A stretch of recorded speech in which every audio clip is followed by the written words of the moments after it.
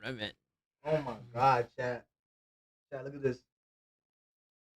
Stop. You finna drop on my setup. Mm. Keep that shit over there. Chat, we're eating good tonight. Chat, this is how you finance Max, all right? Right here, Subway. Boom. Use the coupon. Boom. Like $7.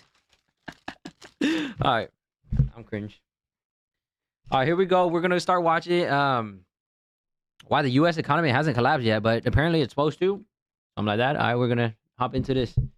Let's go. It looks like the United States economy and the investment markets are on the verge of deleveraging. If you have a 401k, this might be really important. There's something happening right now which involves the companies that are maybe managing your retirement money. It's called private credit markets. What private credit is, just in its simplest form, is private loans to privately owned companies, privately owned real estate, and privately owned infrastructure. You see, when most people need a loan, they go to the bank. Well, banks are regulated. There's rules about how much risk they can take. But over the last 20 years or so, there's sort of been what economists call a shadow version of the banking system. They're called private credit markets. Companies like Blackstone, Apollo, and Blue Owl that started lending money to companies. Well, hold on, where did they get the money from? They got it from pension funds, insurance companies, and everyday retirement investors with 401ks. And with that money, they then lent it out at higher interest rates with almost no oversight and very little transparency. Well, sticking with financials, private credit exposed names also with big losses. BlackRock and Jefferies seeing the biggest drops. BlackRock falling after it limited redemptions in a private credit fund due to a surge in outflows. So how concerned should investors be about the credit market? Now, this private credit market has grown from basically nothing to $3 trillion in about 10 years.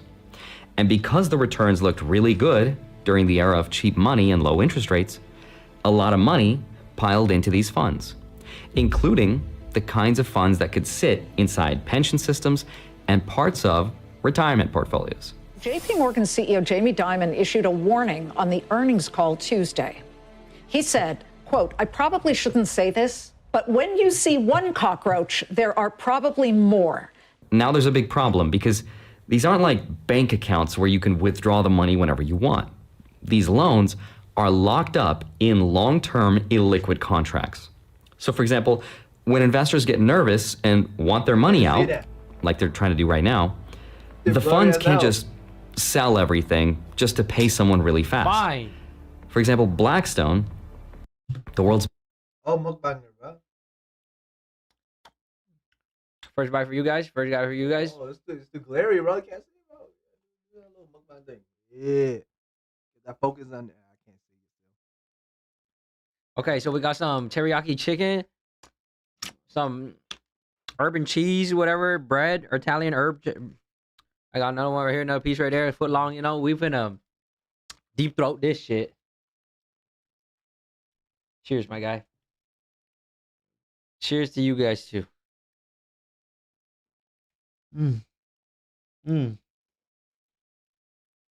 Mm. Mm.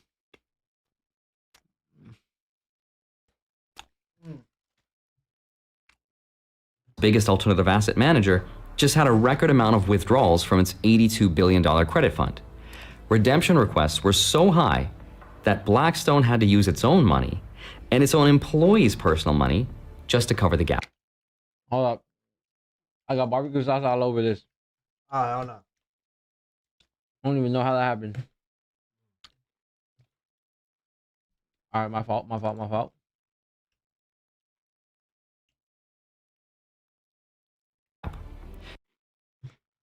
Sell everything just to pay someone really fast. For example, Blackstone, the world's biggest alternative asset manager, just had a record amount of withdrawals from its $82 billion credit fund.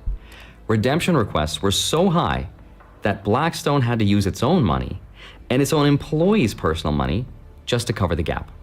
There's a company called Blue Owl, which completely stopped redemptions on one of its retail funds. BlackRock was starting to limit withdrawals as well.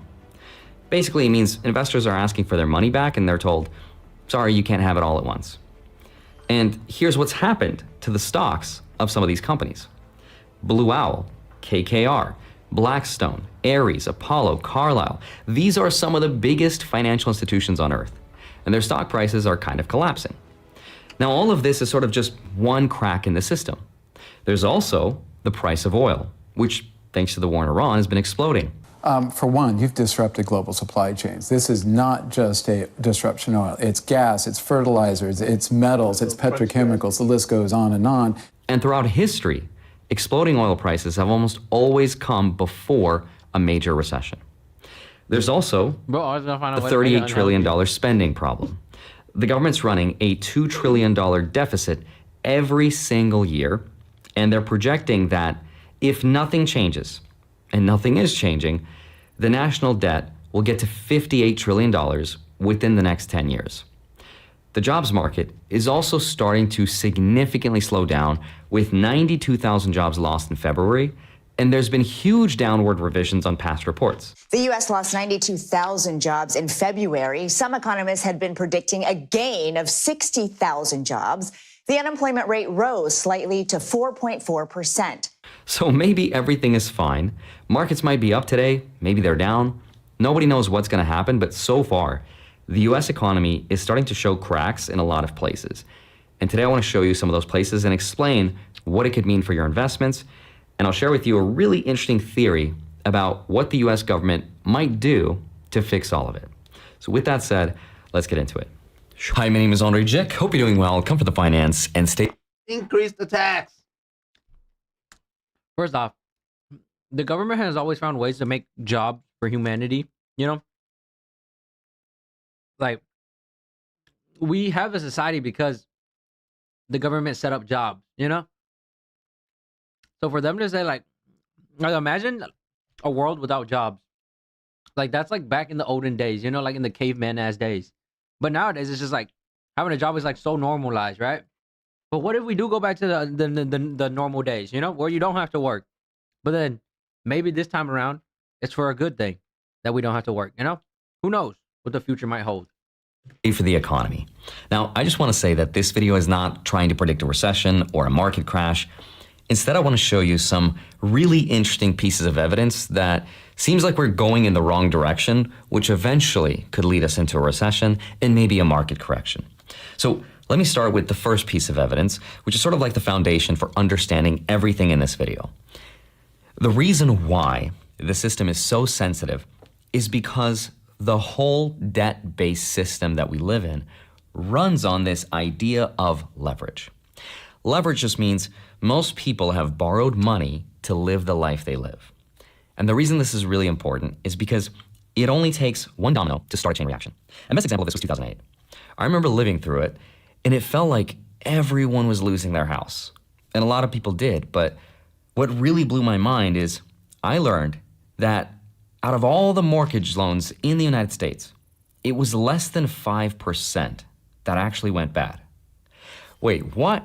Like, it felt like the whole country was defaulting, but it wasn't. It was just a small piece of a niche corner of the housing market, mostly subprime loans, which were themselves only about 13% of all mortgages. The last time we actually had a crash was during COVID, and that's when the whole world was affected. Like, literally, not only just United States got hit. Everybody. So you're talking about like a debt crash? It literally has to be something that's going to affect the whole entire world, not just the US. Of which only about 25% went bad. So in total, just 4.5% triggered the collapse. That was enough to collapse the whole global financial system. That's the domino effect. Now, I'm not comparing today to 2008 subprime loans. I'm just giving you an example of how little it takes to deleverage an economy that is so connected and so leveraged. The worry right now is not subprime loans. The worry right now is what oil prices might do to markets and what AI and technology might do to jobs. Now, I want to be clear, we're not at the point where robots are about to take everybody's jobs just yet. But what most people don't understand is that it doesn't have to be everybody's jobs. It just has to be enough jobs, which according to Luke Groman is an unemployment rate of between 6 to 8%. first off, you can't even get to like the AI build out for robotics and everything to be a thing unless you have physical labor. So there's still going to be a huge demand for physical labor, especially like plumbing, electrical, all that shit, you know, because we don't have AI to move those pieces yet. So that's going to be a huge thing still. So it's not a worry about unemployment, okay? Unless you're in the fucking middle of like India, in the middle of nowhere, okay? Then you might be unemployed, okay? But over there, that's fucking normal, okay? But when we're talking about the United States, where we're advancing at such crazy speeds, there's going to be a surplus of jobs in the meantime. But hopefully we don't have to ever work, okay? That's the true paradise, you know, that we want. Now, we're not there yet. But if that happens and enough jobs are displaced, that could start that chain reaction of deleveraging. And here's an example. Let's say you bought a house for $500,000 and you put $50,000 down. You borrowed the other $450,000, which means you are leveraged 10 to 1. But if your house drops in value by just 10%, that wipes out 100% of your equity. That's the whole point of like a deflationary period, though, is that everybody has access to a home. Everybody has access to literally all goods. So it's like, yes, the asset of your house will go down, but your standard of living will eventually go up because then now food cost is down, everything's down, and now your dollar is so much more valuable than your physical assets, you know? That's what leverage does. It amplifies when it's working, but it also does the same in reverse. Now zoom out and apply all of that to the whole economy, and here's what it looks like. The homeowner is leveraged, right? They have mortgages. Most people in America do. But it's not just homeowners. It's also the banks that gave you the mortgage that is leveraged because even the banks borrow money to lend it to us. The private credit fund that's holding the packages of those loans is also leveraged. The insurance company that invested in that private credit fund is leveraged. And the government that's sitting above all of this is the most leveraged one of all, to $38 trillion. So every layer of the US debt-based system is borrowed against the layer below it, kind of like a tower of playing cards. It might only take just a couple of industries and jobs to be displaced, which kicks off that chain reaction. Okay, but who am I talking about? Who's going to get displaced? Well, that would be the white-collar jobs. Here's an interesting chart that was floating around online about which jobs are susceptible to AI. Jobs in office administration, business and finance, computers and math, and education. Now, I actually think this chart was created. A lot of these will still actually be replaced. Like, for example, like food and serving, that's still going to be replaced. Like, this graph shows that like food and serving is not even going to get affected, right? They are. Like right here. We're talking about like even Uber's plan. Uber's plan. Actually, that's the wrong one. Food and service right here. But if we're talking about that, like even Uber, right? They're planning on a full-on scale of like autonomy to like cook your food and ship it straight to you, which is fucking insane. And they're planning to make it cheaper than groceries. So once that becomes a thing and like hot and ready food is cheap and right at your doorstep, bro, everybody's gonna transition to that type of lifestyle. Using AI, so it's not 100% factual. But it looks like we're starting to see this even in the real economic data as well. We're seeing huge declines in finance and insurance jobs, in the information sector, in the professional and business services. And all this leads to what? Tighter lending, falling asset prices, volatility in the market, and uncertainty, because we just don't know what's going to happen. Now here's evidence number 2 of things sort of not going in the right direction. But first, a quick side note before we keep going, because this fits really well into everything we're talking about. Because when leverage is coming out of the system, the smartest thing to do is usually not something dramatic. Instead, it's just lowering unnecessary exposure. Now, most people already cover the basics like password managers and VPNs, but there's a big to set up. Let's get back to the price of oil. Here's a chart that you can see for reference. The green line tracks the price of oil, which shows up anytime the price goes up above the long-term trend line. It then has preceded, aka happened before, a recession, which are all the gray vertical bars. Now this chart shows $104, but today that threshold is probably closer to maybe $70 to $75. Certainly above $100, it gets worse and worse. right? That's the sweet spot for the US, is between $70 to $75. If it goes above that really quickly, then that's bad news. So for example, 1973 oil embargo, prices quadrupled, recession followed. 1979 Iranian Revolution, oil prices doubled, recession followed. 1990. Why is my caption like that?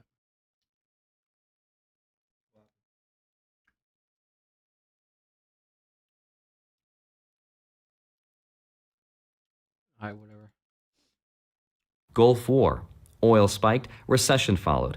2000, oil doubled, recession followed. 2007, oil went from $60 to $147 a barrel. The worst recession since the Great Depression followed. Every single time. And right now, thanks to the war in Iran and the closure of the Strait of Hormuz, through which 20% of the world's oil goes through, oil prices are going up again. Now, Trump says we could use the Strategic Petroleum Reserve, the SPR, which is normally used as a buffer in times like this. But it's already been used up, which means the US economy is much more sensitive to oil prices right now. Now, if you're wondering, well, hold on, why is oil a useful thing to use as a recession indicator? It's useful because it's what economists call an input cost for basically everything. Food, manufacturing, shipping, transportation. When oil goes up, the cost of making and moving stuff goes up as well. And when that happens, businesses get squeezed. So what do they have to do? They have to cut costs, they cut people, right? But what makes this time particularly dangerous compared to every other time is this chart. It shows that when oil went up and there was a recession, the Federal Reserve had room to fight back. They had room to cut interest rates. But right now, the Fed is kind of trapped. What does that mean? So the blue line is the Fed's balance sheet. Every time it goes up, that's the Fed printing money, doing QE. Now look at the red line. That's oil prices. Notice how every single time the Fed fired up the money printer, oil was cheap or falling. Oil collapsing gave the Fed room. They could print without triggering inflation because energy costs were low. Right now, though, oil is going up. It's extremely volatile, which means the Fed has less cover to do that. If they print money now, oil makes inflation worse. Now, if this is confusing, think of this as a game of chess. This is a Benjamin Cowan analogy. The Federal Reserve has to defend two things, right? The Fed calls it their dual mandate. Job one, defend inflation, keep it low. Job two, keep unemployment low. So defend jobs and defend the price of things. Normally, when a recession happens and people lose jobs, the Fed cuts interest rates, so then cheap money flows into the economy, businesses can borrow, they can hire again, and unemployment can stay low. So if check, defend with lowering rates. But right now, inflation is somewhat elevated according to the Fed, and oil is extremely volatile right now. It went up over $100 a barrel, and then Trump said the war's over, right? So it went back down to the 80s.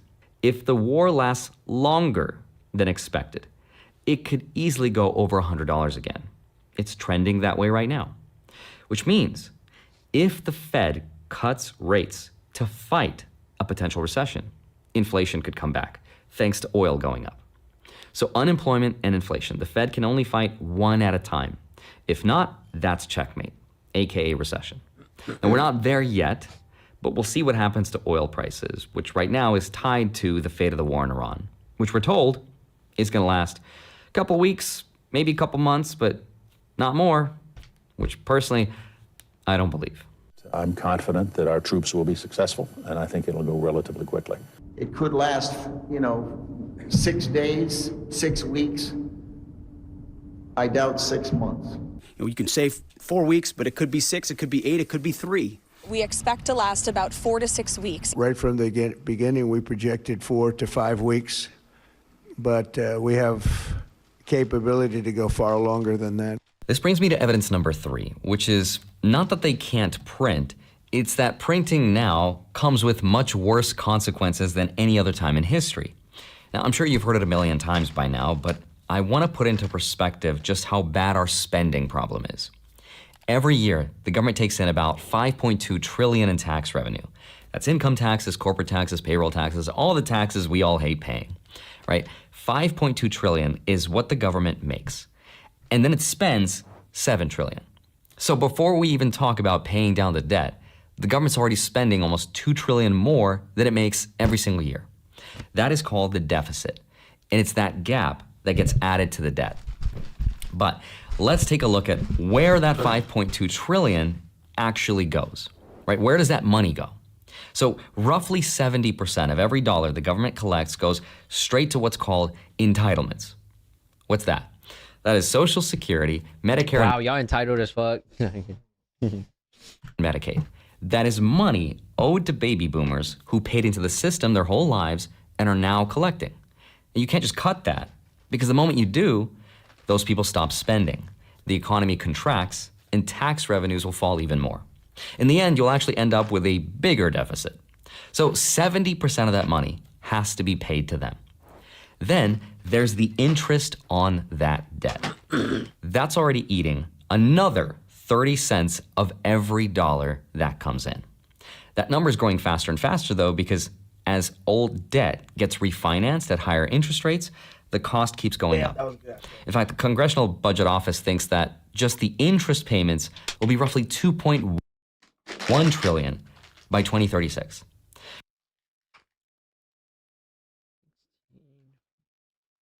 Them their whole lives and are now collecting. And you can't just cut that, because the moment you do, those people stop spending. The economy contracts, and tax revenues will fall even more. In the end, you'll actually end up with a bigger deficit. So 70% of that money has to be paid to them. Then there's the interest on that debt. That's already eating another 30 cents. What the hell?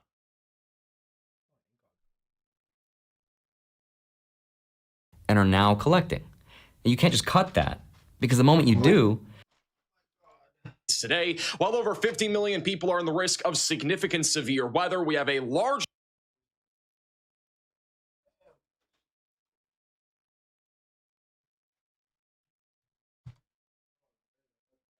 because the moment you do, those people stop spending. The economy contracts, and tax revenues will fall even more. In the end, you'll actually end up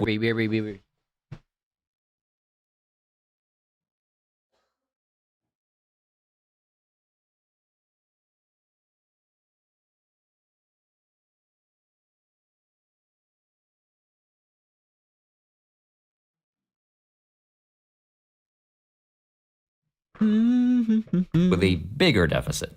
So 70% of that money has to be paid to them. Then there's the interest on that debt.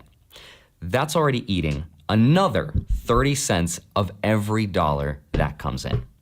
That number is growing faster and faster, though, because as old debt gets refinanced at higher interest rates, the cost keeps going up. In fact, the Congressional Budget Office thinks that just the interest payments will be roughly $2.1 trillion by 2036. So we have entitlements and interest payments. Hold on, we're not done. There's also defense, which is another 20%. Can't cut that. And those three things alone, 70 plus 30 plus 20, that is 120% spent before the government funds anything most people can actually benefit from, like roads and schools and national parks, right? Kind of crazy to think about. Everything else the government does is funded completely on borrowed money every single year. And just the interest on the debt plus entitlements is already 100% of total federal receipts. So the money we pay to seniors and the interest on that debt, those two items alone are almost equal to everything the government makes in taxes. Which also means if tax revenues fall even a little, maybe because of a recession triggered by rising oil prices thanks to the war, or because AI, right, the white-collar workers who pay most of the income taxes get displaced, the government literally would not be able to cover its basic obligations without printing more money. And this is before anything potentially gets worse, which it could. That private credit market we talked about, that's a $3 trillion system. A huge chunk of the American economy, like small businesses, and real estate developers and companies, they've been running on loans from those private credit funds like Blackstone and Apollo and Blue Owl. And those loans are coming due in a time when interest rates are high and investors want their money back, which they're not getting. And when that credit dries up, businesses can't refinance, so they start cutting costs, they start laying people off, consumer spending drops, tax revenues fall, and when that happens, the whole system gets really stressed. Okay, so then the ultimate question is, what is the solution? What can the government do to get us out of this mess? And there is some good news. Maybe someday we'll get negative interest rates, right? Force liquidity and force the banks to lend money. Maybe some version of quantitative easing again. But here's what I think is the most interesting theory that I came across. This might happen. The theory goes like this. If you revalue gold enough to basically recollateralize or effectively buy down your debt so that you have low debt levels, then you can make more dramatic changes to the economic system and its connections without running the risk of blowing up the financial system, right?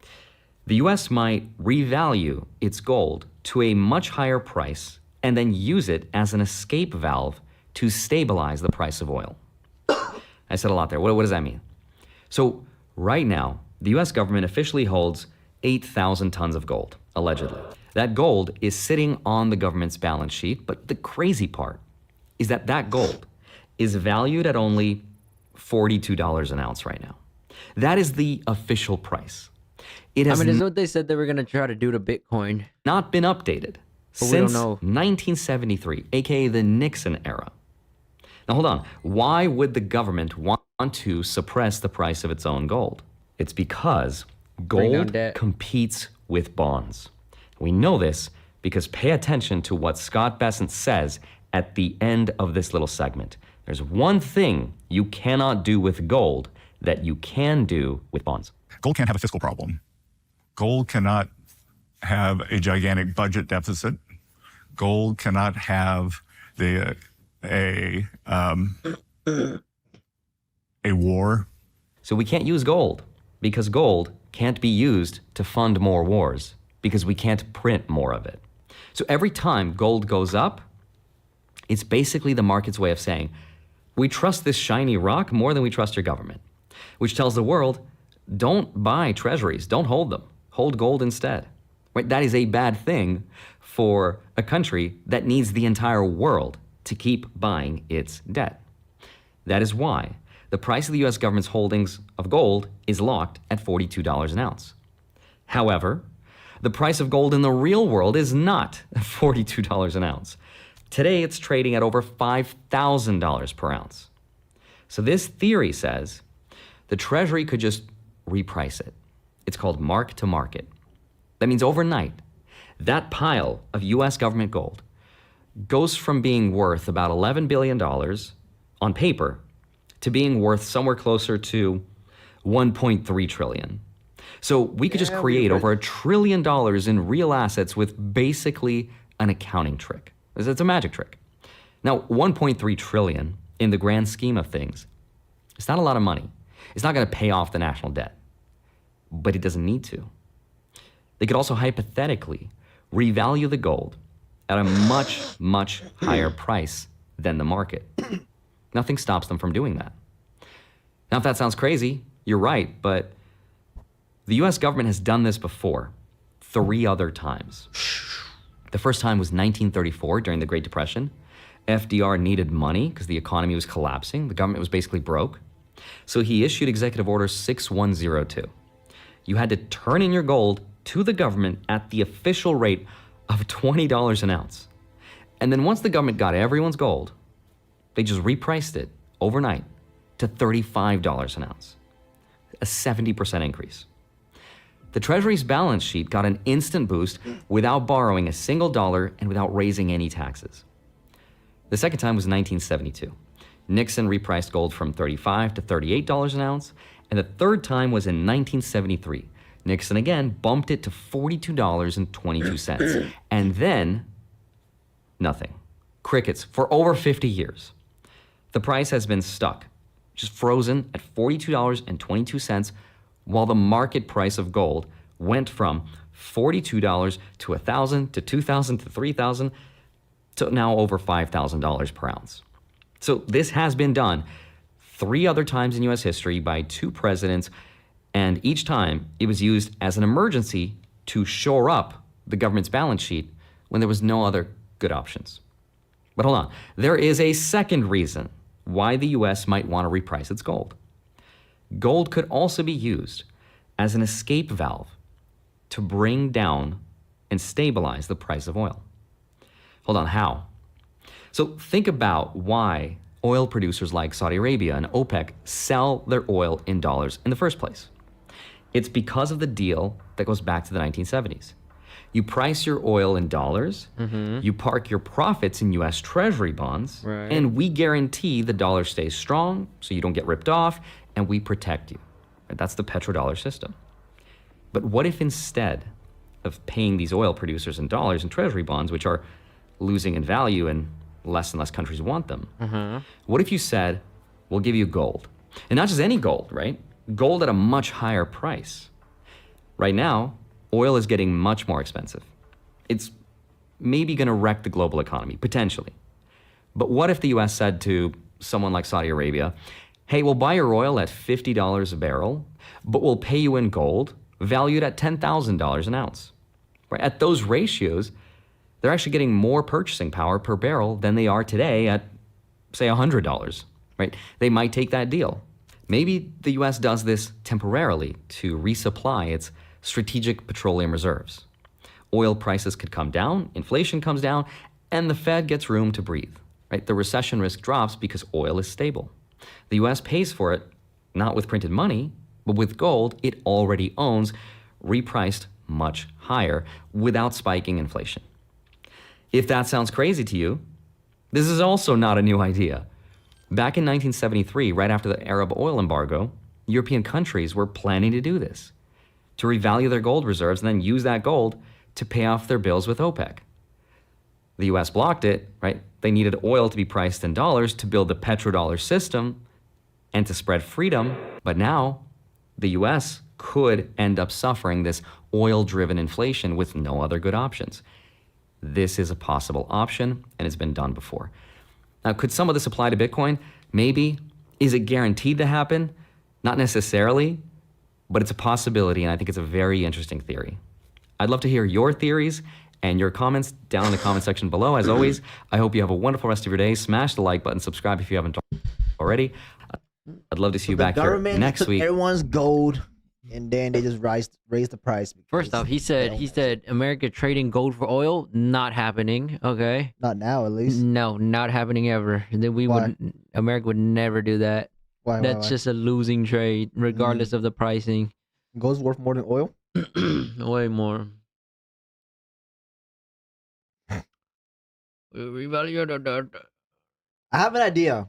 This is an amazing idea. How about we fight against the government? Everyone just send us all your money in your bank account, and then we use that to raise the price of our dollar bill now, so that we can counteract the government. So that way the government can give all the money back. You know what I'm saying? With higher prices.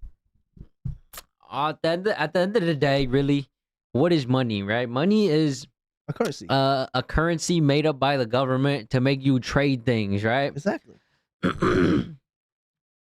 But then what is actual value? Value is something that you have to create, that another person wants. A good service that another person wants rather than just a dollar. Yes, exactly. A dollar is just the transaction of that.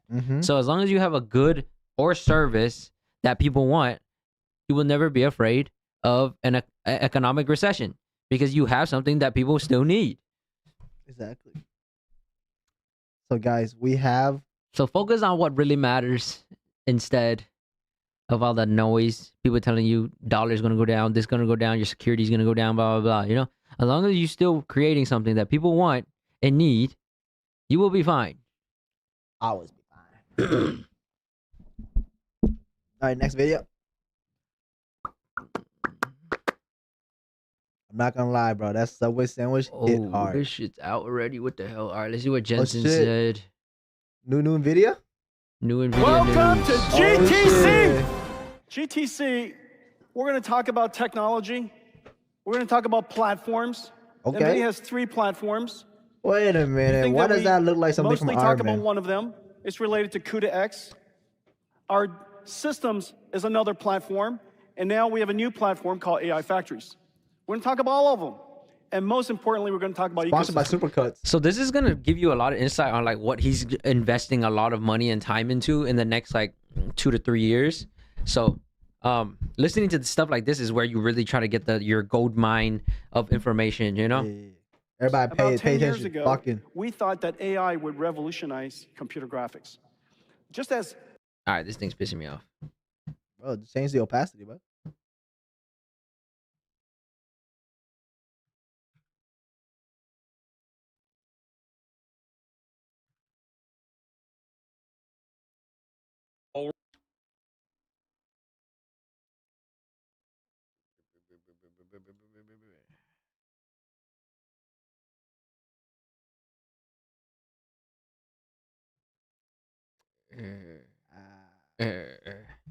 Yeah. Opacity. Subtitles. Yeah, that. Background. Yeah, make it darker, no? Font opacity. Where? Right there. 25%. Ah, that's where it's at. Just as hiding. GeForce brought AI to the world, AI is now going to go back and revolutionize how computer graphics is done all together. Well, today I'm going to show you something of the future. This is our next generation of graphics technology. We call it neural rendering, the fusion of 3D graphics and in your brain? artificial intelligence. This is Oh, DLSS 5. Take a look at it.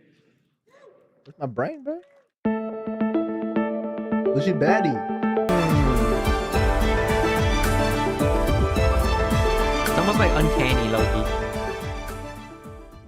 We fused He's controllable 3D graphics, the ground truth of virtual worlds, the structured data. Remember this word, the structured data of virtual worlds. Remember this word, Of structured data. generated worlds. We combine 3D graphics, structured data, with generative AI, probabilistic computing. One of them is completely predictive, the other one probabilistic, yet highly realistic. We combine these two ideas, controlled through structured data, controlled perfectly, and yet generating at the same time. And as a result, the content is beautiful, amazing, as well as controllable. This concept of fusing structured information and generative AI will repeat itself in one industry after another industry after another industry. Structured data is the foundation of Oh, hell no. There's a ghost in this house, guys.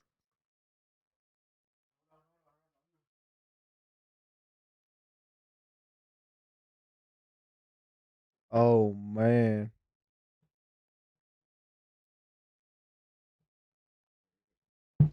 for the AI. This is structured data. You've heard of it. SQL, Spark, Pandas, Velox, some of these really, really important, very large platforms. Snowflake, Databricks. Seems like the storage EMR, platform. Amazon the EMR, bottleneck in here, huh? Azure, Fabric, Google Cloud, Okay. BigQuery. All of these platforms are processing data frames. These data frames are giant spreadsheets, and they hold all of life's information. This is the structured data, the ground truth of business. This is the ground truth of enterprise computing. Cloud Code has revolutionized software engineering, as all of you know. 100% of NVIDIA is using a combination of, or oftentimes all three of them, Cloud Code, Codex, and Cursor, all over NVIDIA. There's not one software engineer today who is not assisted by one or many AI agents helping them code. Facts. Cloud Code completely revolutionizes the new inflection. And for the first time, you don't ask an AI what, where, when, how. You ask it create, do, build. You ask it to use tools, take your context, read files. It's able to agentically break down a problem, reason about it, reflect on it. It's able to solve problems and actually perform tasks. An AI that was able to perceive became an AI that could generate. An AI that could generate became an AI that could reason. An AI that could reason now became an AI that can actually do work. We created a brand new CPU. A brand new CPU that's designed for extremely high single-threaded performance, incredibly high data output, incredibly good at data processing, and extreme energy efficiency. It is the only data center CPU in the world that uses LPDDR5, and incredible single-thread performance and performance per watt that is unrivaled. And so we built that so that it could go along with the rest of these racks for agentic processing. And so here it is. This is the Grace Blackwell, Vera Rubin, where is it? Here it is, okay? So this is the Vera Rubin system. Notice since the last time, 100% liquid cooled. All of the cables gone. What used to take 2 days to install now takes 2 hours. Incredible. Incredible. And so the manufacturing cycle time is going to dramatically reduce. This is also a supercomputer that is cooled by hot water, 45 degrees, which takes the pressure off of the data center, takes all of that cost and all of that energy that's used to cool the data center and makes it available for the system. This is the secret sauce. We're the only company in the world that has today built the sixth generation scale-up switching system. This is not Ethernet. This is not InfiniBand. This is NVLink. This is the 6th generation NVLink. This is insanely hard to do well. It is insanely hard to do, period. And I'm just super proud of the team. NVLink, completely liquid cooled. This is the brand new Grok system, and I'll show you a little bit more about it. You said Grok? This system, Grok with a 8 Q. Grok chips. Oh. This is the LP30. The world's never seen it. Anything that the world's ever seen is V1. This is third damn! generation. They just like literally bought out the company Grok like 6 months ago to a year ago or some shit, and now they're already like implementing it into their next system, which is insane. And we're in volume production now, and I'll show you more about that. Now I'm curious about like what is the performance difference, because this is like brand new tech compared to the last Grace Blackwell chips and the H200s. So this is some big time shit. The world's first CPO Spectrum X switch. This is also in full production. Co-packaged optics. Optics comes directly onto this chip, interfaces directly to silicon. Electrons get translated to photons, and it gets directly connected to this chip. We invented the process technology. Yep, so he's already talking about it. Photonics, guys. Photonics. Remember, guys, photonics. Directly to silicon. CPO, and I'll show you more about that in just a second. The world's first CPO Spectrum X switch. This is also in full production. Co-packaged optics. Optics comes directly onto this chip, interfaces directly to silicon. Electrons get translated to photons, and it gets directly connected to this chip. We invented the process technology with TSMC. We're the only one in production with it today. It's called COUP. It's completely revolutionary. NVIDIA is in full production with Spectrum X. Let me talk to you about something new. Hold on, I gotta look up what the freak Spectrum X is. Dude, that's the new Spectrum Wi-Fi. Ethernet networking platform. Okay.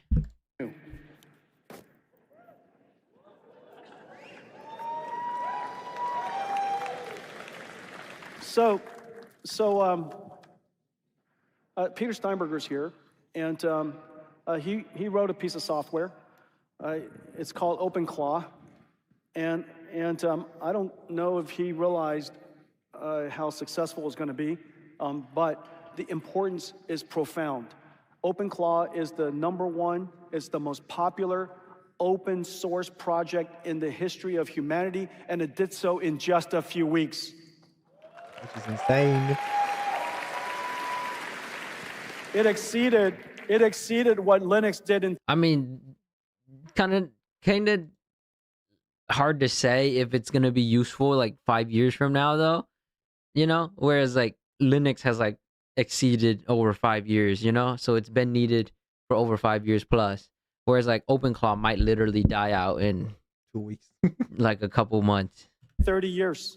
I'm not talking about the agentic part of AI, you know, but I'm just talking about specifically about like OpenClaw. That important. It is that important. It will do well.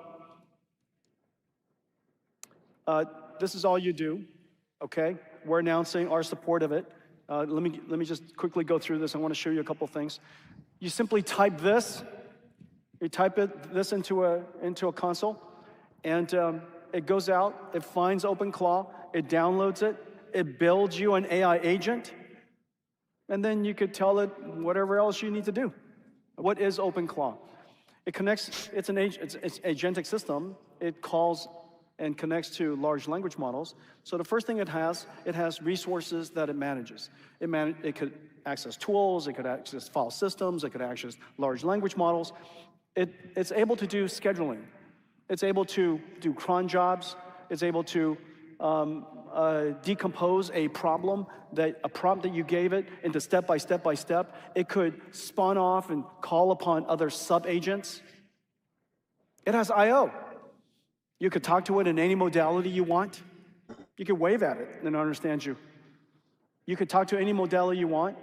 It sends you messages. It texts you, sends you email. So it's got I/O.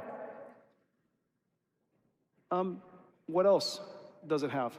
Well, based on that, you could say, in fact, it's an operating system. I've just used the same syntax that I would describe an operating system. OpenClaw has open sourced essentially the operating system of agentic computers. It is no different than how Windows made it possible for us to create personal computers. Now OpenClaw has made it possible for us to create personal agents. Ladies and gentlemen, Olaf. Does it? Snowman coming through. Newton works. Wow. Omniverse works. Olaf, how are you? I'm so happy now that I'm meeting you. I know, because I gave you your computer, Jetson. What's that? Well, it's in your tummy. That's gonna be amazing. And you learn how to walk inside. Hey, Disney's Omniverse. gonna have a fucking ballpark with this. Yeah, they're about to have fun. So much better than riding on a reindeer gazing Oh up my god. Are we sure this shit ain't generated, bro? AI generated? It was because of physics, using this Newton solver that runs on top of NVIDIA Warp that we jointly developed with Disney and with DeepMind that made it possible for you to be able to adapt to the physical world. Check that out. Not to say that.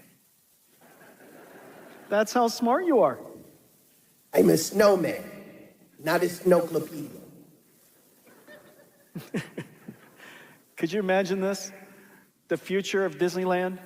All these robots, all these characters wandering around. Oh. You know, I have to admit though, I thought you were going to be taller. I've never seen such a short snowman, to be honest. Nope. All right, have a great GTC! Wave. Thank you, everybody. Damn, bro. Now they just need to add hiccups to it, bro. The dragon. How they gonna do all that and not even talk about the performance? What? What is going on? This might be the wrong video, gang. It's a recap.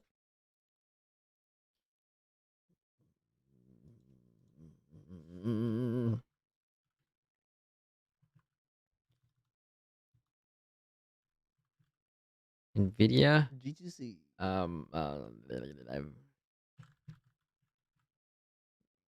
Vera Rubin performance. Let's see it.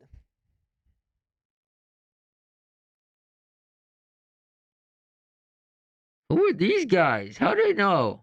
Whoa, those guys are good. Who are these guys? Hold on. They were talking about How do they that shit know? already. Yeah, especially with the Vera Rubin platform coming out, everything's becoming faster. With the fucking photonics coming out, holy They shit! look familiar. Now we got faster. Who are these guys? I've seen these guys before. How they know about that shit? Wait. They know ball. Wait, they know about this before the GTC? That's crazy. Hold up. Maybe you guys should subscribe to them because clearly they know what they're talking about. Oh my god. They know ball before ball even existed. What the fuck? Transmission? Is it transmission? No, it's Okay, transformer. something like that. Okay, faster interconnects basically, which is through photonics, and then we have the new platform. Oh no, transmission with through the the new photonics. Yeah, GPU not fucking Vera Bro, Rubin, we try to whatever, correct them which is for it, specifically bro. made that for guy's that. too smart. They know what especially they with know the what Vera they're talking Rubin about. platform coming out, Damn. everything's becoming faster with the fucking photonics coming. Oh my god, those guys are good, bro. Oh, you didn't give him a like, bro? I already subbed. You know what Oh, I'm you saying? already I already saw. Oh subbed. shit. Yeah. But to you guys, make sure you like and subscribe. So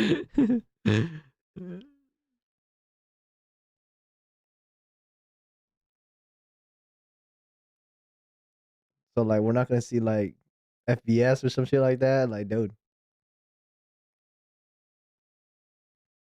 There's so many things he said, like that I want to like touch back on. Actually, let's just go through it again. There's a lot he said. Yeah. There's like just as 4 new different GeForce things. brought AI to the neural rendering. We combine these two ideas. Control through structured data, controlled, perfect, incredibly good at data processing, and extreme energy efficiency. It is the only data center CPU in the world that uses LPDDR5, and incredible single-thread performance and performance per watt that is unrivaled. And so we built that so that it could go along with the rest of these racks for agentic processing. And so here it is. This is the Grace Blackwell, Vera Rubin. Where is it? Here it is. Okay, so this is the Vera Rubin system. Notice since the last time, 100% liquid cooled. All of the cables gone. What used to take 2 days to install now takes 2 hours. Incredible. And so the manufacturing cycle time is going to dramatically reduce. This is also a supercomputer that is cooled by hot water, 45 degrees, which takes the pressure off of the data center, takes all. Wait, why is it cooled by hot water? What? How do you get cooled by hot water? How does that even work, bro? Why did Jensen say the Vera Rubin is cooled by hot water? 45 degrees. That's crazy. Fahrenheit or Celsius? I think that's Celsius. All of that cost and all of that energy.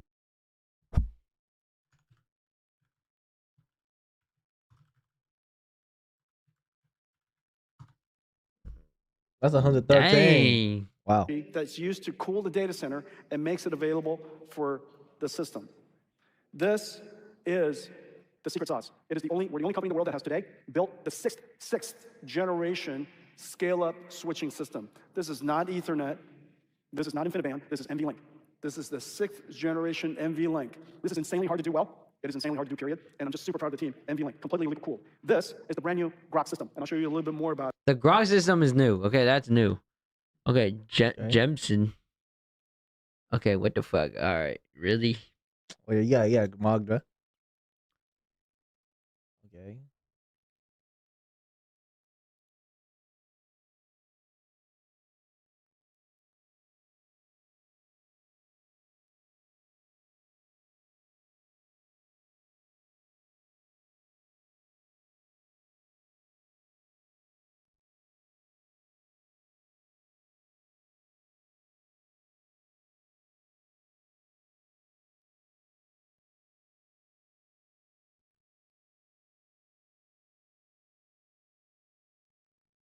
Okay, everybody sell your HVAC.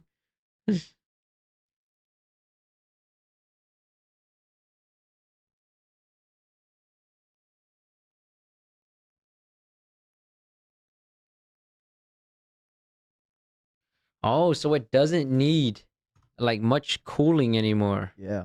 Because it's that much of a difference. Yeah. How much cooler is this new one? How much cooler? Oh shit. Watch it tells me like, oh, it's sick, dude. Is it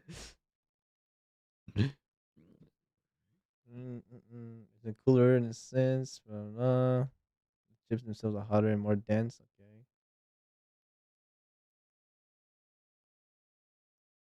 Bro, imagine once we start getting this in our PCs, bro, and then they're not drawing up 1,000 watts, bro. What the fuck? Dude, we have a heater inside our house now. Or inside our room.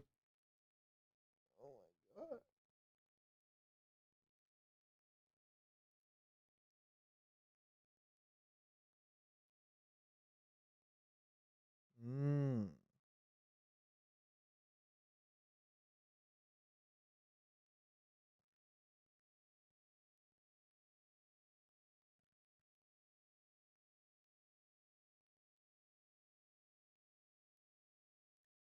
Damn, 10 times better inference. That is insane. Wow, freaking.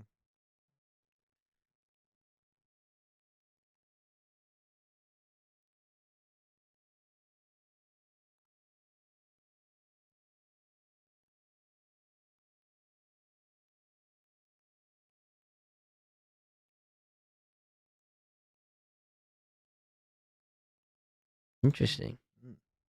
So he made it more durable, cut costs. This system, 8 Grok chips. This is the LP30. The world's never seen it.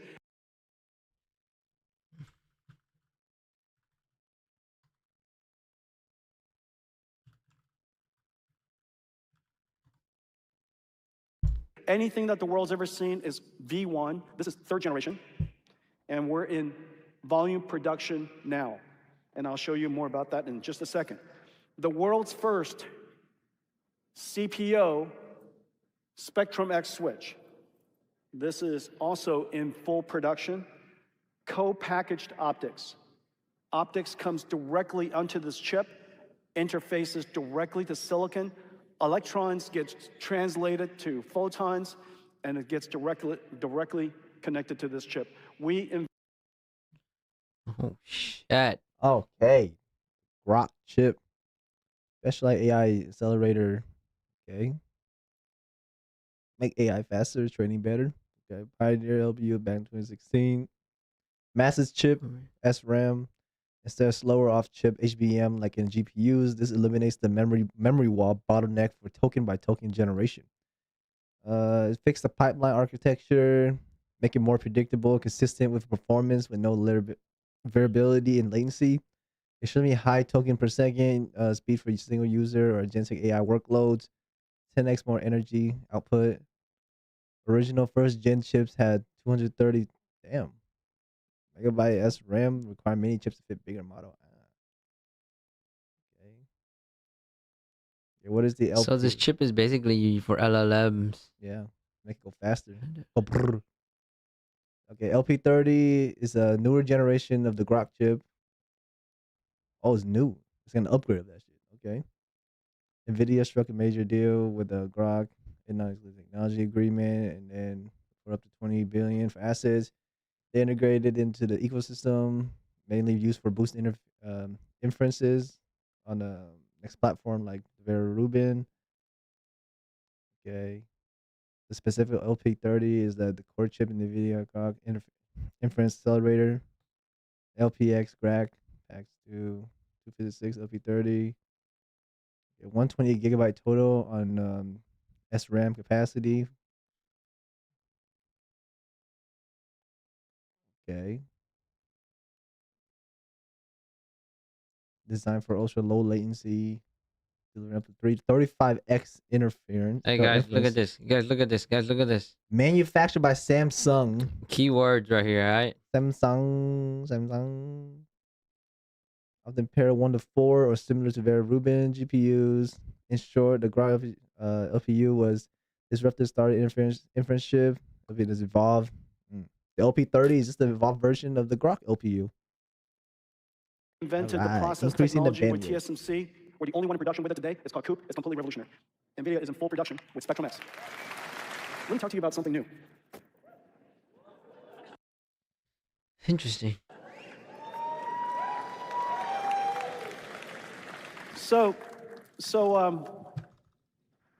Peter Steinberger's here, and he wrote a piece of software. It's called OpenClaw, and I don't know if he realized how successful it's going to be, but the importance is profound. OpenClaw is the #1, it's the most popular open source project in the history of humanity, and it did so in just a few weeks.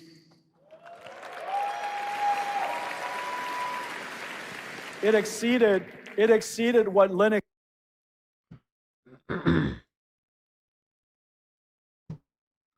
Okay, Vera Rubin platform, the next AI architecture, successor to Blackwell,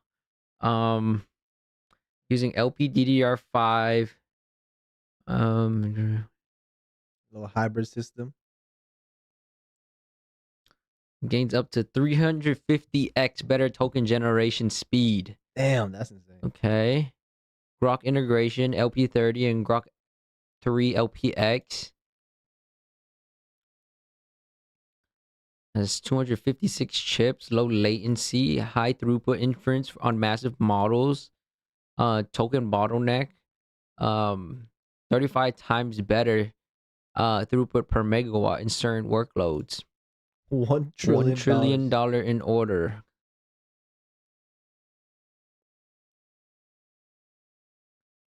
Oh, holy shit! Someone about to get rich. NemoClaw / OpenClaw. Already know about that. DLS5, deep learning, super sampling for gaming graphics. Yeah, he talked about that. Yep. And then physical AI with Disney, future roadmap, like the glimpse at post Rubin. Whoa, so they're already talking about another one. So God after damn. the Rubin, the Rubin's not even out yet. Oh, he's making a new thing called the Rosa. It's called the Feynman architecture with new CPU. Rosa. LP40 LPUs, NVLink 8, and even wilder ideas like Vera Rubin Space One. God damn, bro. For orbital. Oh, okay. They're going into space. Okay, they're going to space. They're going to space. No. Orbital says space-based data centers to enable low latency autonomous. Okay, so basically the space one, right? The reason why they have to change up the whole architecture for the Vera Rubin Space One is because space, you don't need what do you call it? The cooling infrastructure like you need down on Earth, you know? So then everything out there is like freezing cold. So you can run it at much higher temperatures. Basically, they can use different materials to build the silicone for it or whatever they choose to build with using, you know? But because it can run at such higher temperatures, they're basically building a whole new what do you call it? Electronic chip for it. Yeah, chip for it that can run at much hotter speeds. Damn, they're competing with SpaceX, bro. No, this is for SpaceX. Oh, it is? 90% sure. Broader themes, emphasis on heterogeneous compute, GPUs or CPU plus LPUs, open models, keynote, Olaf. Yeah, okay. Yeah, this is gonna be crazy. All right, now we start diving into so how can we finance Max from this? What? What companies? Hold on, I'm gonna do this on a second screen. Next did in 30 years, and it's that important. It is that important. It will do well. This is all you do, okay? We're announcing our support of it. Let me just quickly go through this. I want to show you a couple things. You simply type this. You type this into a console, and it goes out. It finds OpenClaw. It downloads it. It builds you an AI agent, and then you could tell it whatever else you need to do. What is OpenClaw? It connects. It's an agent. It's an agentic system. It calls and connects to large language models. So the first thing it has resources that it manages. Whoever made the Wall-E movie was actually ahead of his time, because that movie is actually insane. Okay. Self-driving car. We also have been working on physically embodied agents for a long time. We call them robots. And the AIs that they need are physical AIs. We have some big announcements here. I'm going to just walk through a few of them. But they're Optimus. 110 robots here. Almost every single company in the world, I can't think of one, that are building robots is working with NVIDIA. We have 3 computers: the training computer, the synthetic data generation and simulation computer, and of course the robotics computer that sits inside the robot itself. We have all the software stacks necessary to do so, the AI models to help you. And all of this is integrated into ecosystems around the world, and all of our partners from Siemens to Cadence, incredible partners everywhere. What did he say? And today we're announcing a whole bunch of new partners. As you know, we've been working on self-driving cars for a long time. The ChatGPT moment of self-driving cars has arrived. We now know we could successfully, autonomously drive cars. And today we are announcing 4 new partners for NVIDIA's robotaxi-ready platform. BYD, Hyundai, Nissan, Geely, all together, 18 million cars built each year, joining our partners from before, Mercedes, Toyota, GM. The number of robo-taxi-ready cars in the future are going to be incredible. And we're announcing also a big partnership with Uber. Multiple cities, we're going to be deploying and connecting these robo-taxi-ready vehicles into their network. And so a whole bunch of new cars. We have ABB, Universal Robotics, KUKA, so many robotics companies here. And we're working with them to implement our physical AI models integrated into simulation systems so that we could deploy these robots into manufacturing lines all over. We have Caterpillar here. We even have T-Mobile here. And the reason for that is in the future, that radio tower used to be a radio tower, is going to be an NVIDIA aerial AI RAN. And so this is going to be a robotics radio tower, meaning it can reason about the traffic, figures out how to adjust its beamforming so that it could save as much energy as possible and increase the amount of fidelity as possible. There's so many humanoid robots here, but one of my favorites is a Disney robot. You know what? Tell you what, let me just show you some of the videos. Let's look at that first. Oh shit, it's driving. The first global rollout of physical AI at scale is here. Autonomous vehicles. And with NVIDIA Alpamayo, vehicles now have reasoning, helping them operate safely and intelligently across scenarios. Yo, he just cut that guy. Why'd they cut that? I'm changing lanes to the right to follow my route. Explain its thinking as it makes decisions.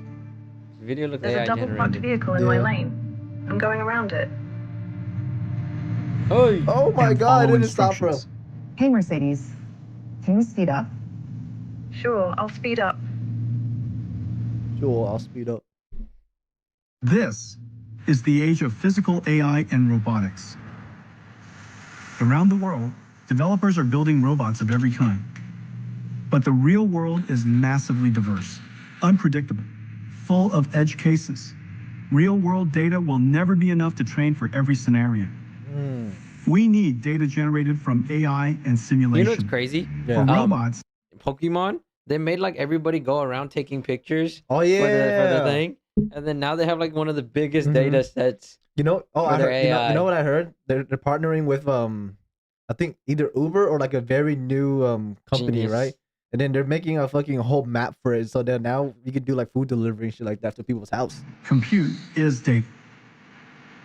Developers pre-train world foundation models on internet-scale video and human demonstrations, and evaluate the model's performance I mean, Tesla to has prepare the them most for data. post-training. No, Pokemon Go. No. It has Pokemon Go. Using bro. classical and They're neural on specific locations. Mhm. Whereas you're talking about like roads, no Right. one has as much data as simulation. They Tesla? generate Tesla. massive amounts of synthetic data and train policies at scale. To accelerate developers, NVIDIA built open source Isaac Lab for robot training and evaluation and simulation, Newton for extensible and GPU accelerated differentiable physics simulation, Cosmos world models for neural simulation, Wait, what if the and robot's group open colorblind? robotics foundation models for robot reasoning and action generation. With enough compute, developers everywhere are closing the physical AI data gap. Paratas AI trains their operating room assistant robot in NVIDIA Isaac Lab, multiplying their data with NVIDIA Cosmos world models. Skilled AI uses Isaac Lab and Cosmos to generate post-training data for their skilled AI brain. They use reinforcement learning to harden the model across thousands of variations. Humanoid uses Isaac Lab to train whole body control and manipulation policies. Hexagon Robotics uses Isaac Lab for training and data generation. Foxconn fine-tunes group models in Isaac Lab, as does Noble Machines. Disney Research uses their Camino physics simulator in Newton and Isaac Lab to train policies across their character robots in every universe.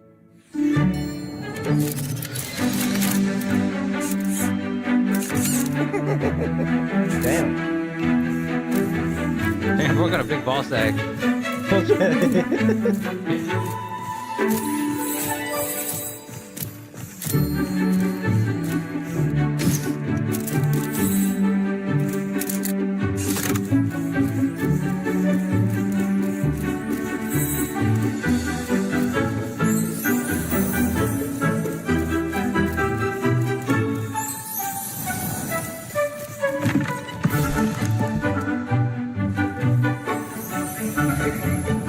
What in the blender am I watching right now?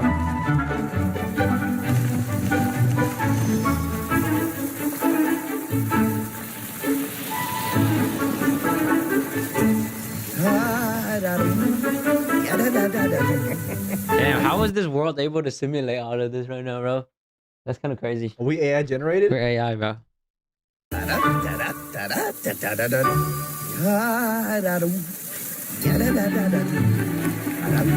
Oh, that's it! Ladies and gentlemen, Olaf.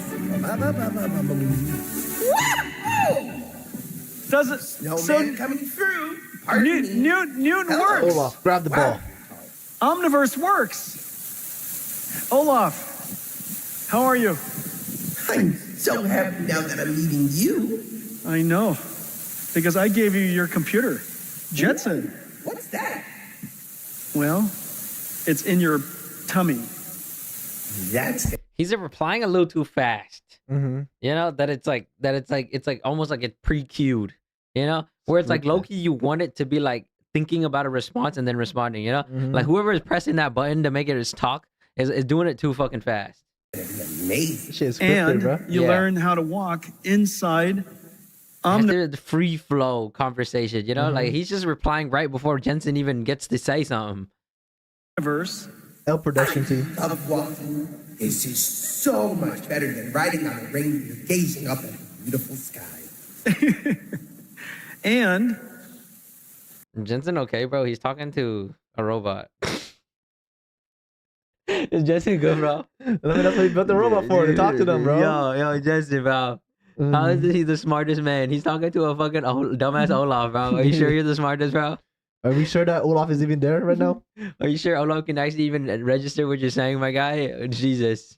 it was because of physics The LARP, using bro. this Newton solver that runs on top of NVIDIA Warp Yeah, I'd be doing tricks that with we Olaf, bro. jointly developed with Disney and with DeepMind that made it possible for you to be able to adapt to the physical world. Check that I was out. about to say that. That's how smart you are. I'm a snowman, not a snowclopedia. Could you imagine this? The future of Disneyland? All these all these robots, all these characters wandering around. Oh! You know, I have to admit, though, I thought you were going to be taller. I've never seen such a short snowman, to be honest. Nope. Hey, tell you what, you want to help me out? Hooray! Okay. Usually I close the keynote by telling you what I told you. We talked about inference inflection. We talked about the AI factory. We talked about the open claw agent revolution that's happening. And of course, we talked about physical AI and robotics. But tell you what, why don't we get some friends to help us close it up?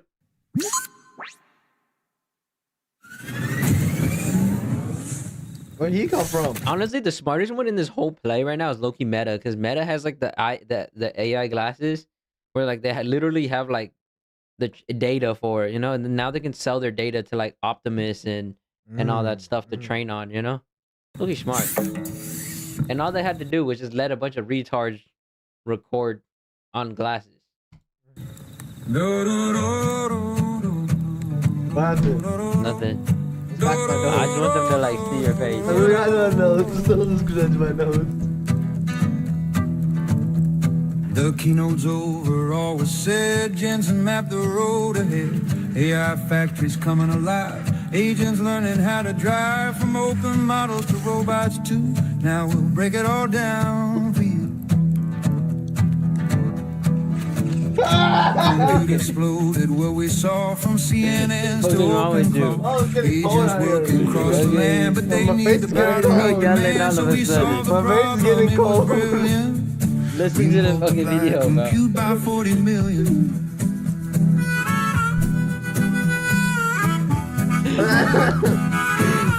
Pay attention, bro. Quit playing around. You're not gonna watch things. AI time training was the paradigm. Sure, it taught the models how, but inference runs the whole world now. Vera shows us who's the boss at 35 times less the cost. Blackwell makes the token sing NVIDIA. The inference king. Yeah, factories once took years, vendors pulling racks and gears, built up slowly piece by piece, no clear way to scale this beast. DSX and Dynamo know what to do. Turning power into revenue. Agents used to wait and see, now act autonomously, but if they ever try to stray, safe clause block and say no way. Nemo clause there to guard the course. And yes, my friends, it's open source. Buddy, AI is good at singing, dude. No, this whole thing is AI. The song, to the artwork, to the voiceover. Yeah, that shit good. Everything. Cars that think and droids that run, this ain't the movies, it's all begun. Alpha Mayo calls the shots, it's a GPT moment for the bots from Sim. Hey, I see open claw, bro. Watch them drive, throw your hands up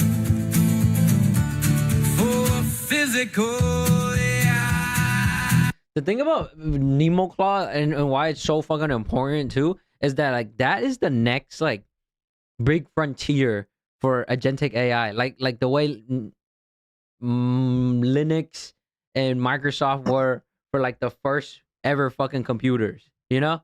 So then there's gonna be a day where someone comes out with the next fucking Microsoft, but like as an agentic AI where you can just ease of download into your computer or some shit, you know? Because right now you have to like go to the open source software, download it, and then try to figure it out yourself, you know?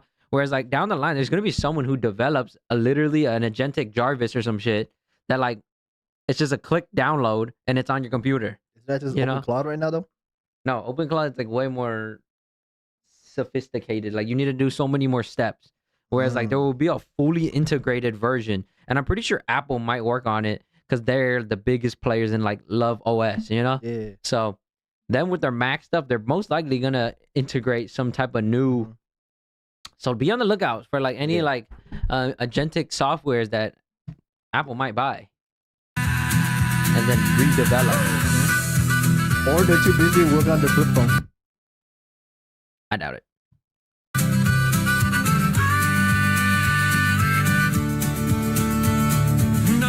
age, built what came before. Now we build for AI, even more. Very plus Grok, make the inference splash. Put them together, now it's raining cash. We build new architecture every year, cause claws keep yelling more tokens here. The AI stacks for all to make, so let us all eat 5-layer cake. The moment's bright, the path is clear, cause open models led us here. When data's missing, there's no dispute. We just AI voice generate are not more based off with of Jensen's compute. voice? Robots learning without flaw, fueling the force, scaling laws. The future's here, won't you come and see? Welcome all to GTC.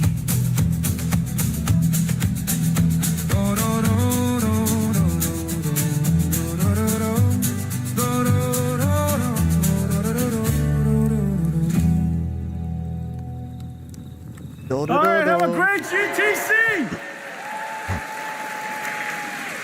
Wave. Thank you, everybody. See you, Olaf.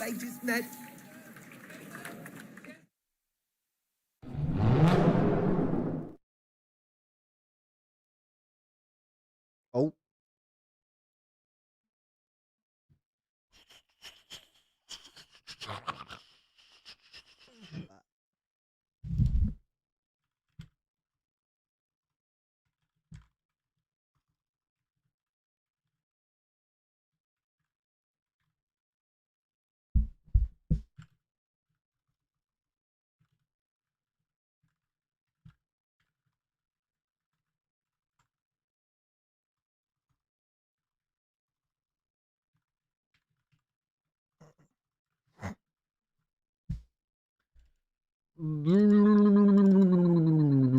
Damn, bruh. Whoa, this AI shit is crazy. Please. This AI shit is crazy. AI about to chef it up in my kitchen, bruh. Shit, please. My money safe with NVIDIA. You don't even have money in NVIDIA, so why are you saying I'm it's safe reading with the NVIDIA? comment. Reading the comment, bro. Oh, my money's safe with NVIDIA. We're seeing history written. Guys, we're in the fucking singularity. Guys, they're gonna talk about us for generations. Yeah, they did Olaf.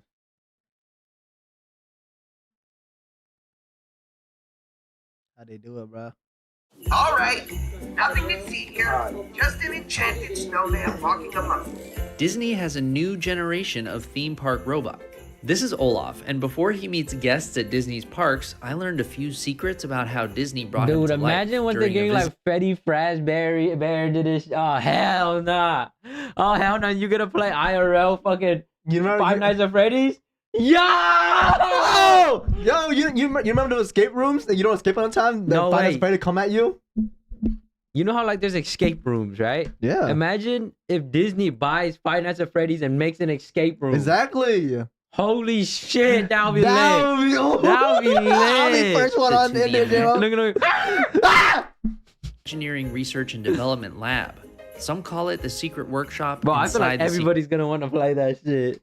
IRL is crazy. And you have to like press the workshop. buttons, check the cams and shit. Dude. Snowman coming through. He's got a lot to say and all kinds of moves. Can we dance with you?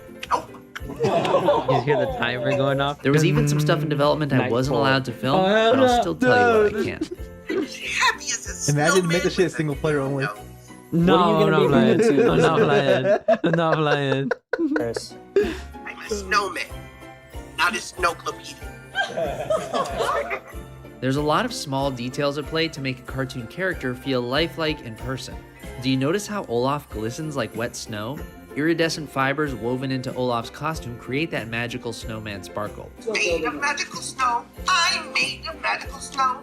So he certainly looks like Olaf, but having a robot walk like Olaf is a whole different challenge for engineers. You are tall. Olaf is controlled by an operator, but the floor of a theme park can have many bumps and obstacles, so it takes some serious machine learning for the robot to handle the basics of walking in different environments. So with the help of NVIDIA's technology, Olaf first learned to walk in simulation, quickly teaching the robot how to handle multiple types of real-world situations, all within a computer program. Disney also collaborated with NVIDIA and Google DeepMind to make the Newton physics engine to make those simulations more accurate to the real world. Disney also involved animators in the process to help make the training data as accurate as possible to the character. After all, Olaf has to walk the same in person as he does in the movies. You can see how they nailed his little snowman shuffle. This isn't Disney's first walking robot character. It also developed Star Wars BDX droids that I met last year, and just like Olaf, they too were controlled by an operator. These droids express themselves with beeps, boops, and head movements. But Olaf is more involved. He likes to talk. That takes robotic animation to another level, and Olaf's voice actor Josh Gad was brought into the mix. They love us. Disney Imagineers said Olaf's speech could either be controlled by an operator or the robot could follow a script as part of a show. Speaking of shows, his first performance for guests will be in Disneyland Paris at the new World of Frozen themed land that opens March 29th. The Olaf robot is also coming to the Frozen land at Hong Kong. Someone's gonna kidnap his ass. The thing about Olaf though is like he's not squishy, bro. They need to like add some like squishy shit to him. Yeah, bro. I'm trying to squeeze him. Cause like I know like most kids are gonna want to hug him. You know? You gotta hug a piece of metal, bro. Yeah, but then they hug that, they're gonna feel like, why is he so fucking hard? In Disney's own demo Yo, video, they Maybe he is hard. Yo, Olaf, calm down. shared some footage of Olaf being able to remove a body part as a gag, just like he does in the movie. I can confirm they can take off his nose, but I couldn't film it for you myself.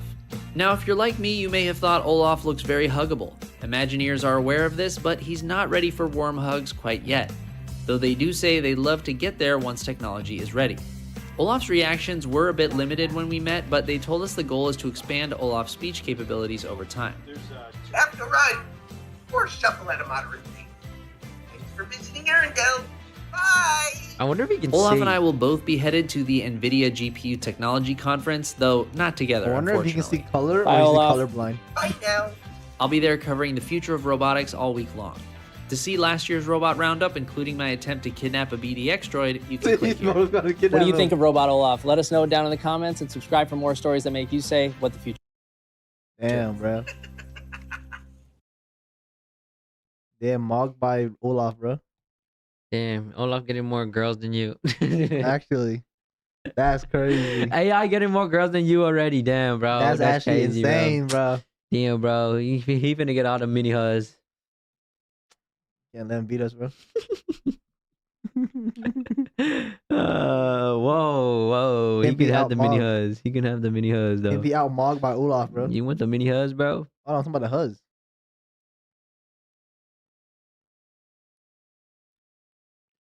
Why you twitching out like that?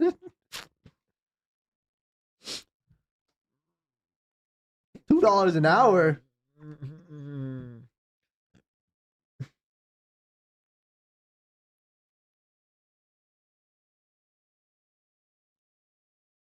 Oh boy, oh boy.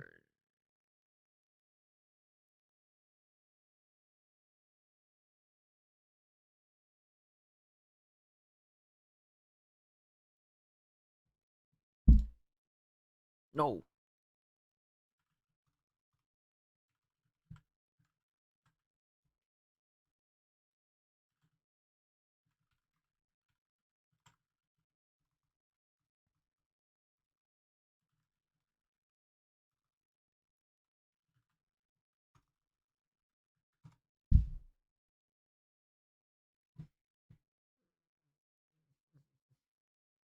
Olaf.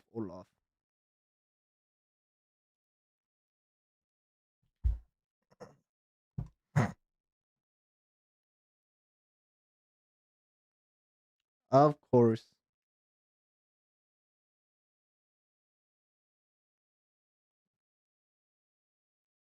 It's always them.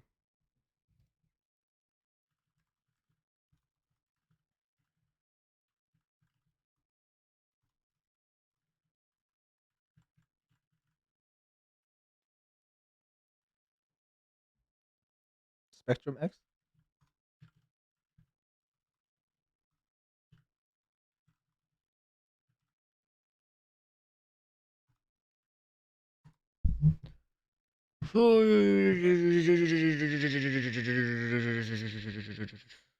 Jojo. Disney built a realistic lightsaber. Oh my god. $1 trillion shift. Oh, he's talking about photonics, or no? Yeah. $1 billion. Dumping all that shit in there. And he changed the thumbnail again.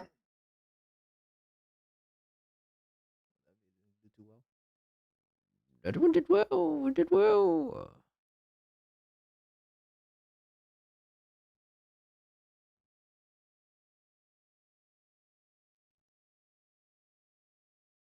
Oh, I actually want to know more about Bloom. Let's see what this guy knows.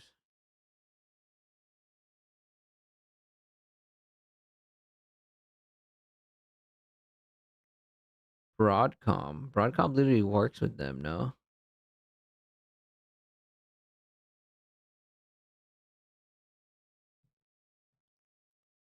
This guy's good. Subscribe to him.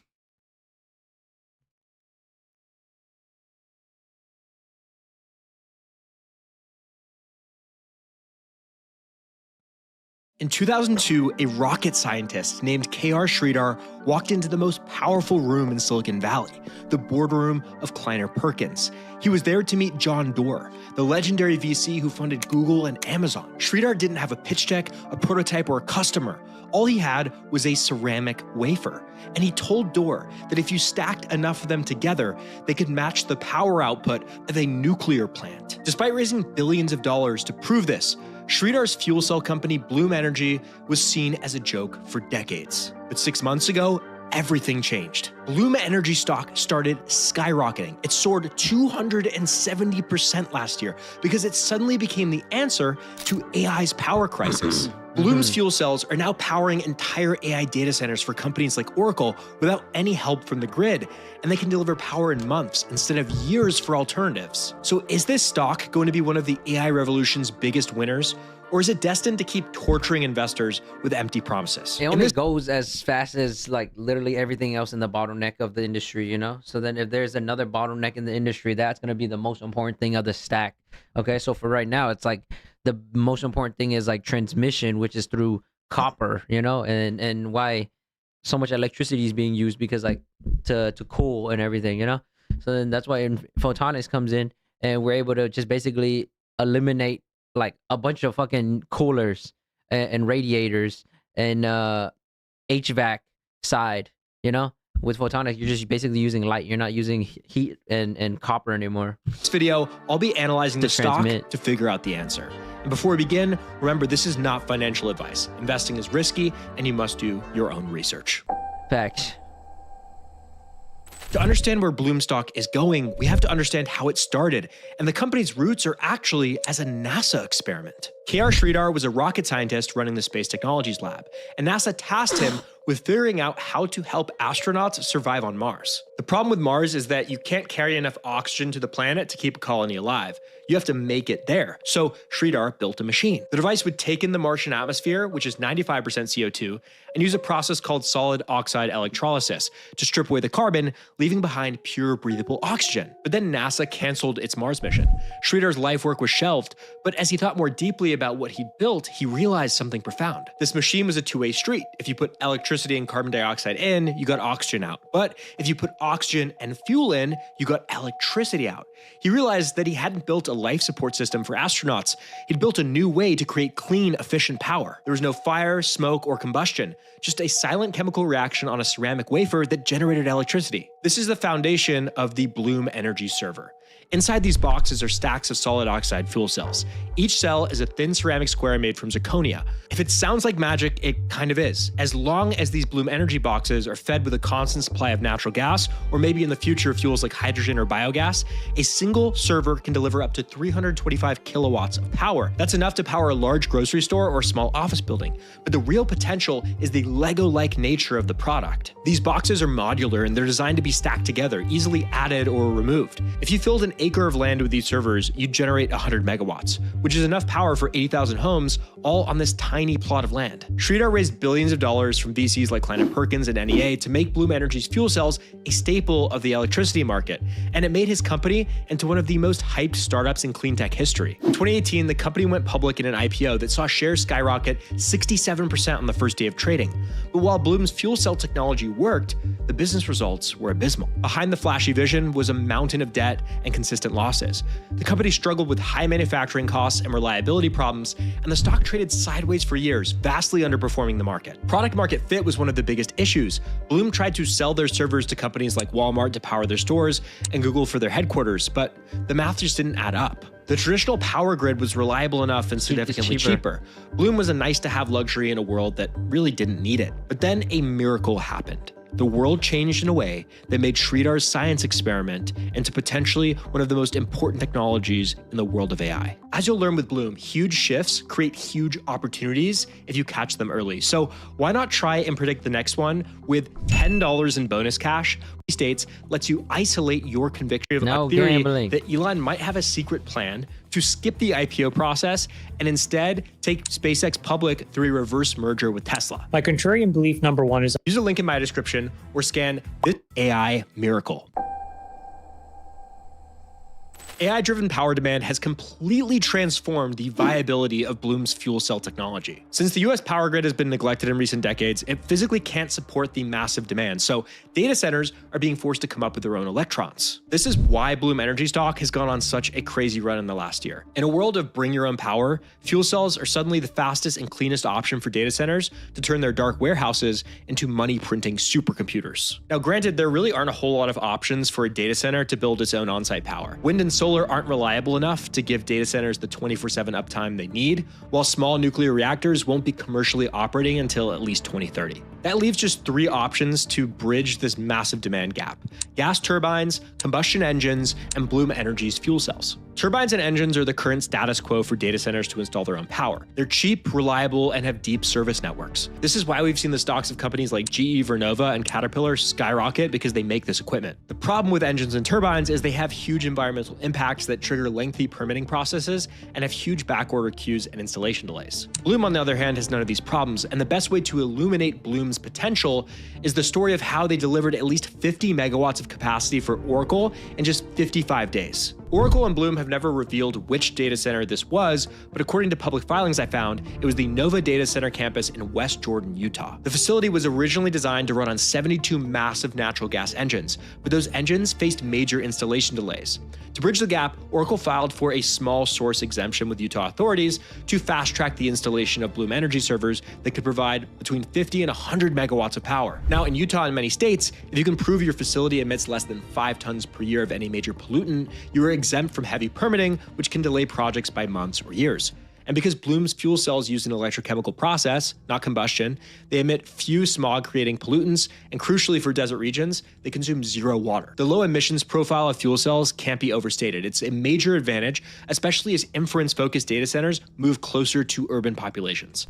Just look at the uproar over the gas turbines xAI is using in Memphis. Anyways, the speed in which Bloom can deliver for customers is what makes this product so compelling in a technology race where waiting isn't an option, and speed is far from the only benefit of fuel cells. They're actually competitive from a cost standpoint when you consider other factors. One reason for this is fuel cells have higher electrical efficiency than turbines or engines at around 60% versus 30 to 40%, resulting in significantly lower fuel costs over the long term. On top of this, Bloom qualifies for a 30% federal investment tax credit until 2033, and it just kicked in at the start of this year. According to Maureen Dominguez, who's head of U.S. New Energies Research for Rystad Energy, these tax credits can make fuel cells comparable in price to turbines. Overall, Bloom's fuel cells are perfectly positioned to grow in adoption as AI data centers scramble to find on-site power, and a growing list of multi-billion-dollar partnerships validate Bloom's technology and product market fit. Bloom Energy has inked 3 major partnerships, each with different players in the AI value chain that are key drivers of future growth. Let's start with Oracle, which is Bloom's first hyperscale partner. After the miracle Bloom pulled off in Utah, Oracle announced an official partnership to get additional data centers powered in as little as 90 days.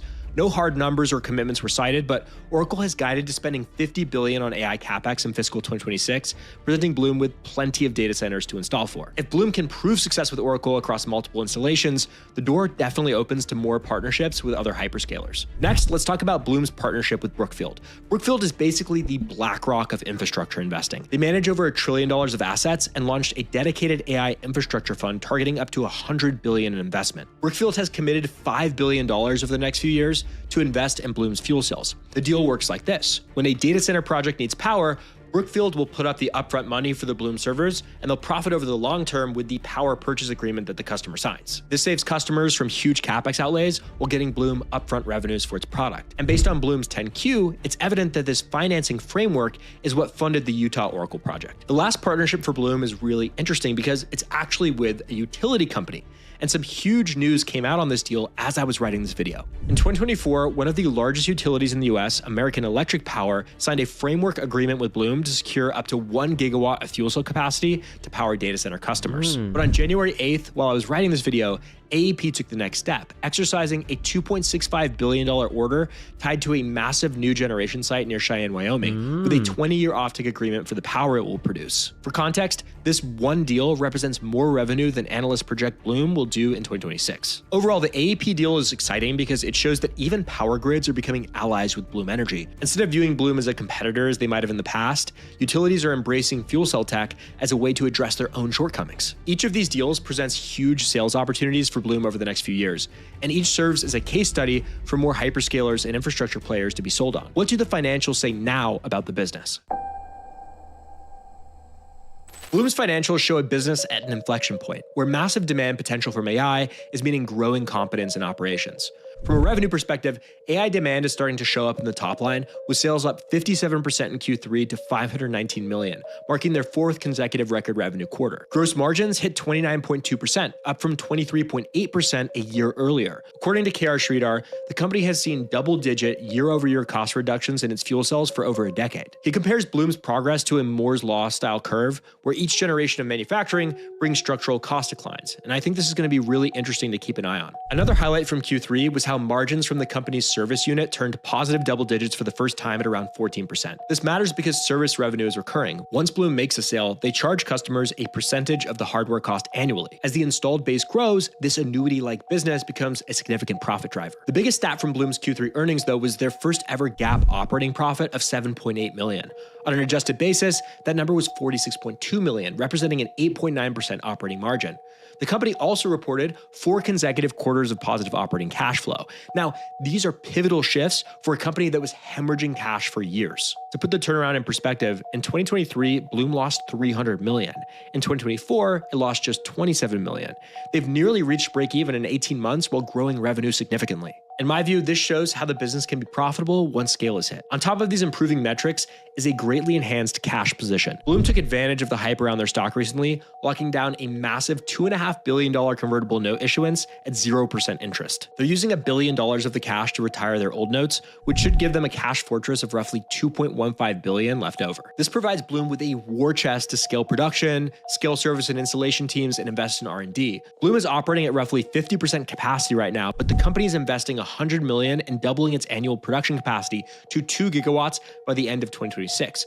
This could support 4 times the company's 2025 revenue. To put that in context, Bloom is spending just $100 million to unlock up to $2 billion in annual production capacity. That's insane operating leverage. But while Bloom's business has improved drastically over the last year, it's still an unprofitable company with an unproven product riding a ton of AI hype. So let's talk about the risks. Outside of very obvious execution risks, I see a few major red flags with Bloom Energy. The biggest being how tightly this stock is tied to the AI trade. When AI sentiment is strong, Bloom surges, but when AI headlines turn negative, the stock sells off violently. Bloom regularly moves 5 to 10% in a single day, so this is a name that both amplifies excitement and fear. Investors have to be comfortable with the extreme volatility if they want exposure to the stock. If the AI bubble pops, Bloom's story evaporates. Just look at this chart. Bloom stock cratered in November and December as AI bubble fears proliferated. But at the time I'm writing this video, the stock is already up nearly 50% since the start of the year as investors get excited again. The next issue with Bloom is how terrible this company's track record is. Investors are right to doubt management. For years, Bloom built a reputation for overpromising and under-delivering. Investors were repeatedly told profitability was right around the corner, only for losses, dilution, and delays to continue. The next big risk is customer concentration, mainly through Oracle. Recently, the market turned on Oracle and started doubting its AI strategy, which affected Bloom stock by proxy. I see this changing once Bloom lands another hyperscaler customer, but for now, Oracle's AI prospects are tightly linked to Bloom's, which is a big risk. So to wrap this all off, what do I think of Bloom Energy as an investment? Because the stock is already up a whopping 482% in the last year at the time of making this video. It could be way higher or way lower by the time it actually comes out. If you watch my Kraken video from October, you're in my Discord or follow me on X, you know I have roughly 70% of my portfolio in that one stock. That leaves little room for other meaningful positions, so I'm extremely picky. That being said, I recently bought 38, but that's still insanely high. That being said, I'm not investing in this company because it has an attractive PE ratio. I'm investing in it because I think Wall Street is still underestimating how much Bloom can grow as power becomes the fourth industrial revolution's greatest constraint. The company's revenue estimate for 2027 is $4.2 billion, meaning analysts think it will take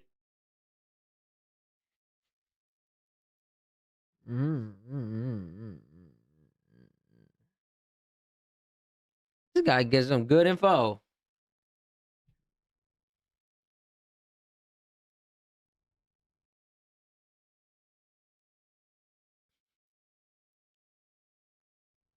Bro, even absorbing any of this? the world's hottest AI company isn't in Silicon Valley. 700 miles northeast of NVIDIA, AMD, and Google's offices is the Boise, Idaho headquarters. Damn, bro. Quarters of Micron. Micron has seen its stock price more than triple in just the last 6 months, adding hundreds of billions to its market cap. Why? Because compute is no longer AI's biggest bottleneck. It's memory.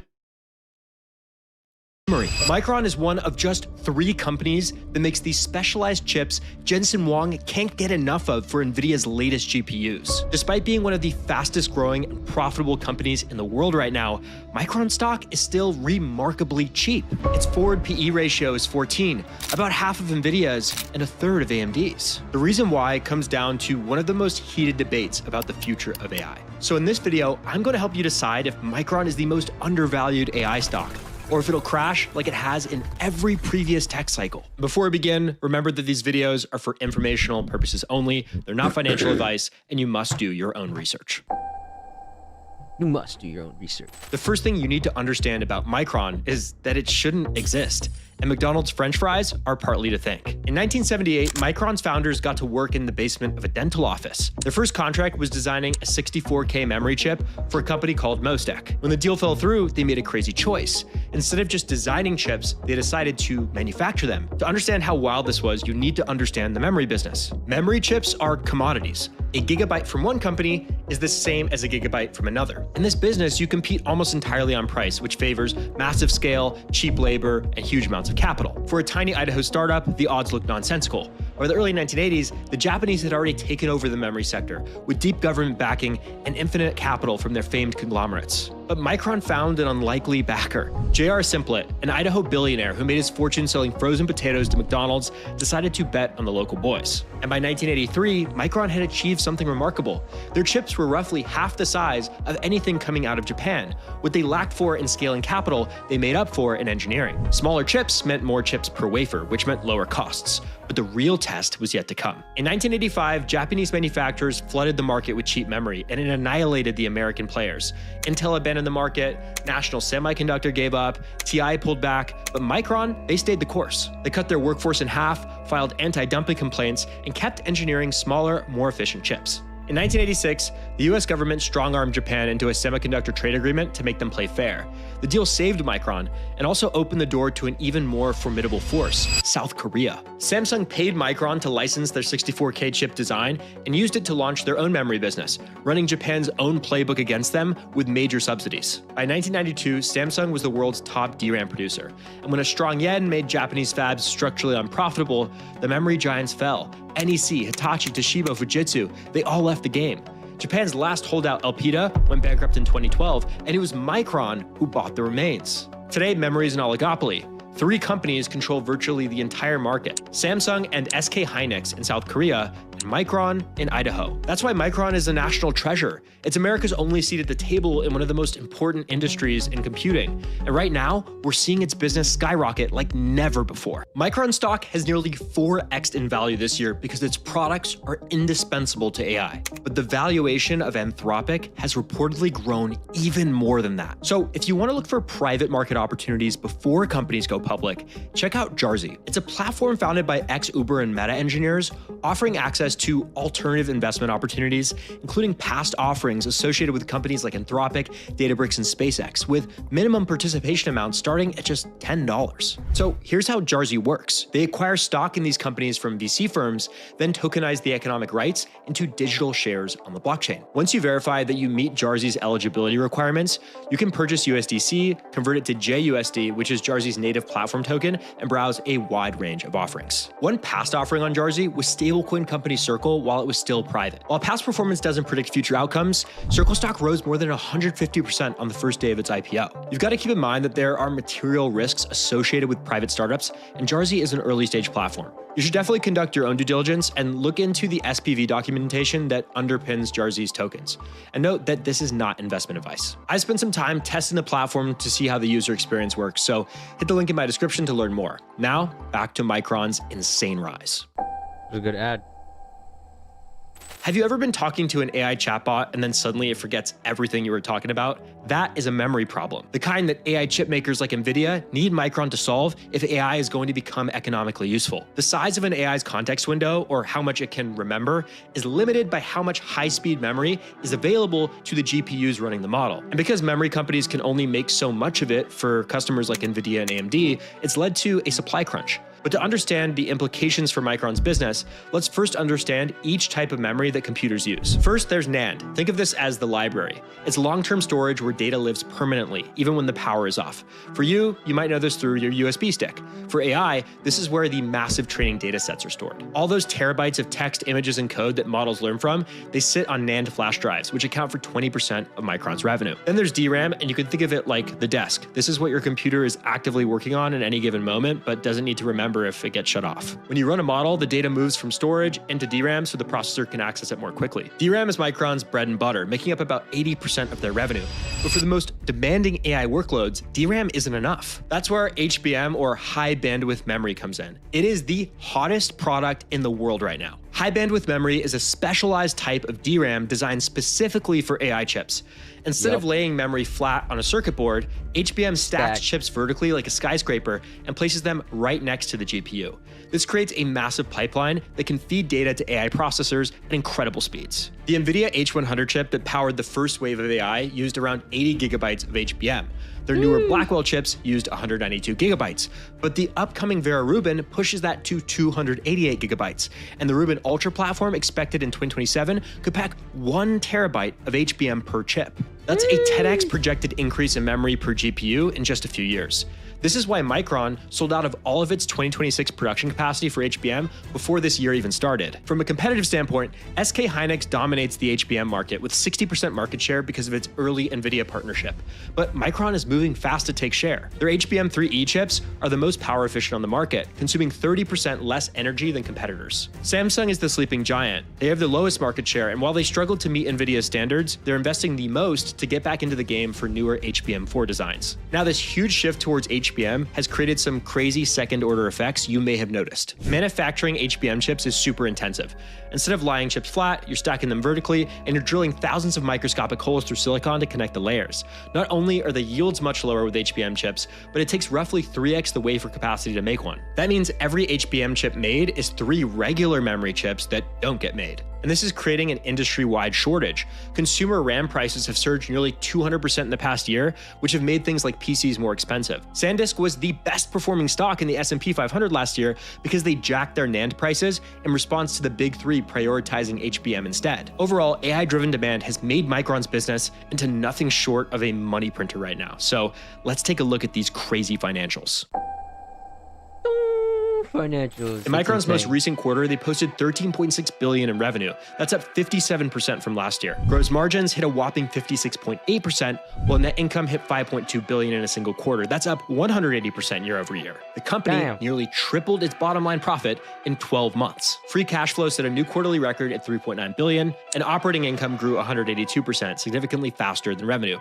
But here's the number that's truly wild. Micron's revenue guidance for next quarter is $18.7 billion. That would be a 30% 37% sequential growth in a single quarter. For a company with a $400 billion market cap, that kind of growth is insane. Like I mentioned earlier, HBM is what's driving this action. HBM chips carry over 60% gross margins versus standard DRAM at 50% and NAND closer to 40%. What's really made investors excited about Micron lately, though, is this rare look into forward revenue. Memory was historically bought on the spot market like a commodity. Customers would buy what they needed when they needed it, and prices fluctuated wildly. Now, customers are panic buying years in advance, locking in supply through long-term agreements. Bulls suggest this is proof that Micron should be valued more like critical AI infrastructure. And to capture even more of this demand, Micron is spending $20 billion on CapEx in 2026, mostly for onshore plants, aided by US subsidies under the CHIPS Act. This includes a whopping $100 billion mega fab in New York. But despite this rosy outlook and these crazy numbers, investors still have a ton of doubts around Micron. Because if history is any indicator, Micron stock is destined to crash, and it's got nothing to do with the AI bubble. This chart right here is why investors hate Micron. They go through periods of huge profits and then go through these devastating troughs. This is because the commoditized memory market is a function of supply and demand. When supply is tight and prices are high, the big three print. When they overproduce, they're left with tons of inventory no one wants. In 2023, coming out of COVID, everybody had expanded to meet demand for PCs, smartphones, crypto, and gaming. Then the macro flipped, where inflation surged and interest rates spiked, evaporating demand. Something similar happened in 2016. The smartphone boom and the first wave of cloud buildouts made demand for memory surge, and then supply caught up and the prices collapsed. This historical pattern is why investors don't pay a huge multiple for Micron. They don't trust the profits and growth are sustainable. That's why Micron's forward PE ratio looks very cheap right now for a fast-growing AI infrastructure name. At a forward PE ratio of 14, Micron trades at a third of Broadcom's multiple and around half NVIDIA's. The inevitable supply glut investors foresee could have a lot to do with Samsung. Samsung has been the underdog in HBM because they struggled with yields. Their HBM3E chips reportedly failed to meet NVIDIA's standards, essentially locking them out of the biggest customer. Of course, they're not sleeping. Samsung is using 1C DRAM for their HBM4 chips, which is a more advanced process than what Micron and SK Hynix are using. If Samsung finally perfects its HBM4 process in late 2026 and decides to flood the market with aggressive pricing, margins could compress fast. Samsung has explicitly said their strategy is to make HBM more affordable than anyone else. But let's not forget that SK Hynix and Micron, they're both ramping up supply like crazy right now. One thing a lot of analysts point to as well around Micron are recent informative sells from directors and execs during the stock's recent run-up. This isn't uncommon in a frothy market like we have right now, but with management having weathered these cycles before, you can't help but wonder if they're the wiser by taking chips off the table at all-time highs. That being said, while I was making this video, a Micron director just bucked that trend. Taein M. Liu, who was chairman at TSMC for 6 years, just made an informative buy of over 23,000 shares for $7.8 million earlier this month, while the stock was at all-time highs. Overall, these unique set of risks make Micron one of the most interesting and controversial AI stocks. And it all comes down to a central question: is memory a commodity or critical infrastructure? Bo. Sir John Templeton once warned of the 4 most dangerous words in investing. This time, it's different. But semiconductor expert Gavin Baker from Atreides Management makes a good case why it could be. He first put Micron on my radar in 2024 when he made a phenomenal call on the All In podcast that the stock would explode in 2025, and that's exactly what happened. Gavin, what would be the best performing asset of 2025? The companies that make high bandwidth memory. Looking at his most recent 13F, it's still a top 10 position for him. More recently, he's advanced a new theory about the next phase of AI. In the first phase of AI, a model was trained once and then just retrieved info. But now we're entering the era of agents. A great example of this is recently, and that's exactly what happened. Gavin, what would be the best performing asset of 2025? The companies that make high bandwidth memory. Looking at his most recent 13F, it's still a top 13F. It's 13F. What's his name again? Gavin Baker. Most dangerous words in investing. This time, it's different. But semiconductor expert Gavin Baker from Atreides Management makes a good case why it could be. He first put Micron on my radar in 2024 when he made a phenomenal call on the All In podcast that the stock would explode in 2025, and that's exactly what happened. Gavin, what would be the best performing asset of 2025? The companies that make high bandwidth memory. Looking at his most recent 13F, it's still a top 10 position for him. More recently, he's advanced a new theory about the next phase of AI. In the first phase of AI, a model was trained once and then just retrieved info.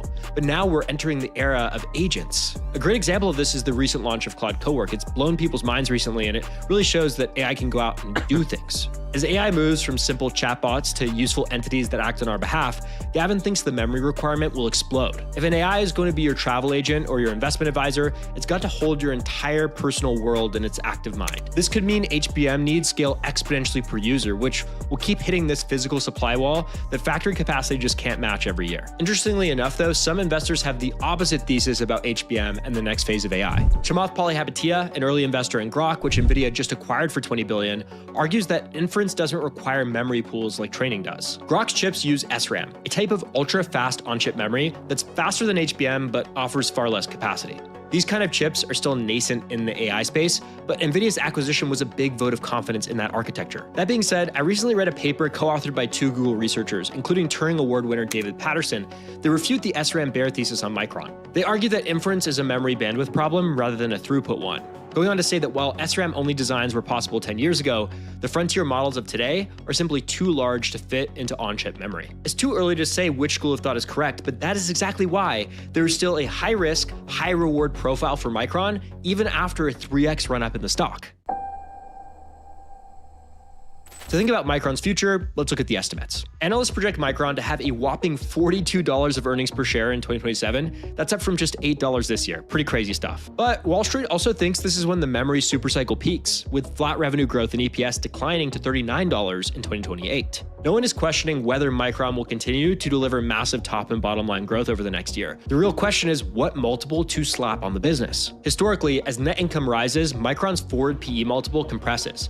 That's because investors are waiting for the eventual downturn. In 2018, Micron's net income peaked at nearly $13 billion, but its forward PE collapsed to just 4. So I thought I'd lay out some basic assumptions over the next year. It's reasonable to assume, in a bear case, that Micron's forward PE might fall back to mid-single digits, say 5x, which would imply $195 per share. That's quite a bit of downside from today's levels. In a base case, perhaps we could see the forward PE drop to just 10. This would be if the cycle still looks early, investors are still really excited about HBM constraints and pricing power, and that would imply a base case of around $390 a share. And for a bullish scenario, where HBM architecture is proven to be as vital to inference as it is training, and management keeps guiding for supply shortages extending past 2028, investors might begin to view Micron as critical infrastructure, potentially paying a 15x forward PE ratio, which would imply $585 per share or 50% upside from today's levels at the time I'm making this video. As for my personal stance, many of you guys know that I'm more focused on a handful of small cap stocks like Kraken Robotics and more recently Bloom Energy. Let me know in the comments what you think of Micron stock, and you can join me and 4,000 other investors in my Discord group to chat stocks, options, and more. And if you really like this video, I guarantee you like one of the other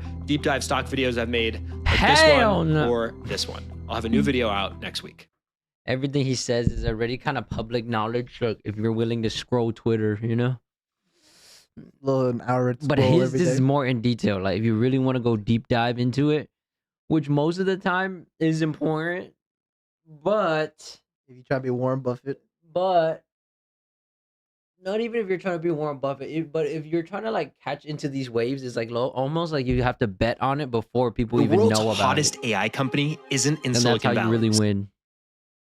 That's why. So for like Lumentum or Coherent, like the photonics plays, it's like you don't even know what the fuck those are, but you just invest into it because they're going up like crazy, and then later on you find out like they're photonics.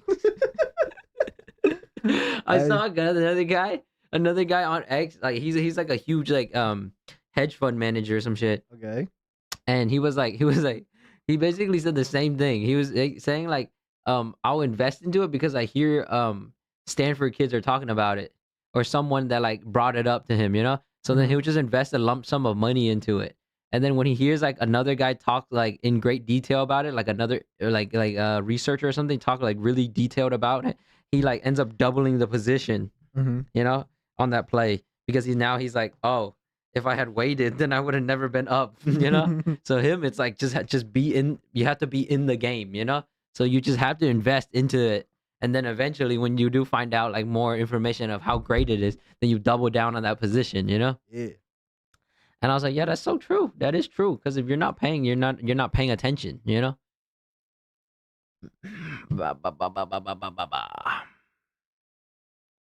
This guy only got 50K subs, bro.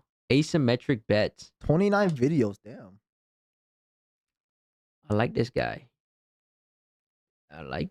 He's very good. Very knowledgeable. Asymmetric. Everybody's using that word now, bro. Look, I literally you typed that. I didn't even know he had that. Where is it? Look. What is asymmetric in this world? Look, everybody in the stock world knows that shit now. That doesn't mean like the opposite. Asymmetric just means like has like a high ratio of win to loss ratio, basically. It's like asymmetrical. Like a symmetrical would be like a 1-to-1, you know? Okay. Asymmetrical, it's like you lose 1 but you gain 10, you know? Like that's an asymmetrical bet.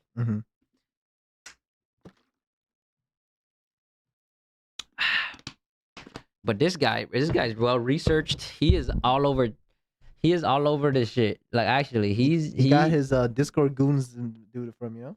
He has like a whole deep dive on that shit. Like, good on him. I'm not willing to go that deep.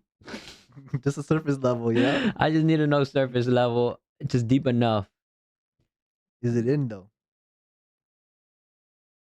Like, did you put the money in? Did you put the money in or what? What the freak is bro saying, bro? Like, did you put the money in? What is bro saying, bro? What you mean? Like, are you gonna invest or what?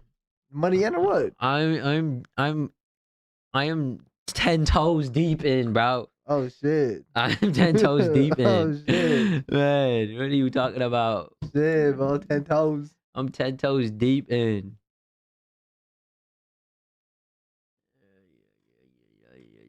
Alright, let's scroll Twitter a bit. Let's see if Twitter got any new news. Going to the news. We need a good. Whoa! Why did it say Trump cracks? Who's he cracking? You. Mr. President, stop. Okay. I don't feel like I'm winning, Mr. President. More Photonics plays. Blueface, baby. Aye. Don't respect the scripting. Like, nigga fucking be like it, buddy gon' respect the scripting. Yeah, it's a funny game, so a nigga tripping. Chase him off the blow out the west side. Just catch him slipping. Pull up Basso with a briefcase, it's time to handle business. Fuck if you like it, buddy gon' respect the scripting. Yeah, so funny game, so a nigga tripping. Chase him. West side. Yeah, let's go, bro. Easy, dude. Fuck if you like it, buddy gon' respect the scripting. Yeah, some funny game, still a nigga tripping. Chase him off the blow out the west side. Just catch him slipping. Pull a bounce over the briefcase, it's time to handle business. Give a fuck if he like it, but he gon' respect the scripting. Yikes. Damn, he's actually a Blueface like fan. Proud of it's time to handle business. What y'all holding a smile right now? That shit fire. Oh yeah. It's not that fire. Yes. What's your birthday? 12/3/94. Oh, wow. He's an 11. 11 is a master number, so it's much harder for your birthday to add up to a master number versus 1 through 9 life paths. Okay, so 11s are naturally more charismatic, more manifestation than regular 1 through 9 life paths. Kobe Bryant was an 11. Michael Jordan was an 11. The only bad thing that 11s deal with are emotions. If an 11 doesn't really control their emotions, their life kind of looks like this. If an 11 does control emotion, their life's just all the way up. Your secondary energy is 3, so that's like communication, networking. You're not like scared to talk. You make money with like your mouth. You have childlike energy. I'm a numerologist. Damn. Yeah, control those cortisol levels. Down bad. No, abajo. Down bad. Acuérdate que quedaba nivelada.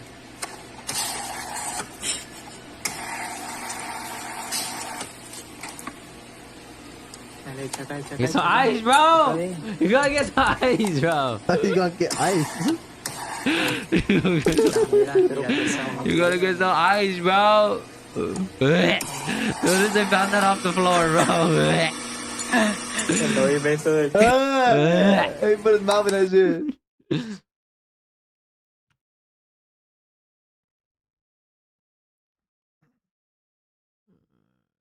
Trending tripled. The population grew 26%. Wow.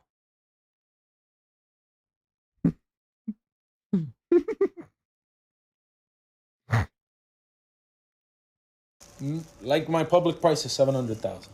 You're interested in buying? We could talk. Yeah, understood. Yeah, almighty. Did he? Yeah. I ain't bad. Look, and my birthday Coming up too. Look, this is the same watch you saw there in Europe. Talking to the wrong homie. Instead of call Drake, nigga. Instead of an ice blue doll, you got a whole diamond doll. You see it's platinum? Yeah, it's that same watch. It's just the doll that, damn. That bitch. Megan Fox. I'm so sorry to bother you. Are you Megan Fox? Yeah. I'm like Belly so welly. nervous right now. I'm just gonna put a scoop Belly of welly. Belly Welly into your cup. Why would you do that? Is this a prank? No. No, it's not. You just poisoned my drink. No, it's like a fiber powder. I'm so nervous right now. You are like so pretty. It's at like Walmart and Target. Belly Welly daily fiber and probiotics. Yeah. Yeah, you just like put a scoop in your cup. Plus collagen, so it's for your skin too. But are you gonna buy me a new shine? I want to believe in you, but I'm not sure. Honestly, add it to your water tomorrow. You will love it. I'm gonna look this up and make sure this is real, obviously. I'm legit. I'm the founder. My name's Katie. Okay. Okay, come. Definitely is Megan. Damn, bro. That's like actually, like no cocky shit. If you had to guess, what would you think? Yes. Like, I feel like yes, honestly.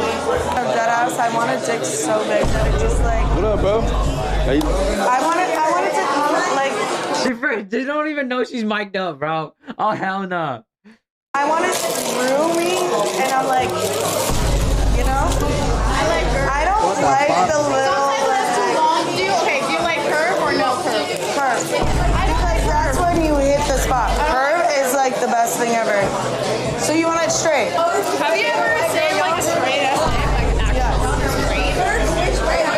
I don't think they. Yeah, this is cool. To the left, to the right, to the back. Streamer shit. And to me, that's what I want. They need to sign an NDA. Yeah. Where's this at? I can't hold it no more. Waymo's making great progress. Tesla's making great Pick a progress. winner. Yeah. Like pick a winner between Tesla, Waymo, Uber. Or like, it might even be the collection. Uber seems to be building a network of stuff. Yeah, I mean, but the number of pick a winner. The number of that's players so in this funny, space guys. is crazy now, right? Like, Yeah, look, I think there's more noise, there's more bark than there is bite right now. Look, I think Waymo obviously is ahead. The existence proof is there. Their issue. What? Waymo is not ahead. Is manufacturing and scale, and urgency and fierceness. Like, come on, Let's win. Let's go. Yeah.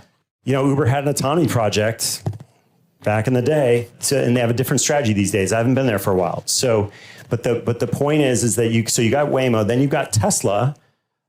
Fundamentals, science, hard mode times 100. And the question is, do they get there in what time scale? If they, and like, honestly, everybody's like, could happen tomorrow, could happen in 5 years. And I think that it's like, when does the Chat GPT moment happen for vision is basically the thing. Let's call it vision without other sensors. So super inspiring, but like, what's the timeline on it? Yeah. Those are the base. This is basically and then there's a lot of other little guys that don't really have the stuff, I believe, yet. There's nobody standing out just yet of the others. He's tripping first off. All right, so Waymo is ahead. It's just that we don't have enough manufacturing. We don't have enough money to buy the car and parts and stuff like that to manufacture the car. We don't have enough to sell this parts and the car to the people. We're just very ahead.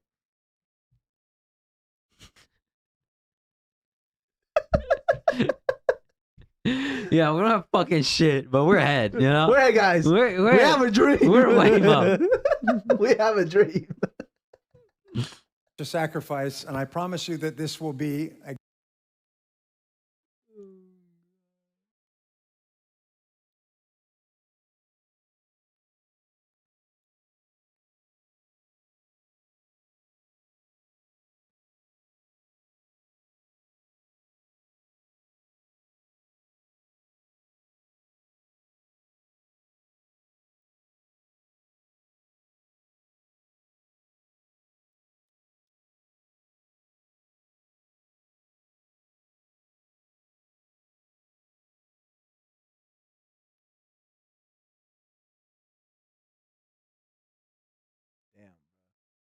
800% is insane.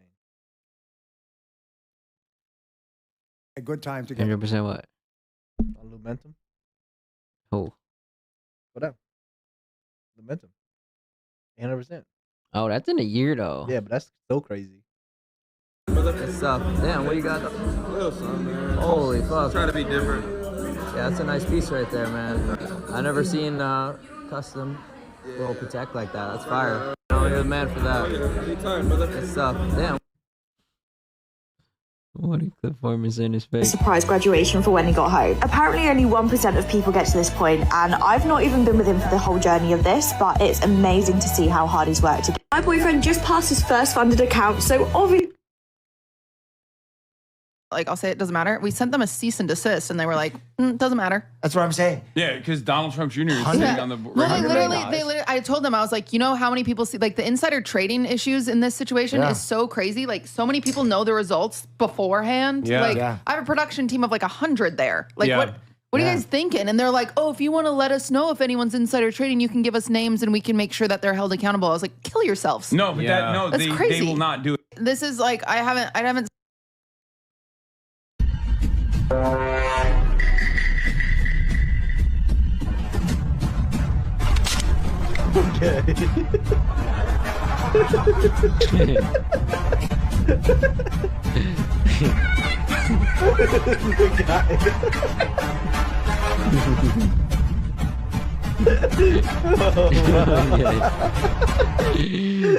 You got a daily exercise in, bro.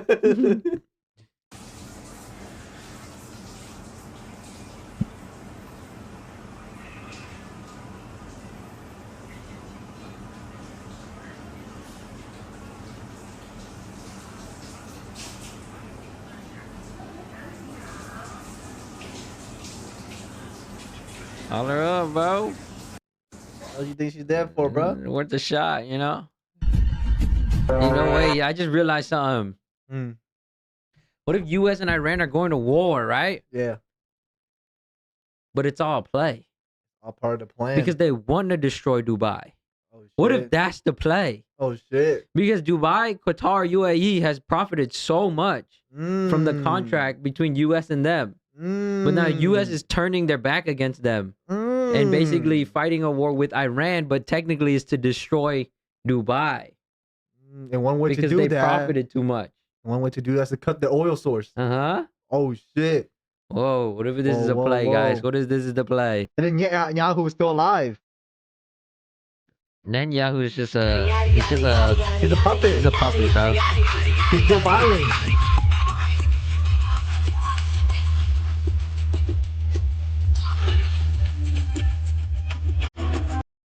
Smells like curry in there. I can smell it right now. All right, let me stop, bro. Shit went through the mic or some shit, bro.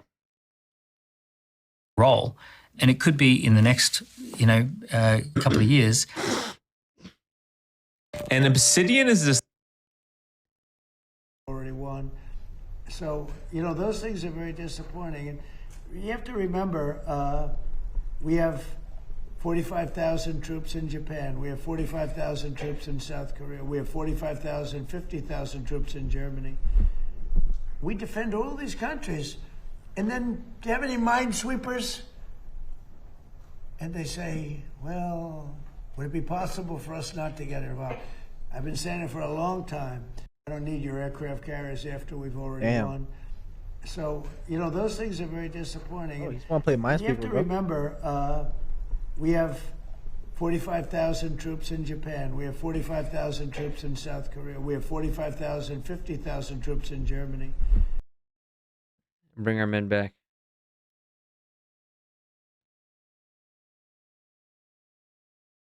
Damn, bro. Yeah. Helping these countries just for them to be like, nah, we don't want to be involved. What? How the fuck are we involved with you?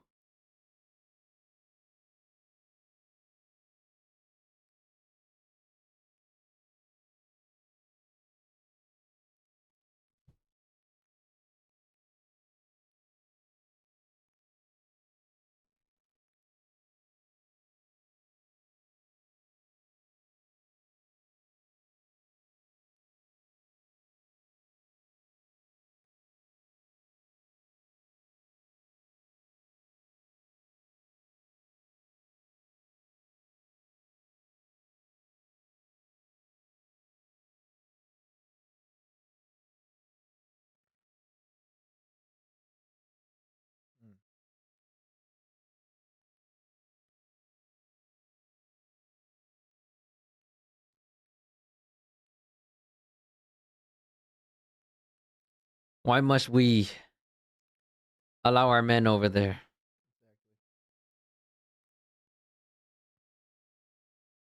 Unless they're getting baddies. Okay, wait.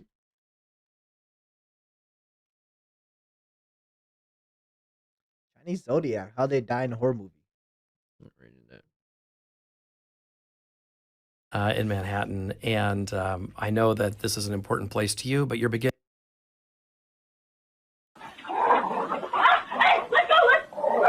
Okay, yeah, it has video.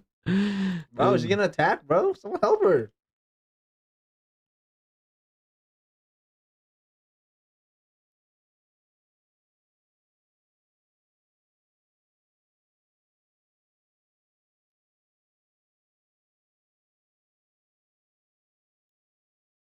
Damn, this is so facts. Read it. What happened? Bro is zoned out. Bradley Martin. At this point, I don't understand how people are still arguing left versus right. It's clear neither side actually cares. It's all just finger pointing nonsense. America is captured clearly. The only thing that move it are money and greed. Waiting for the Democrat to come in and pretend to pick up the pieces after Trump like they're going to fix things is another literal joke. Just slowly moving us closer and closer to complete and utter control. The people behind the scenes will always be calling the shots, and the oligarchs, the massive billionaires and conglomerate money machines, the money people, if it's not the military industrial complex's turn to make money next time, because that's whose turn it was this time. Shut out another Middle East war. It will be the big pharma industry that turn again. The next pandemic, so they can force feed you medicine again in mass scale. Lie to you like it's free. Meanwhile, they already took your tax money and handed it to big pharma for massive profits. Never actually trying to fix anything or cure anything or create real peace. Just cycle and cycle of the same shit until you have actually no chance to ever change a single thing about the circumstances. To keep you completely void of hope in a real change. Keep you sucked into the social media algorithm to keep hating your neighbor and blame him. Keep you working and just barely getting by. Oh, he spelled by wrong. No way to actually make a change because you're too busy just trying to buy groceries to feed your family. Fuck this system. Facts. I've been saying this literally. Poor versus rich, guys. Poor versus rich, bro. You cannot hate on Trump or Byron, okay? Because they are the rich. They're all just playing the same field right now. They're playing their game. You are not even near that level to play their game. So why are you hating on some you can't even change? Okay, if anything, you need to go focus on what actually matters. And that's Finance Maxing 101. Yeah. Follow us now to Finance Maxing 101.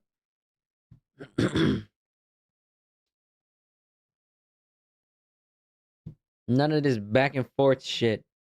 Everyone's just sitting around. He was on a reign of terror. This magic. Thank you. You are the hero who got rid of Ben Shapiro. Thank you very much. Thank you. The whole world thanks you. Thank you. Thank you very much. Thank you. You are the hero who got rid of Ben Shapiro. Thank you very much. Thank you. The whole world thanks you. You'll be thanked. Thank you. Bye-bye.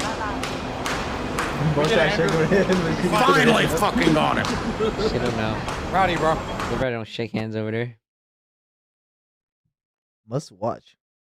Explains how 6 Ultimately, trillion the fruits of your labor are a product of your 2020 time equals 100 or million energy. year Right? of stolen Time and labor energy for used 2 million synonymously human here. lifespan. We printed $6 one of the trillion clearest metaphor for in 2020, right, in the U.S. The average annual U.S. salary is $60,000, roughly. That's 100 million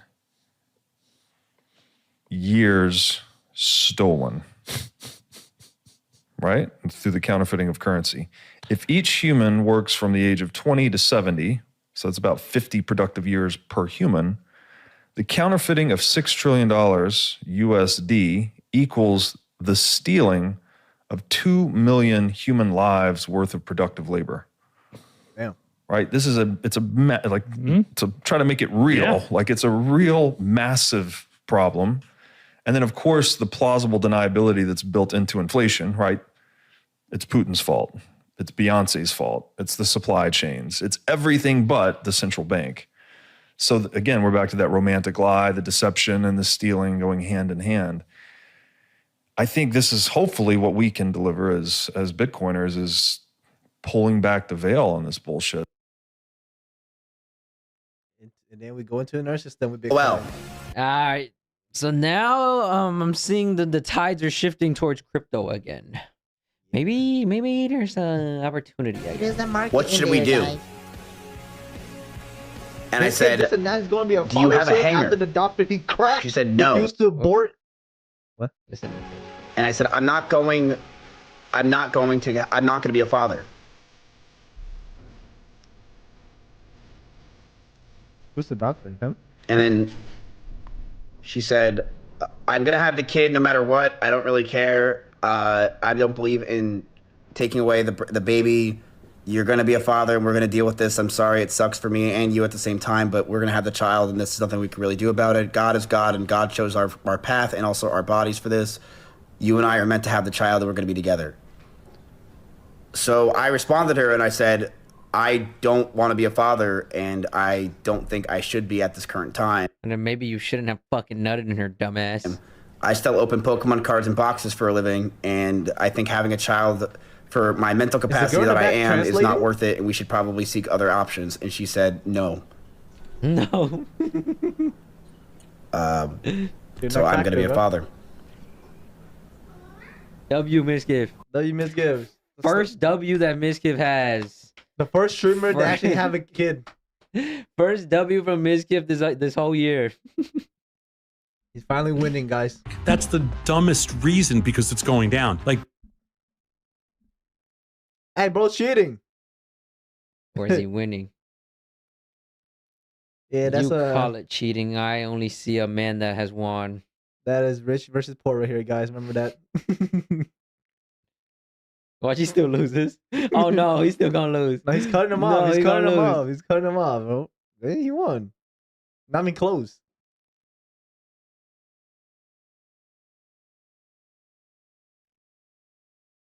Hey, Queen. What's up? How'd you What's sleep? up, sir? Who you talking to? Hey, Queen. Talking about some Queen. You gonna be yourself You know what I'm today? saying? What? What You gonna mean, be be yourself? myself? Like, Hey, man, be you better yourself. watch how you talking to me, man, for real. What's the What you mean, the hostility? You a man, right? A trans. Aaron, you keep calling me a man. You had to bring the man out. Now the man's here. Did you care about that You a when you were man, trying right? to kiss me? Trying to kiss you? Man, Aaron, Aaron. Oh, shit.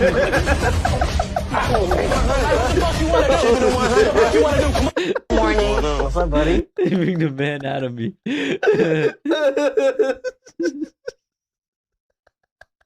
The money, wow. Was that shit old as hell? Wait, what?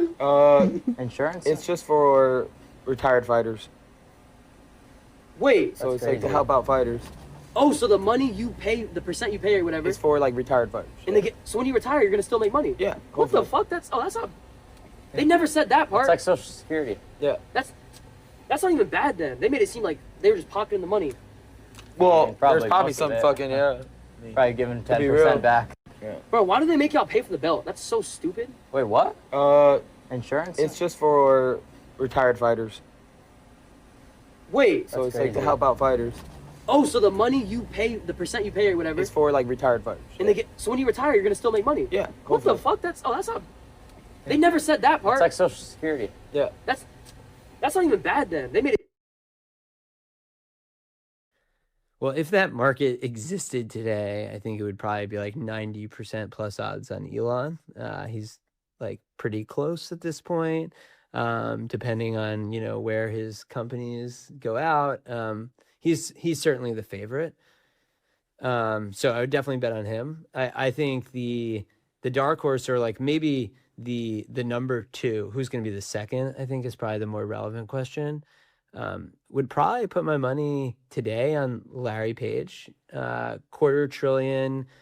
Google, or I should say Alphabet, has like woken up. They own, close to 100% of search. They own 100% of DeepMind.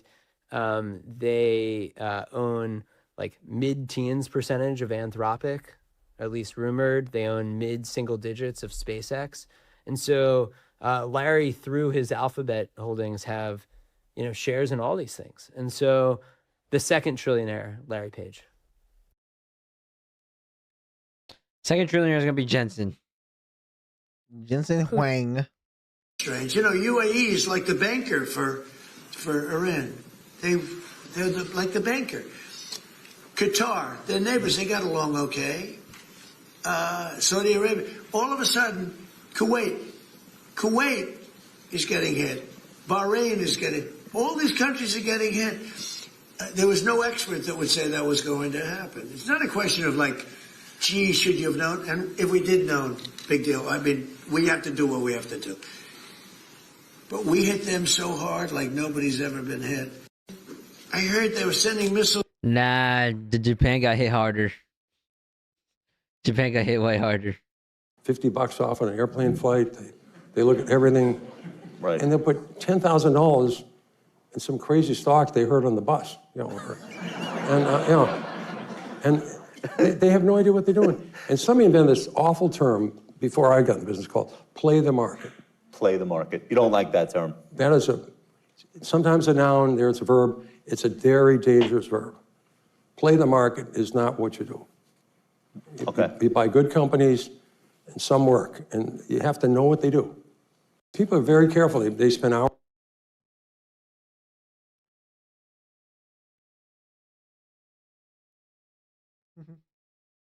They won't be there for us. I've just known that for a long period of time. We have some that are really enthusiastic. They're coming already. If we ever needed help, they won't be there for us. I've just known that for a long period of time. We have some that are really enthusiastic. They're coming already. This isn't need. Need would be one of the big boys. If we need their mine boats, or if we need anything, any piece of apparatus that they may have because of a situation that they have, they should be jumping to help us. We want them to come and help us with the straight. My attitude is, we don't need anybody. We're the strongest nation in the world. We have the strongest military by far in the world. We don't need them. Did you follow that? If we ever needed help, they won't be there for us. What? This is normal. He just said they won't be here for us, and then basically saying we don't need them. What? Then is it please come help? Now we're good. Didn't say that. Some that are really enthusiastic. They're coming already. This isn't need. Need would be one of the big boys. See, that could literally be taken out of context. This is a need.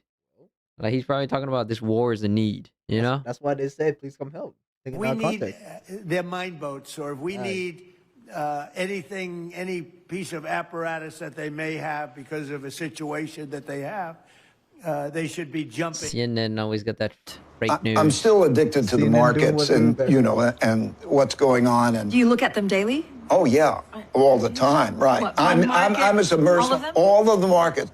That's my game. I'll do that till I die. What do you enjoy the most?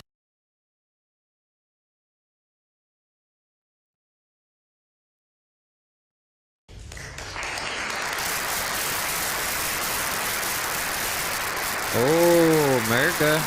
America #1. America signing energy with Japan. Wow.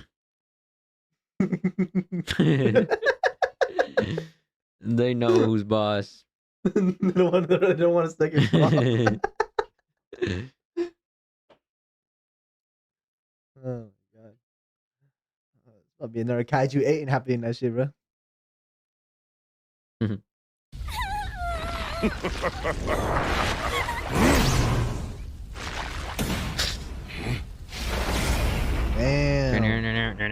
You're a fast one. Who are you? Just a guy who's a hero for fun. 嵐です。めっちゃ可愛いかなと思って、キスあげても大丈夫ですか？キスあげたいんです。キスを？はい。あげる。何ですか？キス。何と思った？なんで何のキスかと思った。She wanted the kid. そう、冬限定。めっちゃ美味しいんですよ、このキスは。今日遊びとかですか？今日遊び。あ、そう。あ、ここにいらっしゃったので。She wanted the kids, bro. El Fumble, bro. Bro, Vambo. Hey, we should go out and go do that. Want a kiss? And if they reject us, then we give them the actual kiss. Yeah. But if we think that they're feeling us, then we get done. We can like. Okay. All right. Jester Maxing, guys. Jester Maxing. Any areas surrounding so. Yeah, Brickell's just a bit of a mess. It's a nightmare with the street interviews and stuff. Oh yeah, I know. I don't really go out like that, and when I do see that a lot, like all around the city center. I don't really go out like that. You're at fucking a collab party at midnight on a Monday. Well, it's only right though. This isn't a party, like a club. I don't like to go to clubs. I don't walk the streets and go to street interviews. I really don't. She LARPing. If you can find a clip of me with a street interview, then okay, I fooled you, but... Whatever you say. I'll just take your word for it on that one. Pull up our Instagram. You'll find out immediately. No,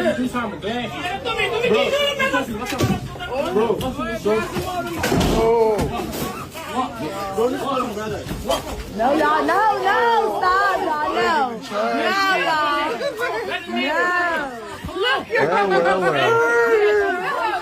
Well. Indian guy working at a gas station. And black people stealing. If it doesn't get more stereotypical.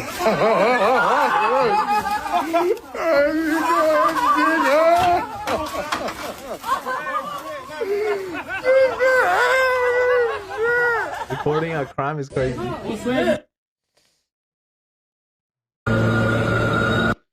Some people just got balls of steel, I guess. Oh, what the fuck? What?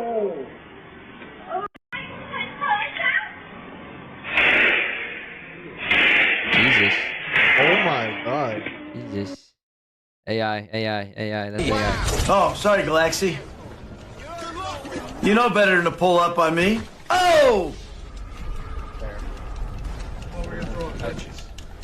I should have learned that. Getting swatted again. 2 years. Oh my god. What's up, guys? How you doing? Hang on a second, Rob. Hang on. You guys say Merry Christmas to my friends. Merry Christmas. What's going on, man? How you doing? Alright.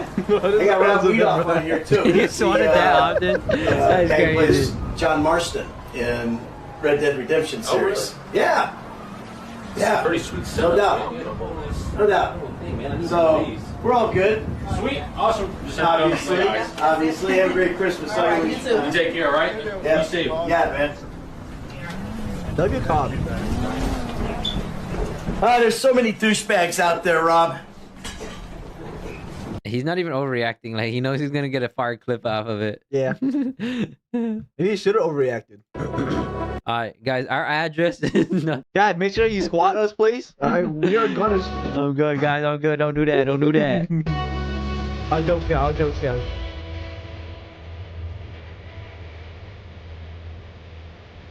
Nope, that's how streamers blow up now these days. They just get swatted.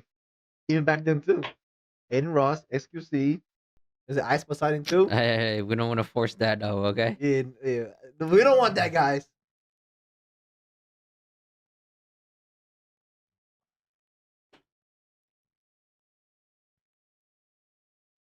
I'm going to ask you to be introspective for a moment.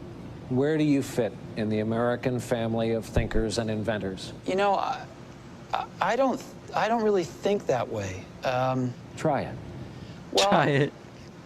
Yeah, I'm a private person, and I think if you do something and it turns out pretty good, then you should go do something else wonderful and not dwell on it for too long. Just figure out what's next. For now, in a tough business and in a very tough town, this is what's next. That is, until the next thing comes along. I'm going to ask you to be introspective. Bro, that was a whole lot of nothing. What the hell did he just say at the end, bro? In a very tough town, this... Figure out what's next. For now, in a tough business and in a very tough town, this is what's next. That is, until the next thing comes along. I'm going to ask... When the teacher asks you to explain, bro? You need to write a 500-word essay. Oh my god. Like the teacher.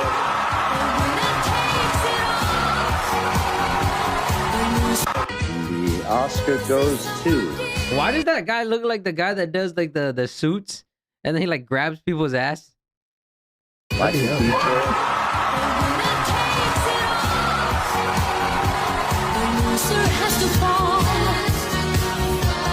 Bro, name one good Timothy Chalamet movie, bro. Bro has the worst fucking movies. Like I'm the biggest hater, but I don't know one single good movie he's produced. I watched Willy Wonka, I watched Dune, I watched like some of his movies that are like advertised like a motherfucker. And every time I watch them, I'm fucking pointed. Dune's bad? He hasn't made a single good movie, bro. What do you plan to do if this whole dream of yours doesn't work out? That doesn't even enter my consciousness. What I've learned is that the best thing you can do is just fail. Is to really just fall flat on your face. So if anything, if you get rejected, if you don't even get an honorable mention or any of that crap, that's more juice for your art. That's more inspiration. I don't want to shy away from that pride. I know pride's like a deadly sin and all that, but I'm just so proud of the work I've been able to put in. I heard this movie was ass too. Why used to never be happy? He was never be happy. All right, but you have to realize that life is coming from you, not at you, and that takes time. Own it still. I don't know a single movie that he's made that's good. Like, wasn't Dune good? Jeez, no, Dune had so much hype, but it was ass. I never seen it, so I don't know. There's only like 2 good clips of him saying, "I am the Lisan al-Ghaib" or some shit, and then him riding the fucking caterpillar or whatever the fuck it was. Dude, there's only like 2 good clips out of the whole movie, bro. A whole lot of bullshit though. Last 2 weeks, they weren't supposed to go after all these other countries in the Middle East. Those missiles were set to go after them. So they hit Qatar, Saudi Arabia, UAE, Bahrain, Kuwait. Nobody expected that. We were shocked. And the other one, you know, they fought back. They could have yielded. But think of it, if we weren't around, they had tremendous power. They had thousands of missiles, most of which we've terminated. They had thousands of drones. They were making drones and missiles all over the place. We've knocked out most of those factories.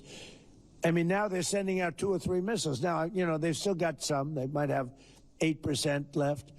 But mostly they've been eliminated. They've been terminated by what we did and what Israel did too. History will remember Trump as a monumental loser. Who's losing? $1. We keep winning. We haven't lost anything yet. Industry. And this is a copper tongue scraper which was actually used all throughout We're winning so much. We're winning so much that we went full circle to think now people think we're losing. Hello from Fox News in Washington. We begin with a look at some of today's top stories. Spring may be just fine. Uranium and us trying to get our hands on it. There's been a lot of focus on this place called Pickaxe Island. It's part of, Pickaxe Mountain. It's part of the nuclear facilities there. We don't know if that's where the uranium is. There's a lot of suggestion that it is. Site never allowed access to this site. So the Iranians treat this with a lot of sensitivity. It is deeper than the other sites that were attacked last summer in Midnight Hammer. Not be necessary. Then the job will have to be done on the ground. This could involve special forces raid or some other operation once Iran's military is weakened further. They say the only option more dangerous is to do nothing, leaving it for the regime to enrich uranium behind a shield again. But you said it may not be necessarily that we have to take it, but at least block access. Absolutely, and certainly keep it under complete 24 hours, 7 days a week surveillance. That might require some human intelligence around the site, of course. And that's the head of NASA, Administrator Jared Isaacman, with me on Fox Business this morning with Maria. Us about where we are. A couple of weeks now, and certainly we have made incredible progress here. We've stripped away. Why does he look like a fucking like puppet? Right? Like that's a puppet, dude. Pretty much almost 90%. Someone is controlling this like the strings of this dude. Like usually, okay, like I get they say like puppets in political stuff, right? But this man legit looks like a puppet. Of the Iranian assets, stability to conduct offensive operation, and that's the obvious: ballistic missiles, drones, maritime capability, and His also nose we have is distracting just me. destroyed their manufacturing doesn't look capability real. as well. And by that I mean these are companies, public and private, that would build the future ballistic missiles and build the future drones. The mission is progressing quite significantly. And our commanders on the U.S. as well as the Israeli side are very confident about their ability to end this in a number of weeks. It'll take some time because they still have real capability there, and we're not going to finish until we take that capability away from them, to include what the Israelis are focusing on, Maria. And that is the organizations that really sustain the regime, the IRGC itself, the Law Enforcement Command, the Bajan Militia, which represses the people. And they are attacking those militia groups.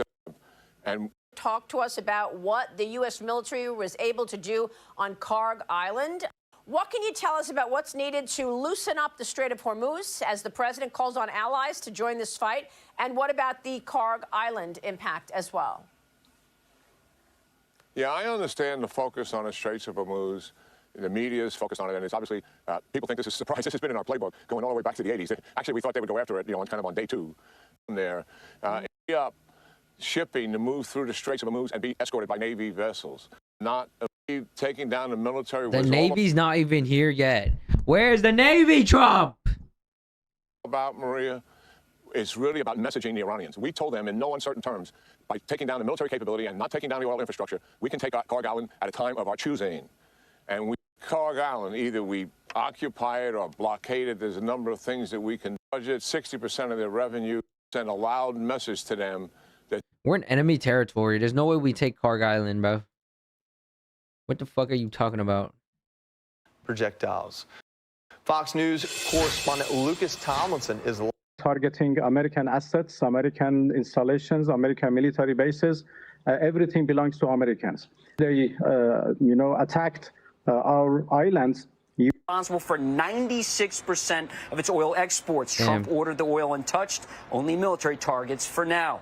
Now, after that American attack on the island, Iran retaliated by launching a drone strike here in the UAE at the Fujairah oil terminal, which is used to ship oil over land via pipeline to Oman and avoid the Strait of Hormuz. Now, Iran's foreign minister also claiming Iran has only closed the strait to American and Israeli interests. Keep in mind. Oh, they're fucking with UAE oil now, bro. UAE's gonna fucking fire back at their oil. Only 2% of tankers transiting the strait ever reach American shores. China gets 40% of its oil from this critical waterway. Iran ships 90% through there. Now, earlier... This is why you don't even give them mercy sometimes, bro. Like, I don't even get why they were like Trump was like, don't touch their oil. Bitch, shut that shit down, bro. President Trump's energy secretary thinks this war... There's no point. At that point, it's like you're leaving room for error at that point. We'll be wrapping up soon. I think that this conflict will certainly come to the end in the next few weeks. Could be sooner than that, but the conflict will come to the end in the next few weeks, and we'll see a rebound in supplies and a pushing down of prices. Why am I leaving an enemy tower when I could just take that shit out? But what if he planned it like that? What if he wanted Iran to launch all these missiles? Trump is LARPing.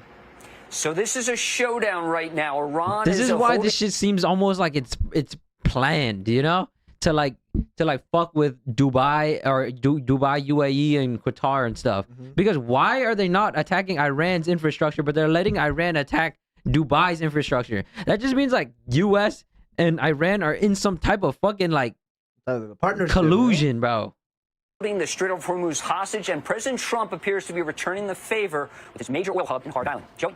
Lucas Thompson, of course, thank you for your service. Thanks for that update. The cost of war comes with a heavy price, as at least 13 U.S. service members, heroes, have died during Operation Epic Fury. 7 of them were killed in combat-related incidents early, while the Pentagon has just identified the 6 U.S. service members who were killed when a KC-135 refueling aircraft crashed in western Iraq during a combat mission in support of Operation Epic Fury. Military officials said the incident was not due to hostile or friendly fire and remains under investigation. Joining us now is a good friend of mine. This is retired Lieutenant Colonel Lacey Gano. He served as a U.S. Air Force pilot. He also taught ROTC. Your voice was important. Combat. It is inherently dangerous. Throw in some weather, multiple radios, and what these trained, skilled aviators make look routine, and it's really pushed into the backdrop of this war.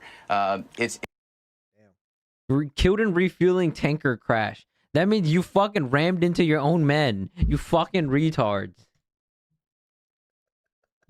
Inherently dangerous. It's like you didn't even get killed by any Iranians or nothing. You died in a fucking crash. You died in a car accident. No, 2 planes. Oh, 2 planes. Refueling midair. You just crashed in your own fucking plane, you fucking idiot. And they're doing it at heavy weights, taking off into that fight in close formation. A woman. Oh, I see why. Yeah, well, again, it's a complex environment. I bet you she was flying. Okay. I mean, she's captain, bro. I get it. But no, guys, she might have been the one flying, though, because she's the captain. Guys, we're joking, guys. Are you, though?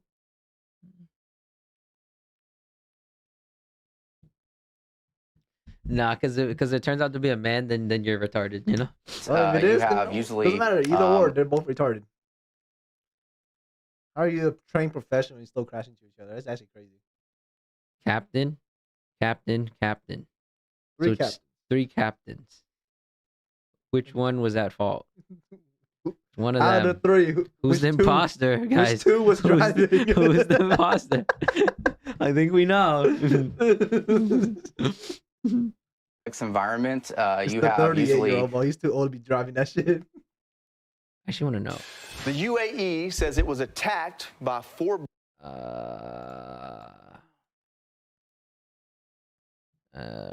Refueling crash.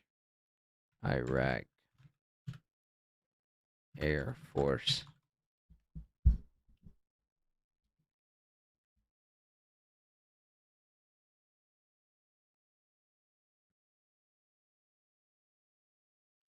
It was not a hostile or friendly fire. It's an actual fucking skill diff, bro. Nah. Nah, so they weren't even getting shot at. Who was was flying? flying? Who was flying the 2 planes, bro? Who was flying and caused the crash? Oh, nah. They crashed under no pressure.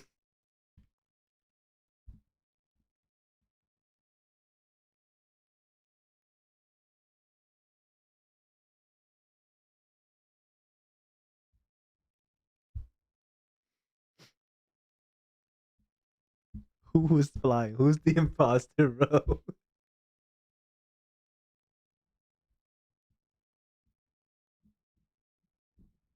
Okay, so Simon was flying the fuel. No, he's the one that was responsible for the arm. Oh. Did he fucking like whack the shit out of him or something? Like, what the fuck?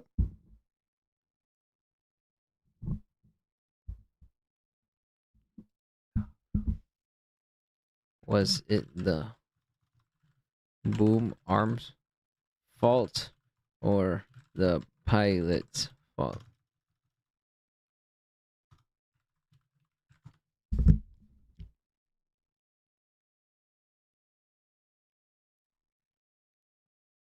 Bro, we don't even know, bro. Fuck that shit, bro. We need my grok. Where's my grokky? Your grok is dead, bro. I'm signing to a different grokky. Grokky. Actually,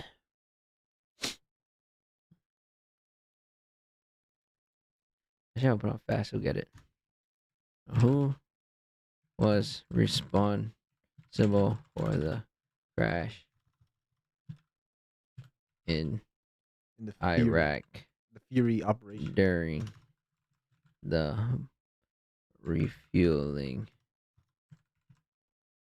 incident. Let's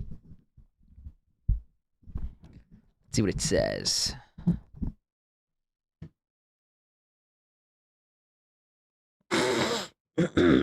Friendly airspace. The second aircraft landed successfully. CENTCOM stated that the loss was not due to the main cause under investigation. No party has been held responsible. Islamic resistance. Right. Okay, so who was flying Who this was shit, who was the pilot? Oh shit, bro. Release the name. Give us some names.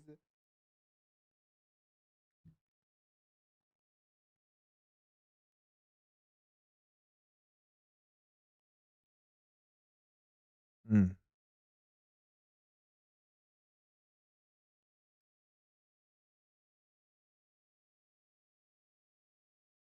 Wait. I found the imposter.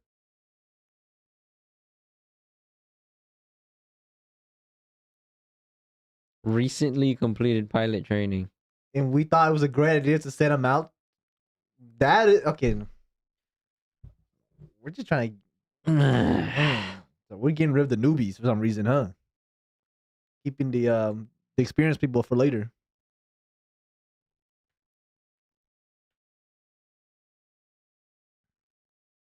They had a pilot with 10 years of service on there. So Captain Curtis was flying, and then Ariana was a co-pilot. It's hard to tell who was flying because they won't release it. Obviously, the 10-year guy, and then just like the secondary pilot. I think they're all pilots. They were rotating, but it just matters who was sitting there at the last moment. That's crazy,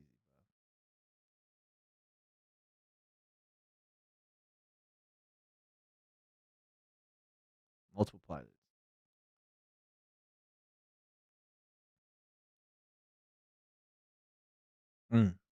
See? Don't really know. They don't want They to don't want to release the name. files.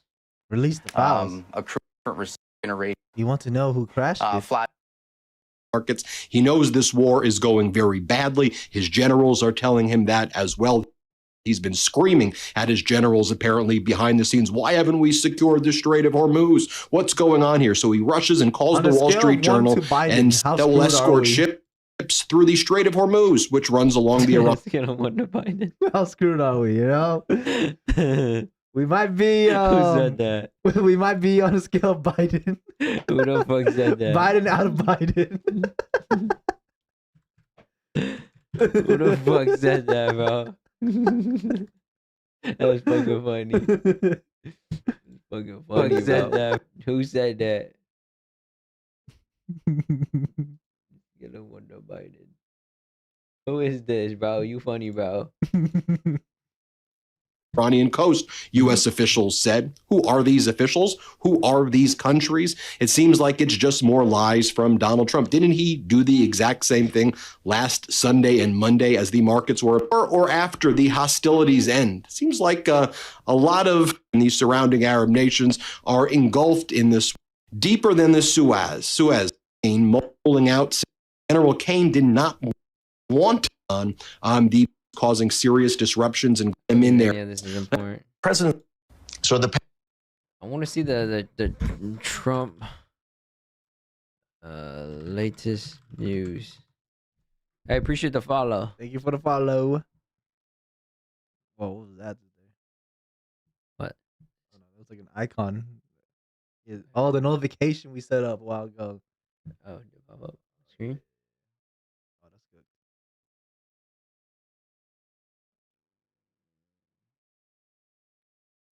It has like the old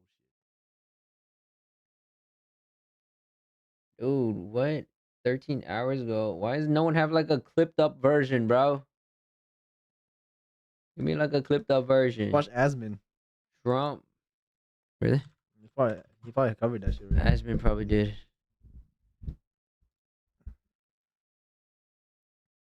He definitely did. Nah, his is 53 minutes, bro. We're not sitting here for 53 minutes. Nah. Is it like a timeline? I'm pretty sure someone put a timeline down there.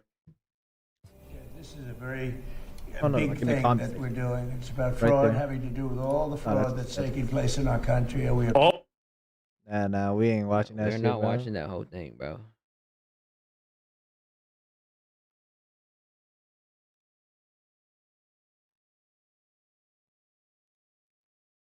Look up like a highlight or something. Like latest new highlight.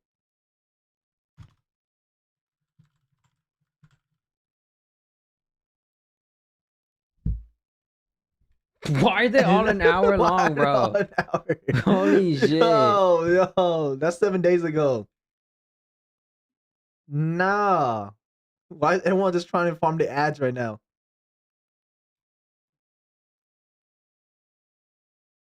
Bro, what? Nah, that's crazy. Bro, what? Let me try to find. Y'all gotta give me a second, though.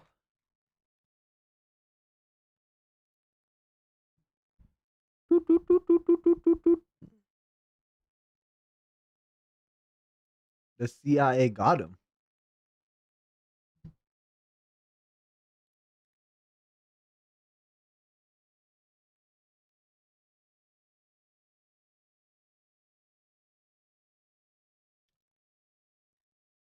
Dude, everything is an hour long, man. Bro, alright, fine. We'll watch it. No way we're watching that shit Trump conference today. conference highlights. All right, we'll make the version. Who she dancing with? Who's that? Millennia? Who she dancing with? Trump, get your wife.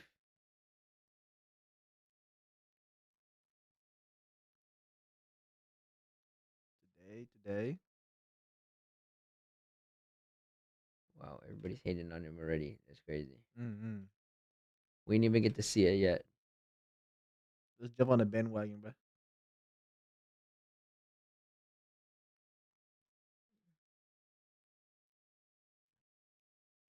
All right, we'll watch the Fox News one. Thank you very much. Please, Susie. Oh, nah, what a gentleman. What the fuck? Where's the 1080p? No place like the White House. Do we agree? Right? The Mr. Kraft? 1080p, bro. No place like the White House. Thank you very much for being here. Appreciate it. And we'll maybe discuss a couple of general topics. This is a board meeting for the Trump Kennedy Center, but we'll go into a couple of other things that we have the media present. It's always present, unfortunately, constantly. And I'll say a few words about what's happening in the Middle East. And if you have a couple of questions, we'll do that, and then we'll get on with our board meeting. So thank you very much for being here. We have a wonderful group of very, very smart, talented patriots at this table. Our powerful military campaign to end the threats posed by the Iranian regime continued in full force over the past few days. They have been literally obliterated. The Air Force Obliterated. Force is gone. That's the win for us. The Navy is gone. Many, many ships have been sunk. They're warfighting ships, but I guess they didn't know how to use them. And anti-aircraft is decimated. Their radar is gone, and their leaders are gone. Other than that, they're doing quite well. Yeah, they're doing pretty well. In terror for 47 years. And now, I guess, the world, through the United States, with the help of Israel, is doing what should have been done many years ago. Should have been done many years ago. Since the beginning of the conflict, we've struck more than 7,000 targets across Iran. And these have been mostly commercial and military targets. We've achieved a 90% reduction in their ballistic missile launches and a 95% reduction in drone attacks. The missiles are trickling in now at very low levels because they don't have too many missiles left. We've also attacked the manufacturing plants, the places where they manufacture the missiles and the drones. And that's going on today. We just hit 3 of them today. And it's getting very hard for them to manufacture. More than 100 Iranian naval vessels have been sunk or destroyed over the last week and a half. That has to be some kind of a record. Additional strikes continue to launch from all directions every single hour. And as you know, we attacked Karg Island and knocked it literally, destroyed everything on the island except for the area where the oil is. I call it the pipes. We left the pipes. We didn't want to do that, but we will do that. We can do that on 5 minutes' notice. It'll be over. But for purposes of someday rebuilding that country, I guess we did the right thing. But it may not stay that way. Just one simple word and the pipes will be gone too, but it'll take a long time to rebuild that. We are aggressively dismantling Iran's defense industrial base, and ability to rebuild its missiles and drone capability is getting down to close to zero. And we're hammering their capacity to threaten commercial shipping in the Strait of Hormuz with more than 30 mine-laying ships destroyed. We hit, to the best of our knowledge, all of their mine-laying ships. Now they can put them on other types of ships, I guess, and drop them in. But we don't know that any have even been dropped in. We're not sure that any have been. That's a big negative for them if they do it. It's a form of suicide. But we don't know that they have dropped any in. But we've hit all 30 of their ships and destroyed them. They're all at the bottom of the sea. We strongly encourage other nations whose economies depend on the Strait far more than ours. You know, we get less than 1% of our oil from the Strait, and some countries get much more. Japan gets 95%. China gets 90%. Many of the Europeans get quite a bit. South Korea gets 35%. So we want them to come and help us with the Strait. We have it in very good shape. The countries, I said, we've already taken care of Iran, but now, because of the fact that literally a single terrorist can put something in the water or shoot something or shoot a missile, a small missile, and it's fairly close range because it is a tight area, and which is one of the reasons they've always used that as a weapon. Iran has always used that as an economic weapon, and it's not going to be able to be used very long. Numerous countries have told me they're on the way. Some are very enthusiastic about it, and some are. And some are countries that we've helped for many, many years. We protected them from horrible outside sources, and they weren't that enthusiastic. And the level of enthusiasm matters to me. We have some countries where we have 45,000 soldiers, great soldiers, protecting them from harm's way. And we have... I think he's talking about 45,000 here. Didn't he say that in a tweet earlier? About something about 45,000? So then that's the country that's not helping us. Forgot where it's at. Done a great job. And when we want to know, do you have any minesweepers? If you're texting, text off camera. Because I don't want you staring at your phone. Well, would rather not get involved, sir. I said, you mean for 40 years we're protecting you and you don't want to get involved in something that is very minor? Very few shots going to be taken because they don't have many shots left. But they said, we'd rather not get involved. I just want the fake news media and everybody else to remember that that was said because I've been a big critic of all of the protecting of countries because I know that we'll protect them. And if we ever needed help, they won't be there for us. I've just known that for a long period of time. Just like I knew about the Strait, that it would be a weapon, which I predicted a long time ago. Predicted all of this stuff. You guys were very generous in that. I predicted all of it. I predicted Osama bin Laden would knock out the World Trade Center. I made that prediction a year before he did it. I said, you better get him. He's a bad guy. I watched him be interviewed one time, and I said, that's a bad guy. You better get him. 1 year before, exactly. I wrote it in a book. You can even check. About a year before the World Trade Center came down, President Clinton actually had a shot at him, and he didn't take it. Unfortunately, I'm not blaming him for that, but he didn't take it.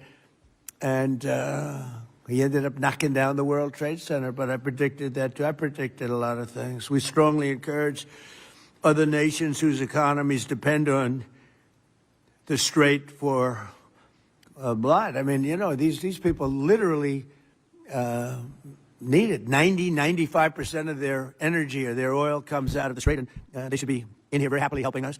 And it's incredible. We have such great, we're number one in oil by double now. We drill, baby, drill. We're double any other nation, and it's going to be soon triple any other nation. And that doesn't include Venezuela, who's been great. By the way, the relationship with Venezuela has been fantastic. Millions, literally millions of barrels of oil are being taken out, and it's been a great help, and it's been to their great benefit. The president has done a really good job. We get along with him really well. But we've taken out millions of barrels of oil and brought to Houston and other places for to the refineries. We have refineries set up specifically for that, and it's been a great relationship, and more and more is happening. It's a tremendous oil source, and we're stepping it up very rapidly. The big companies are going in, and they will actually numbers in a pretty short period of time. Numbers that they've never been able to do, we'll be doing. There's a lot of oil under that land. We strongly encourage the other nations to get involved with us and get involved quickly and with great enthusiasm. I have that from a number of them, and I'd like to say their names, but frankly, I don't know if they would want me to or not because maybe they don't want to be targeted. But I say, wouldn't matter if you're targeted or not because this is a paper tiger that we're dealing with now. It wasn't a paper tiger 2 weeks ago. It's a paper tiger now. What is he saying now, man? Now we're going to get down to the reason. We'll take a couple of questions in a moment, but we're going to get down to the reason we're here today, actually. This was set up a long time ago.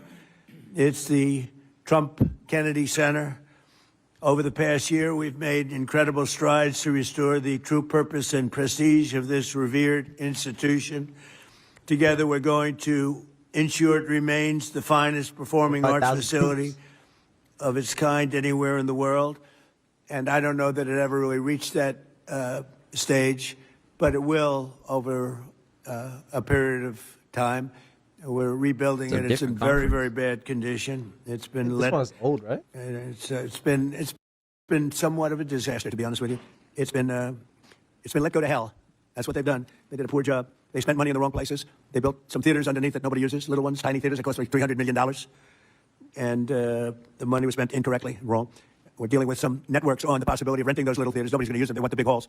The halls are going to be incredible. They're in bad shape, but when they're completed, the bones are potentially something that could be unbelievable. So I want to, before we begin, I want to thank Rick Grinnell. He's been a friend of mine for a long time. He's been unbelievable. He was the ambassador, as you know, to Germany. There was no happier woman in the world than Angela Merkel. Angela.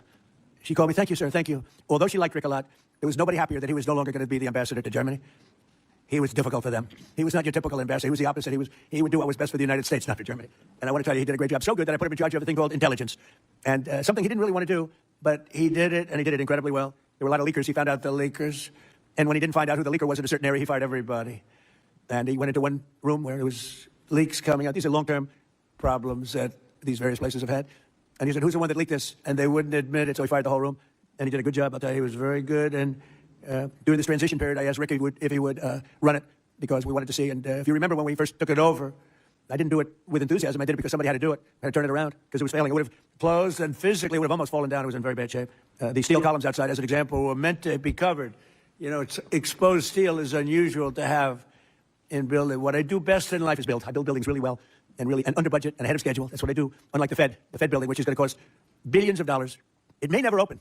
I mean, right now, we have a wonderful a wonderful new head of the Fed coming in. I don't know if he'll ever be able to occupy this complex that was destroyed by Jerome Too Late Powell. I call him too late because he's always too late with interest. Should cut interest rates. He should cut them right now. They should have a special meeting. What's a better time to cut interest rates than now? A third-grade student would know that.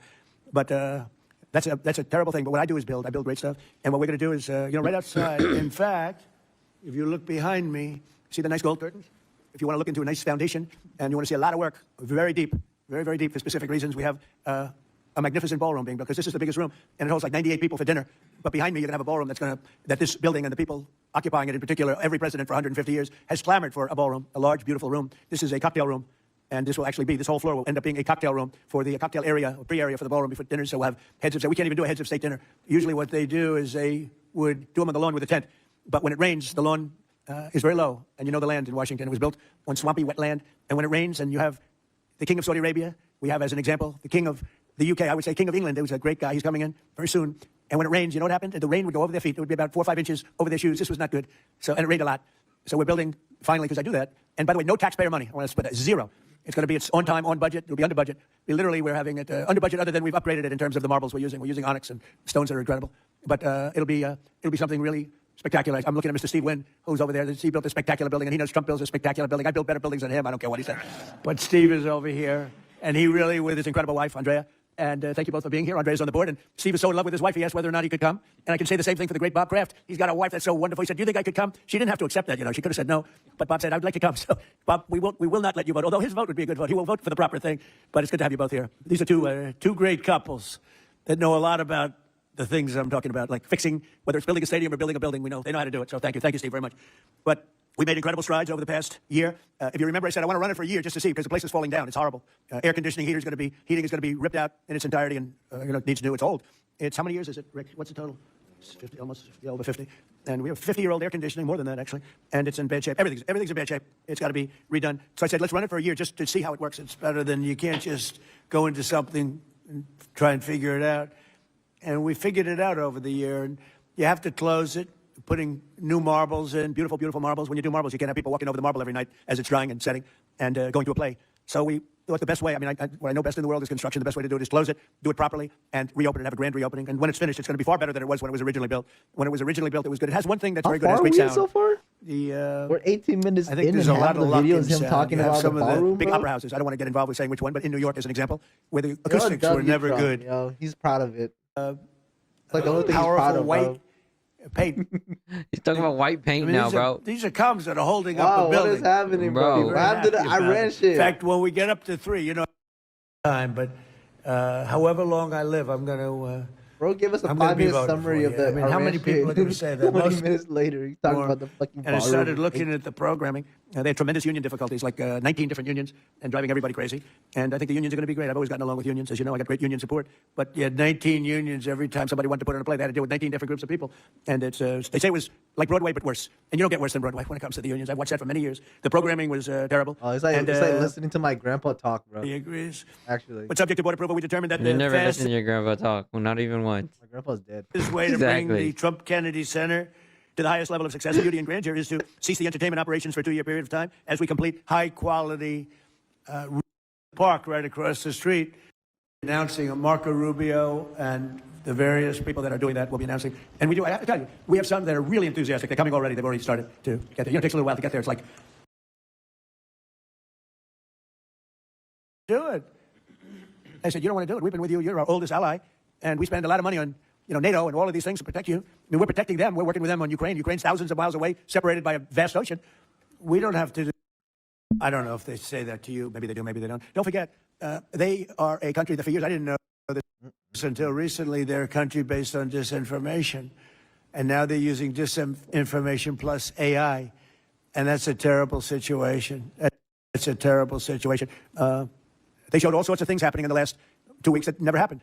Between the kamikaze boats that don't exist, between blowing up the aircraft carrier, one of the great ships in the world, the Abraham Lincoln, on fire. They showed it on fire. I called the general. I said, General, what's with the Abraham Lincoln? It looks like it's burning down. No, it's not burning down. Not a bullet was ever fired at it, sir. They know better.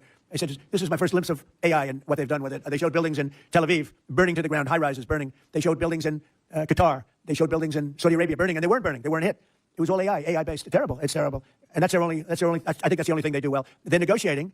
And we always talk. Somebody said, well, would you talk? Why would you even talk to them? I talk to everybody because sometimes good things come out of it. But I don't know if they're ready yet. They're taking a pounding. I don't know if they're ready yet. And we don't even know their leaders. Look, all of him saying I don't know if they're ready yet is a clue into like they don't want to end the war yet. Mm-hmm. Like both sides. Like either Trump like Iran is not ready to give up. And their Trump leaders clearly doesn't have the stronghold over them as we're seeing. Yeah. Dead. As far as we know. But they're all dead. We don't know who we're dealing with. We knocked out the first group. Then the second group met, 88 met to pick the leader because the first group was all dead. And the second group got knocked out. They're all dead. Then the third group met. I would think they're a little nervous about meeting. I don't know if they're nervous. Maybe they're not. Maybe they're crazy. If they're not nervous, then they're crazy. But we met with the next group. But we don't know who their leader is. We have people wanting to negotiate. We have no idea who they are. Yeah, please, Peter. Thanks, President Trump. What are your advisors telling you about the Ayatollah's son, the new supreme leader? What are they telling you Well, it's about? not only them. It's you people. I mean, a lot of people are saying that he's badly disfigured. They're saying that he lost his leg, one leg, and he's been hurt very badly. Other people are saying he's dead. Nobody's saying he's 100% healthy. And he hasn't spoken because the Ayatollah would sit and he'd spew hate from a form of a throne. Not as nice as a throne. I like the English throne much better. But it was a fancy chair. But he'd spew hate from his chair. But you'd see him a lot, right? This one, we haven't seen at all. So that could be for a lot of different reasons. We don't know, Peter, if he's dead or not. Now that you've announced, I will say this, nobody's seen him, which is unusual. something else. Now that you've announced that the U.S. has destroyed all of Iran's mine-laying ships, why can't the U.S. just immediately reopen the Strait of Hormuz? Good question. We could, but it takes two to tango. We have to get people to take their billion-dollar ship and drive it up. If when Pepe has his big sugar ships coming around and they cost $1 billion, and we say, I think it's okay now, Pepe, take your ship, drive it through the Strait of Hormuz. He may say, let me wait a little while, because it takes ship owners, and these ships are very expensive. They can cost up to $2 billion. So they don't want to take a chance that, gee, I think you'll be okay. They got to know it. So they don't have to say, we don't know if they even set any mines, but the thought that they may have is enough to keep people from saying, we don't need it. Now, we are pounding that area, that coast, as you know, left side. We're pounding it, like really pounding it hard. And pounding it hard. Damn, bro. How hard? Very hard. I like his terminology. Again, they may have no mindset. We hit every one of their mine drop. They call it the mine layers, right? The ships. They're pretty sophisticated ships. Every one of them is gone. But it only takes one. So it's a little unfair. You win a war, but they have no right to be doing what they're doing. But we're hitting them very hard. And today is a big day. We're pounding a certain area that has very much to do with the Strait. And I think we'll get it going very soon. In addition, we do have other nations coming in. You need people to watch and people to see. We have other nations coming in. Yes, please. If the United States is working to secure the Strait of Hormuz for the benefit of other countries like China, and our allies aren't yet stepping up to your standard, is the United States getting back to being the world's policeman? Look, the United States should not be very much involved. They can on a certain basis. They've been doing it for a long time. But I've always said, if you look back years ago, I said, why aren't we being reimbursed? These are the richest countries in the world. Why aren't we being reimbursed for maintaining the Hormuz Strait? And why aren't we being reimbursed for that? I've said that for years. You can go back. They reported on it yesterday. I've been saying a lot of things about the Straits. Number one, I said it's the one advantage they have, but that's a suicidal advantage because they kill themselves more than they kill the rest of the world. And there are things you can do with time. There are other things you can do, but I think we're going to have the situation straightened out pretty quickly, and I think we're going to have some good help, and I think we're going to be disappointed in some nations too. And I'll let you know who those nations are. One of your I bet you he would. advisors, David call them all out. Sachs, said the other week that the U.S. should, quote, declare victory and get out of the Iran war. He also warned that if the conflict escalates, Israel may contemplate the use of a nuclear weapon. Has he shared that assessment with you? No, yes. And Israel wouldn't do that. Israel would never do that. And Yeah, there's a theory. You pounded them to hell, and you can just leave now, and it'll take 10 years for them to build back not nearly what they have right now. And I guess that's another theory. But we want to have it ended so that another president doesn't have. Look, for 47 years, no president was willing to do what I'm doing, and they should have done it a long time ago. It would have been a lot easier. There's no president that wanted to do it, and yet every president knew. I've spoken to a certain president, who I like actually, Nixon, a past president, former president. He said, "I wish I did it. I wish I did," but they didn't do it. I'm doing it. Yeah. I'm doing it. I can't tell you that. I don't want to farming. embarrass him. It would be very bad for his career, even though he's got no career left. Go ahead, President, please. I'm doing it. Yeah. I can't tell you that. I don't want to embarrass him. It would be very bad for his career, even though he's got no career left. Go ahead, President, please. you mentioned it's Biden, Thank bro. you, sir. Mr. President. Even though he got no good. He's talking about Biden, bro. What is not? What is Nixon, bro? Nixon's dead. Talking to You him. He's a mentioned that you're not necromancer. entirely sure who you're dealing with, who the leadership is in Iran. Do you see a viable opposition movement still in that country following all of the protests that we had seen before the airstrikes and kind of an opposition movement that could become a viable leader in Iran? Well, the biggest problem, and we have brave people in this room, but the biggest problem that I see is that they put out a warning. We have the warning. We get everything they get. And it said any protester that goes onto the street will be immediately shot and killed. This is a little tougher than the American way. This is not quite as tough as nobody can believe it. So I can't imagine. They don't have guns, and the other ones have guns, highly sophisticated machine guns and AK-47s and other kinds of guns. And they did that with the women. So the women had 250,000, even 500 people protesting a year ago, and they shot women right through the middle of the forehead with snipers. And they didn't have to do many. About 10 went down bleeding profusely, and 250 to 500,000 women went running in the other direction because. They can be brave, but they're not stupid. And they have no gun. And you have snipers in buildings specifically for this reason. So a woman goes down falling, bleeding from the head, and it doesn't take long for that to spread. And when that spreads, that crowd dispenses. And nobody else has been able to do that to the extent that these people are violent. They killed a minimum 2 weeks ago, 32,000 people. So, and they put out actually a notice 2 days ago. If you protest, you will be shot and killed. So, I don't know. I would say Mike Johnson's the only person I know who has the courage to go out in that kind of an atmosphere. I don't think so. Yeah. Have your advisors told you anything in terms of how long we can expect gas prices as high as they are right I now? don't need advisors to tell me that. I know what it is. The Prime Minister of UK, United Kingdom, yesterday told me, I'm meeting with my team to make a determination. I said, you don't need to meet it with the team. You're the Prime Minister. You can make your own. Why do you have to meet with your team to find out whether or not you're going to send some minesweepers to us or to send some boats? I said, you don't have to meet with your team. It's the same thing here. I can tell you that when this is over, oil prices are going to go down very, very rapidly. So is inflation, so is everything else. But frankly, much more important than short-term, even long-term oil prices. You can't let the most violent, vicious country in the last 50 years have a nuclear weapon because the Middle East will be gone. Israel will go first, without question. And they'll certainly take a shot at us before we get our act together and say we got to take them out. You can't let Iran, who's truly a nation of great terror and power. Look what happened. In the last 2 weeks, they weren't supposed to go after all these other countries in the Middle East. Those missiles were set to go after them. So they hit Qatar, Saudi Arabia, UAE, Bahrain, Kuwait. Nobody expected that. We were shocked. And the other one, they fought back. They could have yielded. But think of it, if we weren't around, they have tremendous power. They have thousands of missiles. Yeah, that is true. They were hitting like a bunch of civilians for no reason. So he's right about this. I see like a lot of like the other news channels like talking shit about Trump or whatever, saying like, oh, he's afraid now, blah, blah, blah, right? But then no, like if you're watching this clip closely, you can clearly tell that how crazy Iran is and that they're willing to use their missiles on civilians. Most of which we've terminated. They had thousands of drones. They were making drones and missiles all over the place. We've knocked out most of those factories. I mean, now they're sending out 2 or 3 missiles. Now, they've still got some. They might have 8% left. But mostly they've been eliminated. They've been terminated by what we did and what Israel did too. Yeah, please.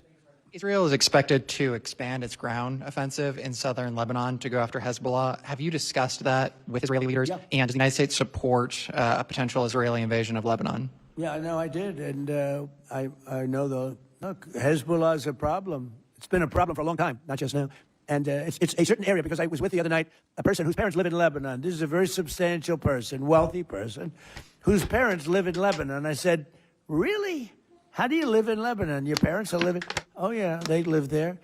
And over the years, they've gotten used to the fact that it's being bombed. But they explained to me that it's really a different section of Lebanon. It's the section where Hezbollah is. And they get used to it, I guess. I don't know. I mean, people live in Ukraine. You would think they wouldn't live in Ukraine, but they live in Ukraine. I don't know that I'd do that, but they live in Ukraine. They live in Lebanon. Hezbollah is a big problem, and they're rapidly being eliminated. Thank you very much, everybody. Appreciate it. It was a great conference. Great conference. Thank you very much. Very eye-opening for a lot of people. Great conference, Mr. Trump.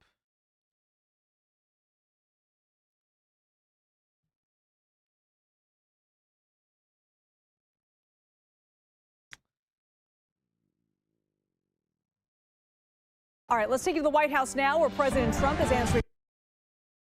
Oil through the Hormuz Strait must take care of that passage, and we will help a lot. The U.S. will also coordinate with these countries so that everything goes quickly, smoothly, and well. This should have always been a team effort, and now it will be. It will bring the world together toward harmony, security, and everlasting peace. President Donald J. Trump. So just to make sure that I'm understanding everything correctly here, Iran is completely and utterly decimated, but we also need the help of the entire world to make sure that Iran, which, as a reminder, is completely decimated, doesn't stop ships from going through the Strait of Hormuz, which is happening because Trump decided to launch a war with no preparation and apparently no ability to recognize that Iran would deploy the most predictable response at their disposal by closing or even mining the strait. Did I get all of that correct? And look, I'm neither a foreign policy expert nor a Middle East expert, but you're clearly not an expert in anything. Because if you were an expert, you'd understand. Literally, if you watch the interview, he literally says exactly what he's doing. He can't just go in there if there's mines. Okay, that's the only reason he hasn't gone through. And now he's asking for these other countries to bring in their mine detecting boats to go detect the mines. Okay, after that, boom, we're in. Okay, but they already took out all the boats that are laying the mines for Iran.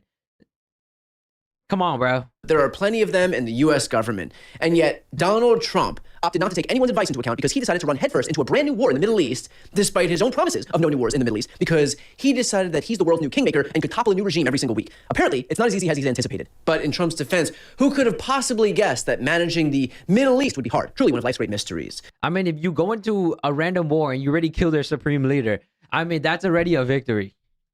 Notice, too, how he said this should have always been a team effort, but that would have required some basic modicum of planning, and that simply never happened. Trump didn't even make the case for this war among Americans, right? And this dude is legit acting like Trump is the singular one making all these decisions. Oh, he is, though. He has a whole fucking team. How do you think they even tracked down the supreme leader? You think they just guessed that on a whim and threw a bomb out of nowhere and killed like 88 fucking board members? You think that all of that was just random? No, Trump knew it. He's a knower. Country, he did which is why it. Yeah, I guess apparently this guy really thinks Trump is king for real. How you think Trump is God at this rate? Because he's the one making all these decisions, huh? It is the single least popular war at its outset in modern American history. We haven't even been told what the point of this war was, other than to apparently destroy Iran's nuclear capabilities, which we were already told happened 6 months ago. Tonight, I can report to the world that the strikes were a spectacular. Everybody knows the point of the war. Military success. Iran's key nuclear enrichment facilities have been completely and totally obliterated.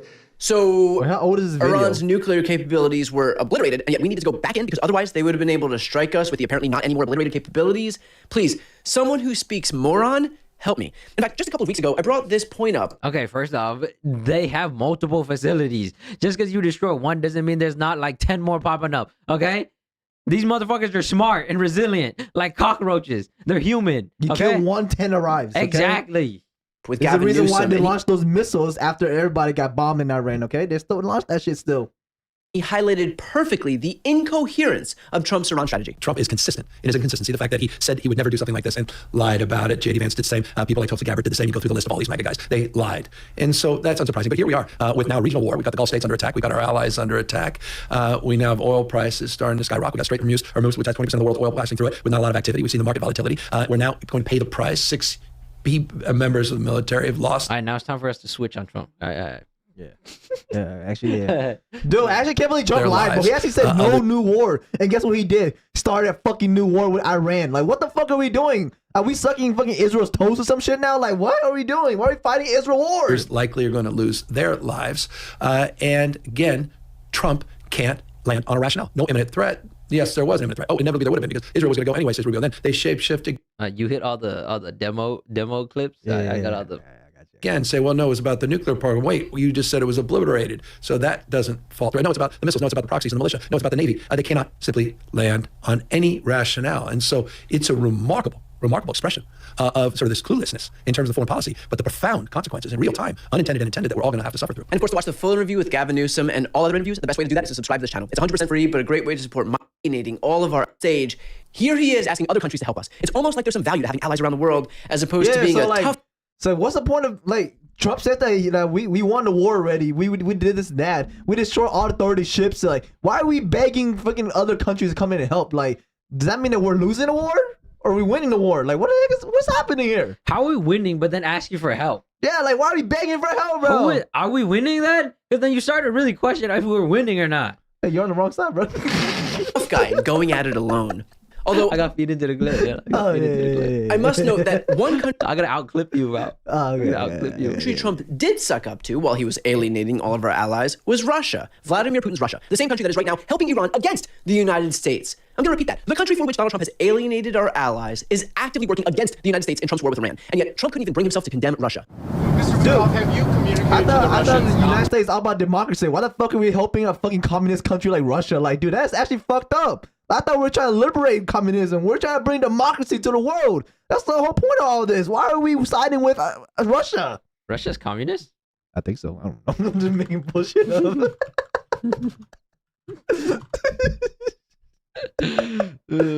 Oh shit, dude. Guys, whatever I just say, I was joking, guys. Don't shoot me. So what are they now? A Soviet Union, right? No, that's the socialism. Socialism. Wait, so why do we hate Putin then? He's literally doing what what we want, democracy, you know?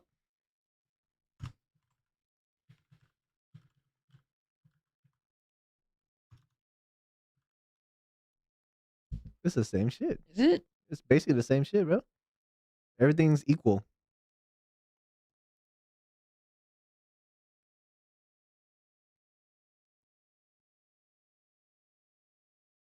You fucking fascist. Damn.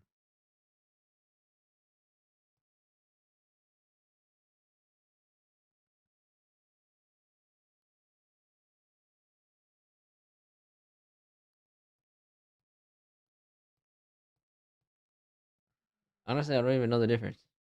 It's the same shit, bro. To send targeting information and other assistance to the Iranians? Strongly said that. And do you believe that they are? I hope they're not. Do you see any evidence? We don't know, but it's not doing very well. If they are, it's not helping much. If you take a look at what's happened to Iran in the last week, if they're getting information, it's not helping them much. What would it mean to you if they were? I mean, even if it's not helping the Iranians particularly much, it's still involving themselves in conflict with their country. They'd say we do it against them, wouldn't they? Huh? Wouldn't they say that? We do it against them? I don't know. Look, they can give all the information that they want, but the people they're sending it to are overwhelmed. That's right. Wouldn't want to utter an ill word of Daddy Putin. And now, the rest of his administration. So Trump is out here saying. What are you saying? Okay, what was it you paying attention about? Say give out information and stuff like that. That's what he said, right? Nothing about Putin, bro. He said Russia's giving Iran information, and then Trump is saying like it wouldn't matter. I don't know. Look, they can give all the information that they want, but the people they're sending it to are overwhelmed. That's right. Wouldn't want. Wait. So Trump says that he's giving out information to Russia. No. Russia is giving information to Iran, and we're not doing anything about Russia, and we're still friends with them? What the fuck are we doing, you fascists? Because clip. That's the clip. That's the clip. That's the clip. That's the clip. Want to utter an ill word of Daddy Putin. And now, the rest of his administration has to prostrate themselves as well to Russia, just like Trump does. Sources tell CNN that Russia has been providing Iran with intelligence to help Iran better target U.S. service members. You said in an interview last week that President Trump... No matter how much information that they get from Russia, we have fucking Palantir. We have Palantir. We can track them any freaking day, bro. They have nothing compared to Palantir and the U.S. government and Pentagon, bro. There is no way they're surpassing us in technology. We have NVIDIA. They don't have shit. But it's still a backstab, though. We're still getting backstabbed by Russia. Then when Daddy Trump is still sucking off Putin's toes. Like, what do you mean?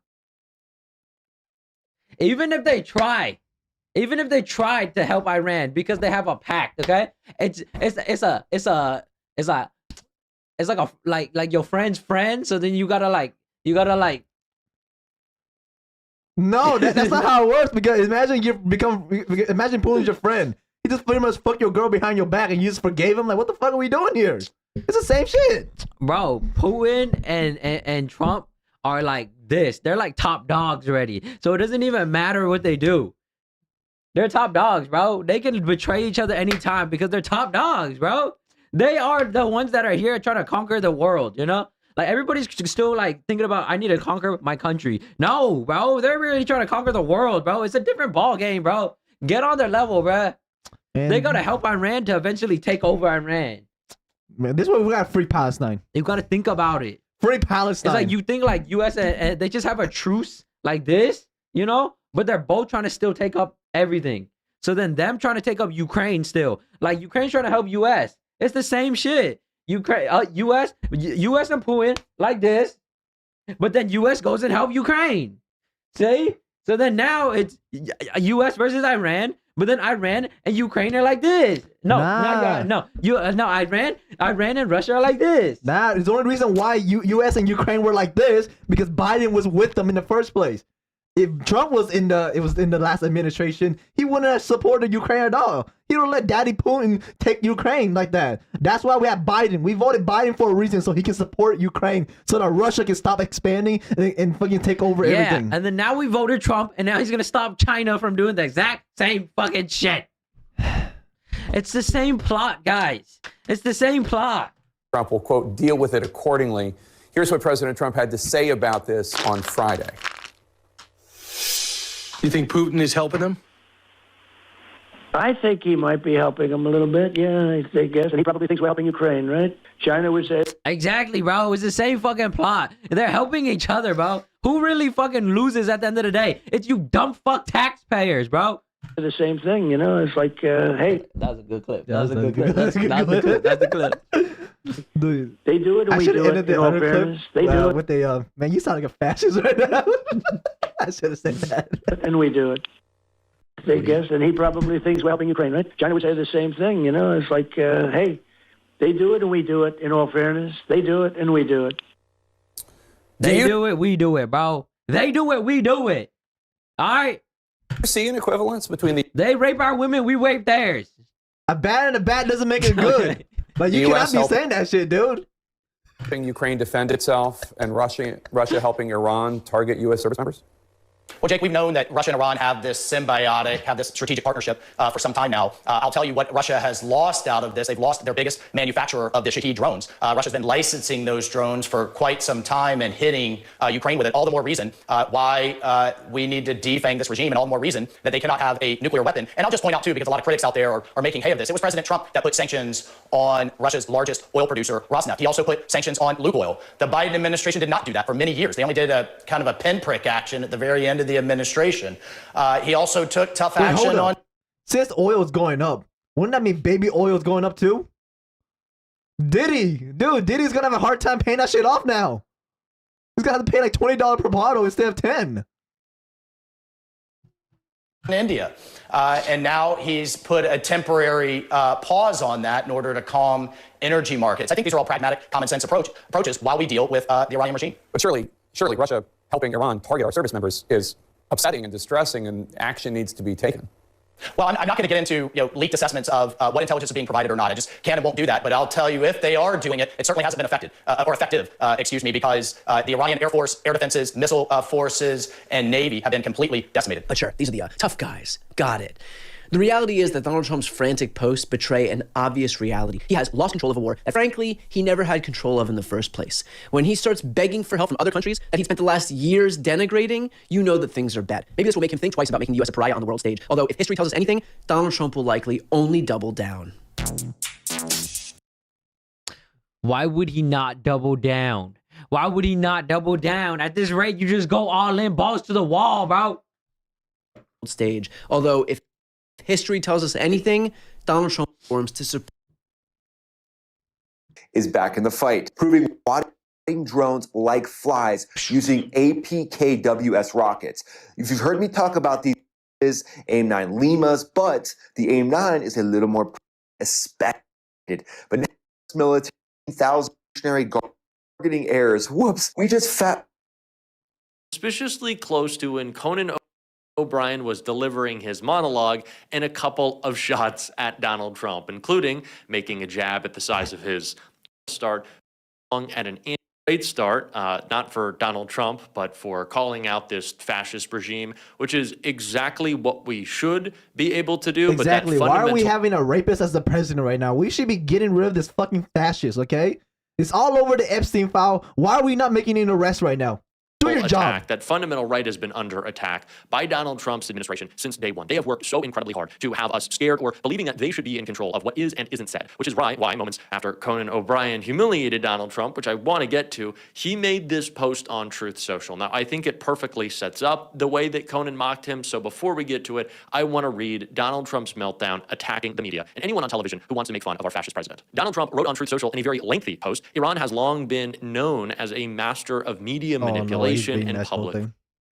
So you continue to hear Donald Trump in this post say that the rest of O'Brien's jokes stayed more focused on the nominated films, but then Conan had a little bit more fun. He briefly returned to the Trump administration's biggest scandal when he noted that this year is the first time since 2012 that no British people are nominated for Best Actor or Best Actress. A British spokesperson commented, yeah, well, at least we arrest our pedos, the host joked, referring to the arrest of former Prince Andrew, while the American men implicated by the Epstein files, who are in Donald Trump's administration, walk free. The joke about the plot of another Best Picture nominee felt like it was aimed at both sides of the aisle, and Hamnet, Shakespeare's wife, gives birth by herself in the woods, are what we call in America affordable health care. After the first commercial break, Conan did my favorite joke of the night so far. O'Brien got in one more brutal joke at Trump when he welcomed the audience back to the Has a Small Penis Theater. Let's see his name put on that. You know, the host added, burning the man behind the Trump Kennedy Center without even I wonder, saying his ever name. since the release of the Epstein file, I wonder if child support went up or down. You know what I mean? No. Honestly. By What's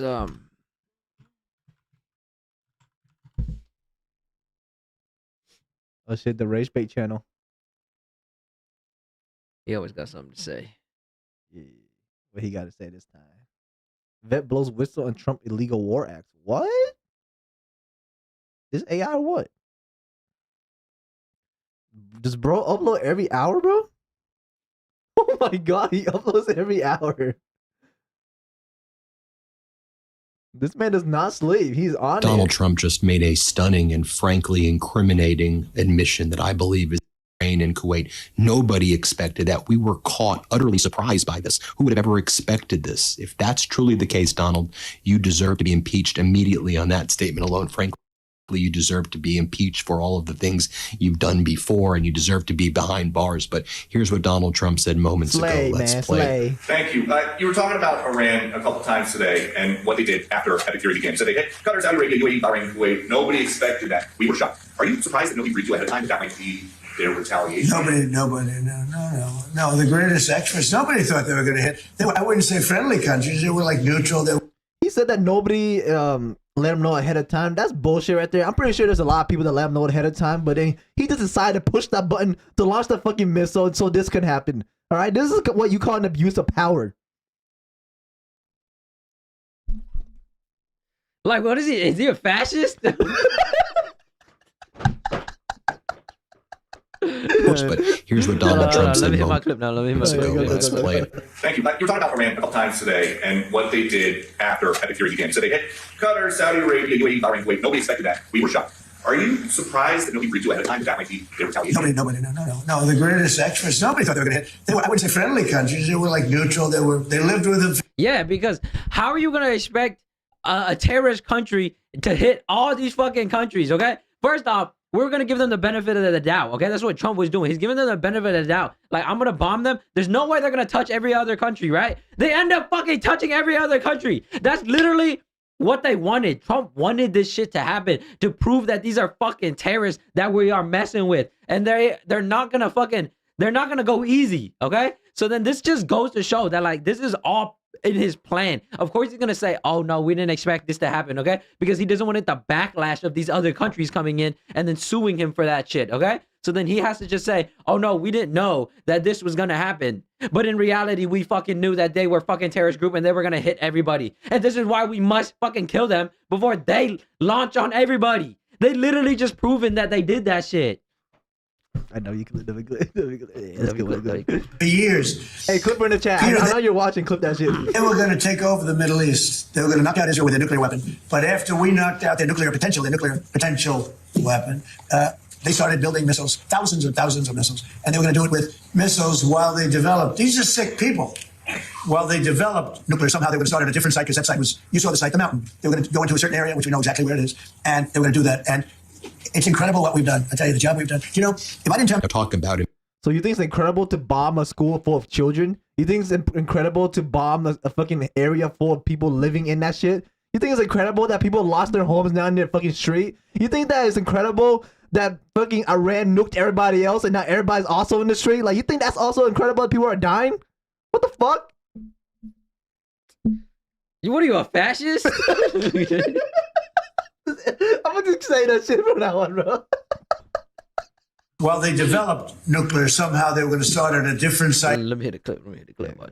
Because that site was, you saw the site, the mountain. They were going to go into a certain area, which we know exactly where it is. And they were going to do that. And it's incredible what we've done. I tell you, the job we've done. You know, if I didn't tell talk about impeachable. Yeah, so first off, we have Palantir. That's the reason why we're even able to see that and know, with all the intelligence of the AI colliding with all the information that we're able to gather from Iran. Now we know exactly what location, paired with our satellites, able to beam down on them, see exactly where their nuclear sites are, bomb the fuck out of them, bomb their leaders before they even get a chance to build their nuclear weapons. And that's why we are the protectors. United States is the best fucking country in the world. I know you're gonna do it.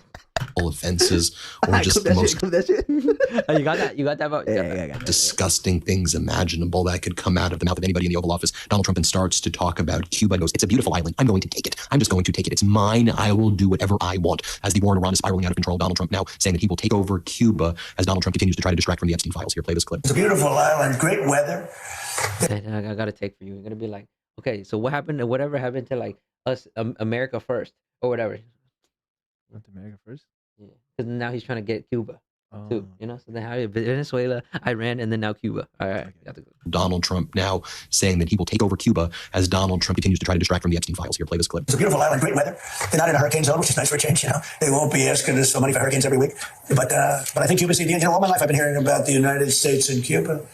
You know, when Wait, so what happened to America first? Why are we so worried about taking over Cuba? Why are we doing Venezuela? Now, why are we trying to take over something in Iran? Like, what the fuck is happening here? What happened to America first? What happened to make America great again? Why are we doing make everybody great? We should be making America great again. What are you, a fascist? I should believe that to you, bro. I'm gonna let you say that. I'm not saying this shit. The United States do it. I do believe I'll be the honor. Retake. I got you. It's a beautiful island, great weather. Donald Trump now saying that he will take over Cuba as Donald Trump continues to try to distract from the Epstein files. Here, play this clip. It's a beautiful island, great weather. They're not in a hurricane zone, which is nice for a change. You know, they won't be asking us for money for hurricanes. Why didn't we go to Cuba yet? Oh, you did? No. Distract from the Epstein files. Here, play this clip. It's a beautiful island, great weather. They're not in a hurricane zone, which is nice for a change. You know, they won't be asking us for money for hurricanes every week. But I think Cuba's the end. You know, all my life I've been hearing about the United States and Cuba. You know, when will the United States do it? I do believe I'll be having the honor of taking Cuba. Wait, why are we taking Cuba? We should be working for America first, okay? He also said that he wants to take over this Iran island because it's also beautiful. Like, why are we focused on every other nation but our own? What happened to make America great again? What happened to America first? What just happened to everything? Venezuela, Cuba, Iran. How many more times? How many more are we gonna conquer? What are you, a fascist? I hear that. That's a big honor. Taking Cuba. Taking Cuba in some form, yeah. Taking Cuba. I mean, whether I free it, take it, I think I can do anything I want with it. Nah, that's a better clip. That's a better clip. That's a big honor. Taking Cuba. Taking Cuba in some form, yeah. Taking Cuba. I mean, whether. Why are we so focused on taking Cuba? Like we already took over Venezuela. Now we're about to take over Iran. Why Cuba now? What happened to America first? What happened to making America great again? What happened to your citizen, huh? We're over here dying with homeless issues and everything. We have like fucking people wandering around looting everything. Why is the crime rate so fucking high? Why is everything, inflation, everything high here too? Why are we not focused on making America great again? What happened to that? What are you, a fascist? Right. I was waiting for that. Take it. I think I can do anything I want with it. You want to know the truth? They're very weak. Their kind of main commander in the field is out there putting out messages that the outcome of the war cannot be determined by tweets. They're mocking Donald Trump's behavior. Let's play this clip right here. Yeah, you. A message to the President of the United States. The outcome of war cannot be determined by tweets. The result of a war is determined in defeat, the very place where you and your forces do not dare to approach, and you can only talk about it in your tweets. It's better to name this war as epic fear instead of epic fury. Next, Peter Doocy from State Regime Media, which calls itself Fox, asked Donald Trump if this war can be wrapped up in a week. Okay, I'll wrap it up. You do realize that Iran is saying that they're not even having discussions with you at all, and that you are out there lying and saying that there are conversations between Witkoff and the foreign minister, and the foreign minister of Iran is saying, yeah, those aren't happening. So embarrassing. Here, play this clip. Congratulations. Can I ask you another question? Yeah. If Iran, as you said, totally obliterated, got the missiles, got the first 2 rounds of leadership, Air Force gone, Navy gone, can we wrap this war up this week?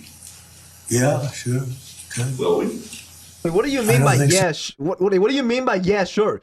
You said that the war would be ended in 2 weeks, if anything. Like we already nuked 30 navies and everything. We already took over basically everything now.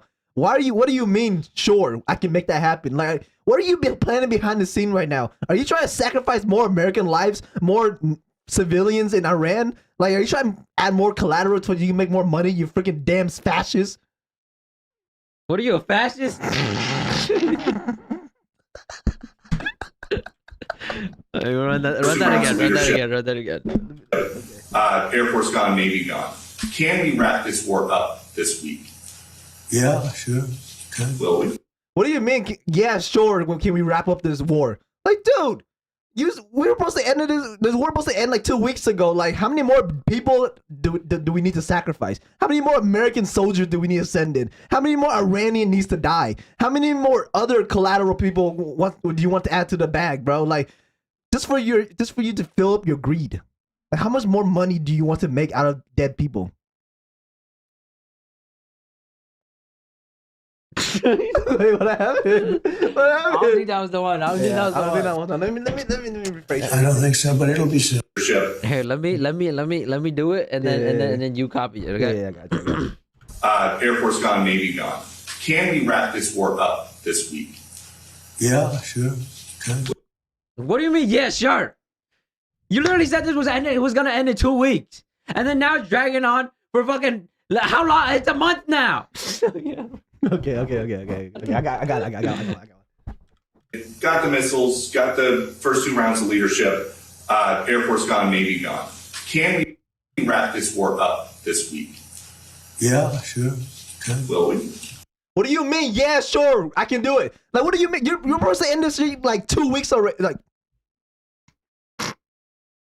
missiles, got the first 2 rounds of leadership, Air Force gone, Navy gone. Can we wrap this war up this week? Yeah, sure. Okay. Will we? What do you mean? Yeah, sure. Like, this war was supposed to be over like 2 weeks ago. You promised us this would be a quick war. Like, it's not even a war, actually. We got into a big issue for no reason. All right? How many more lives do we need to take? How many more American soldiers needs to die for you before you stop this war? I thought we totally obliterated them. What happened to that? What happened to that? Like, everything was supposed to be dead and gone right now. We're supposed to be taking over Iran. But why are we saying, oh, yeah, sure, I can end the war next week? What do you mean next week? Every day we're losing millions and billions of dollars on this war. Yes, exactly. Is it even worth it anymore? What are you, a fascist? I don't think so, but it'll be soon. Won't be long. And we're going to have a much safer world when it's wrapped up. It'll be wrapped up soon. We're going to have a much safer world. Next, Donald Trump is saying that we're doing slightly better than Jimmy Carter in Iran. Donald Trump's like, he thinks he's funny. He thinks he's doing jokes right now. Here, let's play. What was Trump's response? It'll be soon. Won't be long.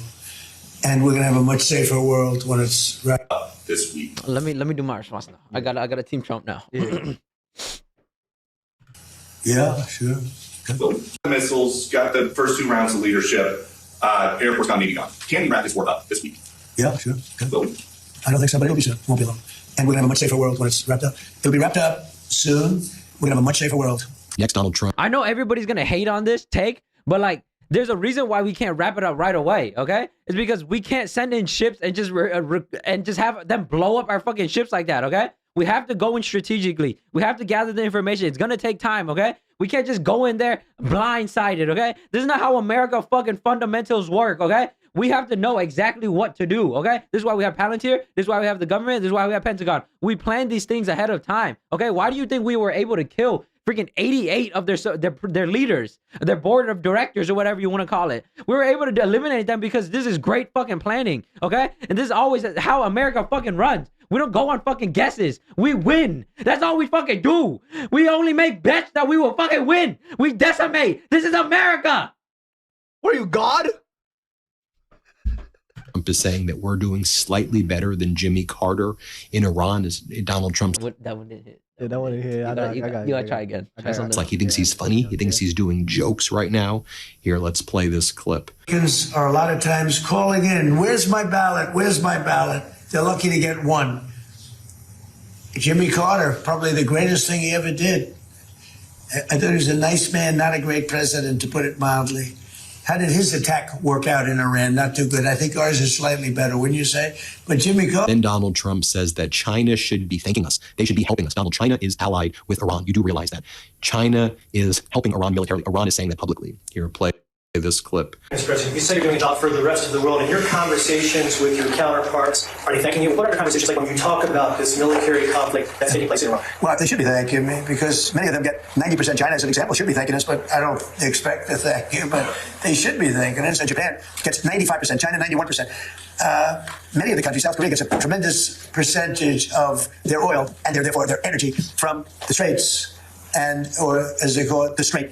And it doesn't make sense why China and Japan and South Korea are not joining in on this. This is literally freedom for the strait. We're giving literally the oil back to the people, okay? This is going to benefit not only Iran, but it's going to benefit literally the whole entire globe because this is going to help everybody's energy infrastructure build out, and then now we can advance technology. But if you would just keep letting these terrorists take all these fucking money, then they just keep attacking everybody, keep having a huge dictatorship on this fucking oil instead of like leaving it, giving it to the world and helping the world.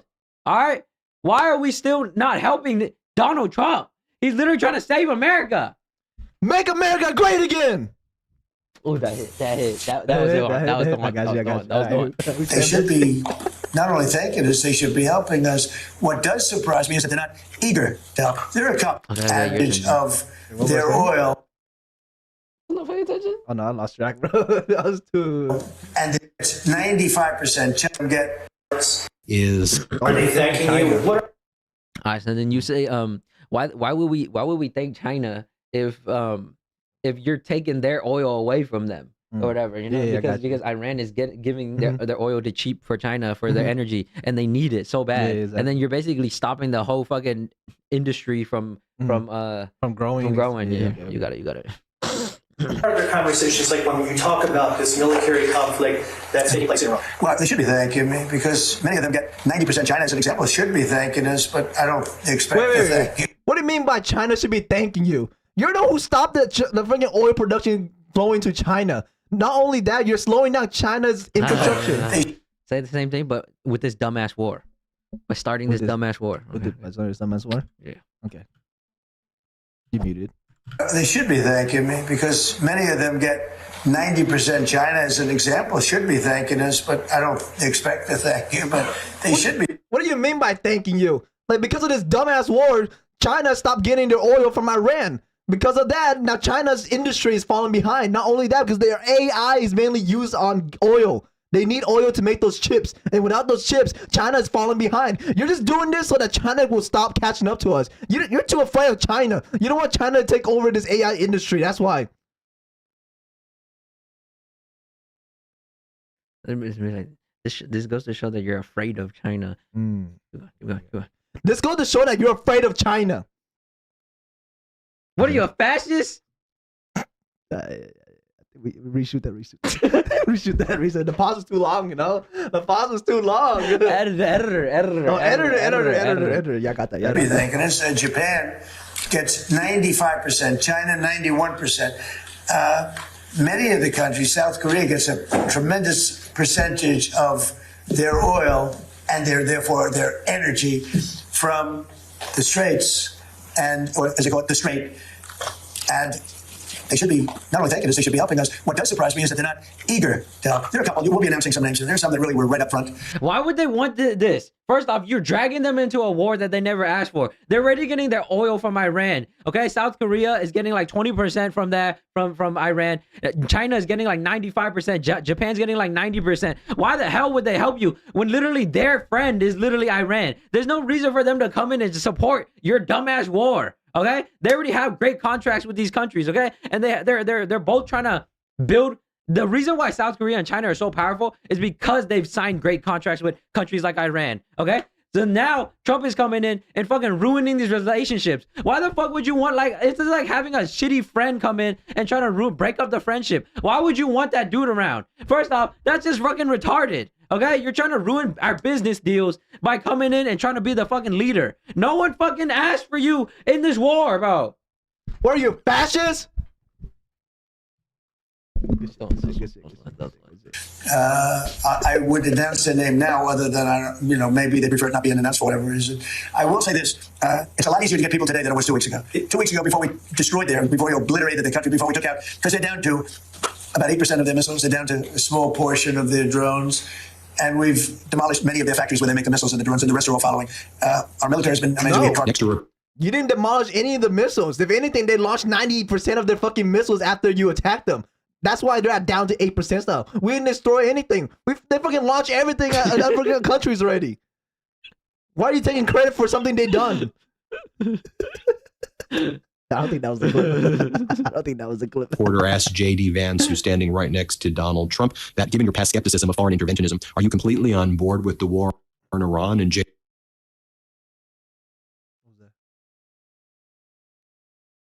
What's the sound? Is that the PC?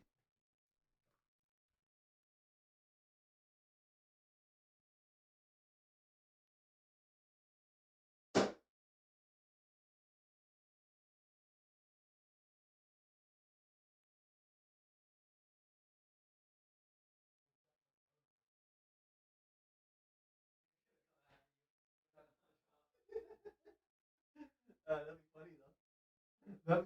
Imagine we get swatted because of that shit. Guys, we got swatted, guys. We got swatted. Help, we got swatted. Guys, we got swatted. Help. J.D. Vance Wait, was did like, you want to clip this? No. J.D. Vance That shit was a weak ass clip. against it when everybody was stupid. But this guy right here, Donald, he's so Why smart. you So literally now cry, I'm bro? for it. Holy Here, shit. play this clip. Second, given your past skepticism of foreign adventurism, are you completely on board with the current war in Iran? So I like fraud czar. It's certainly what we're going to do. And look, we have to do it. As the president said, this is a problem that has festered in this country for far too long, and far too few people have actually wanted to do anything about it. That's what makes this administration different, is that we actually tackle the problems the American people have been confronting. So I'm very happy about it. And look, I think that I know what you're trying to do, Phil. You're trying to drive a wedge between members of the administration, between me and the president. What the president said consistently, going back to 2015, and I agreed with. What do you mean? What do you mean there's a problem that we need to tackle? Like, Iran has nothing to do with us. Like, they're like 2,000 miles away across the sea from us. Like, they are not the issue. If we are the American people, if we are America, we know we're strong in our defense. If anything, they can be launching missiles at us anyways. If anything, we're the problem. We're over here stopping deals that's coming in with Korea, China, and everybody who's trading oil with them. We are the ones stopping that shit right now. So, are we the problem or they're the problem?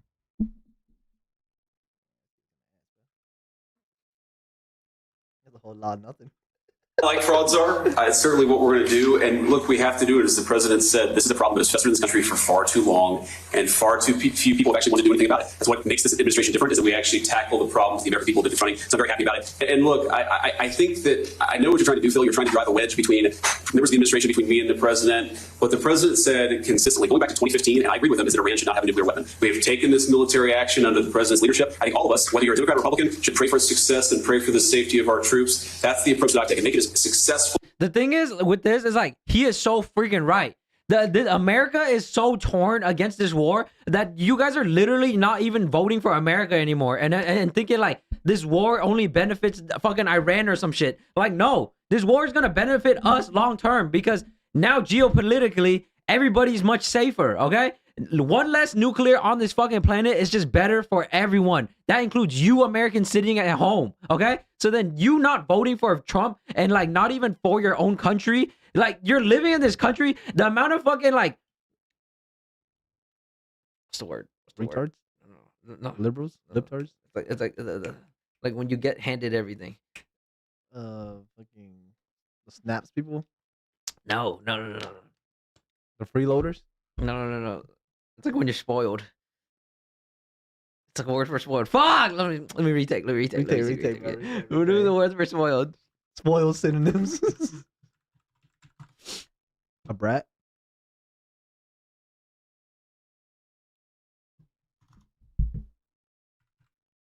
Without the ED. Just without the ED.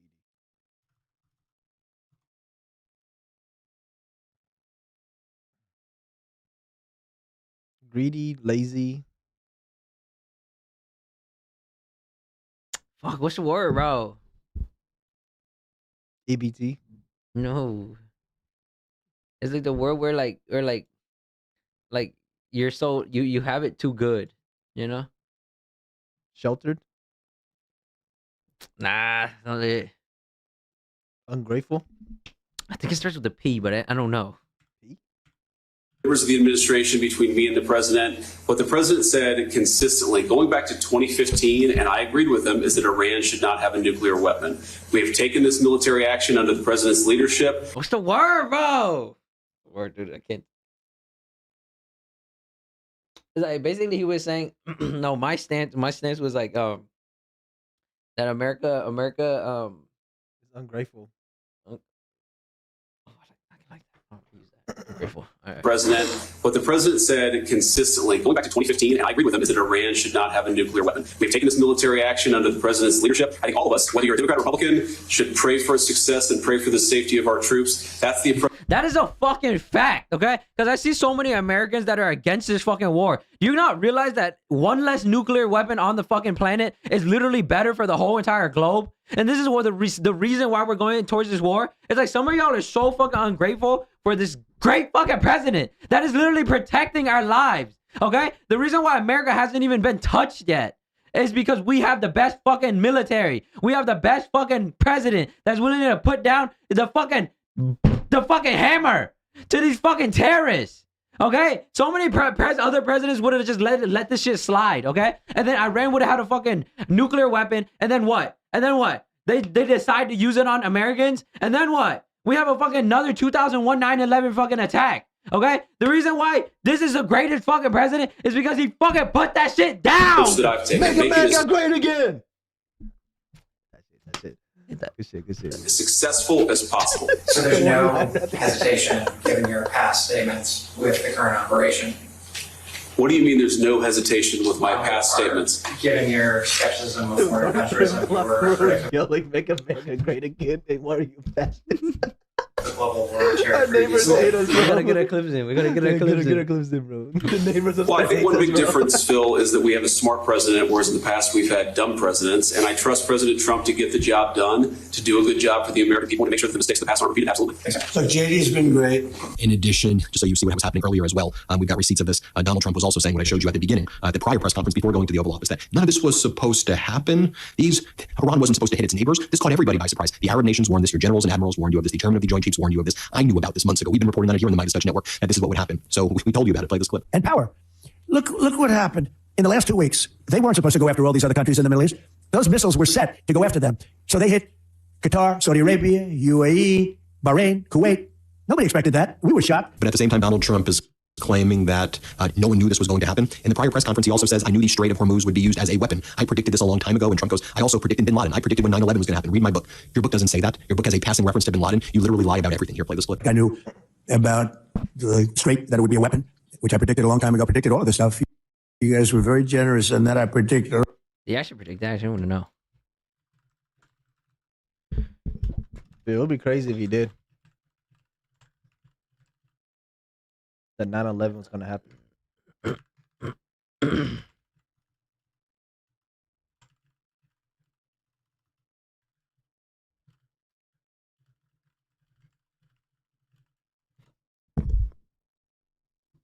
Dude, that'd be crazy if he did, dude.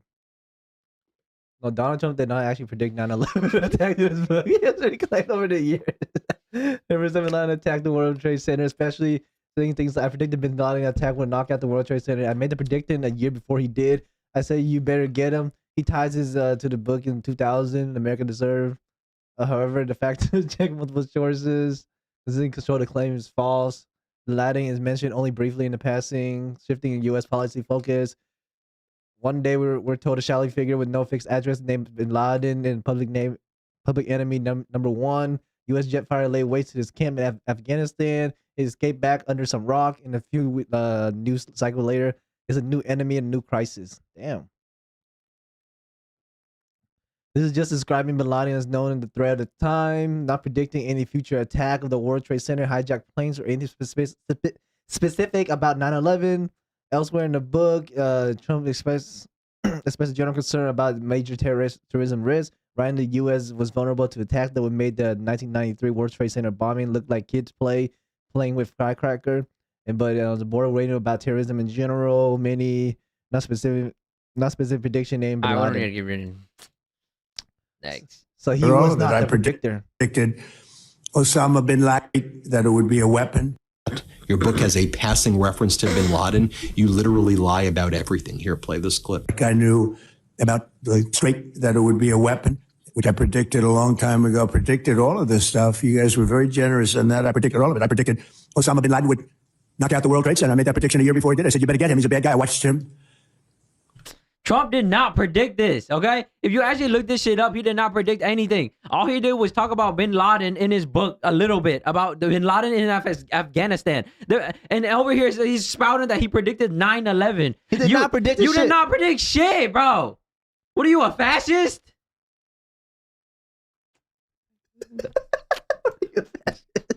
That's my new favorite line, bro. Interviewed one time, and I said, that's a bad guy. You better get him. 1 year before, exactly. I wrote it in a book. You can even check about a year before the World Trade Center came down. President Clinton actually had a shot at him, and he didn't take it. Unfortunately, I'm not blaming him for that, but he didn't take it. And he ended up knocking down the World Trade Center, but I predicted that too. I predicted a lot of things. We strongly encourage. And one thing Donald Trump's been saying over and over again today. That shit, bro. Bro, what is bro talking for? If you're not gonna clip on, bro. What the fuck you doing, bro? Is that he's been speaking with a former president, but he refuses to say who it is who has been saying, you're doing a great job, Donald, as Aaron Parnas writes. So when Trump says he's talking to a former president who says he wished he bombed Iran, what are the odds that Donald Trump is talking to the 45th president, meaning that Donald Trump is just talking about himself right now? Also, going back to that Oval Office press conference, Donald Trump continued to just randomly attack Gavin Newsom. Play this clip. Gavin Newsom admitted. Gavin Newsom. Yo. Gavin Newsom. That's crazy. I like that. I like that.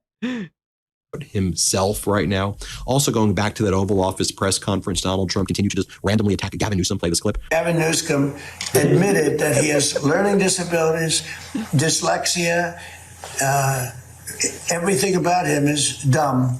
But that I mean, if you look at fucking California and all the fucking retards in California, of course, he's running a fucking dumb clown show down there. Gavin Newsom. Yeah, that's his name. Gavin Newsom. Make America great again. He looked at the audience and said, but I'm smarter than you, or something like that. That was pretty similar.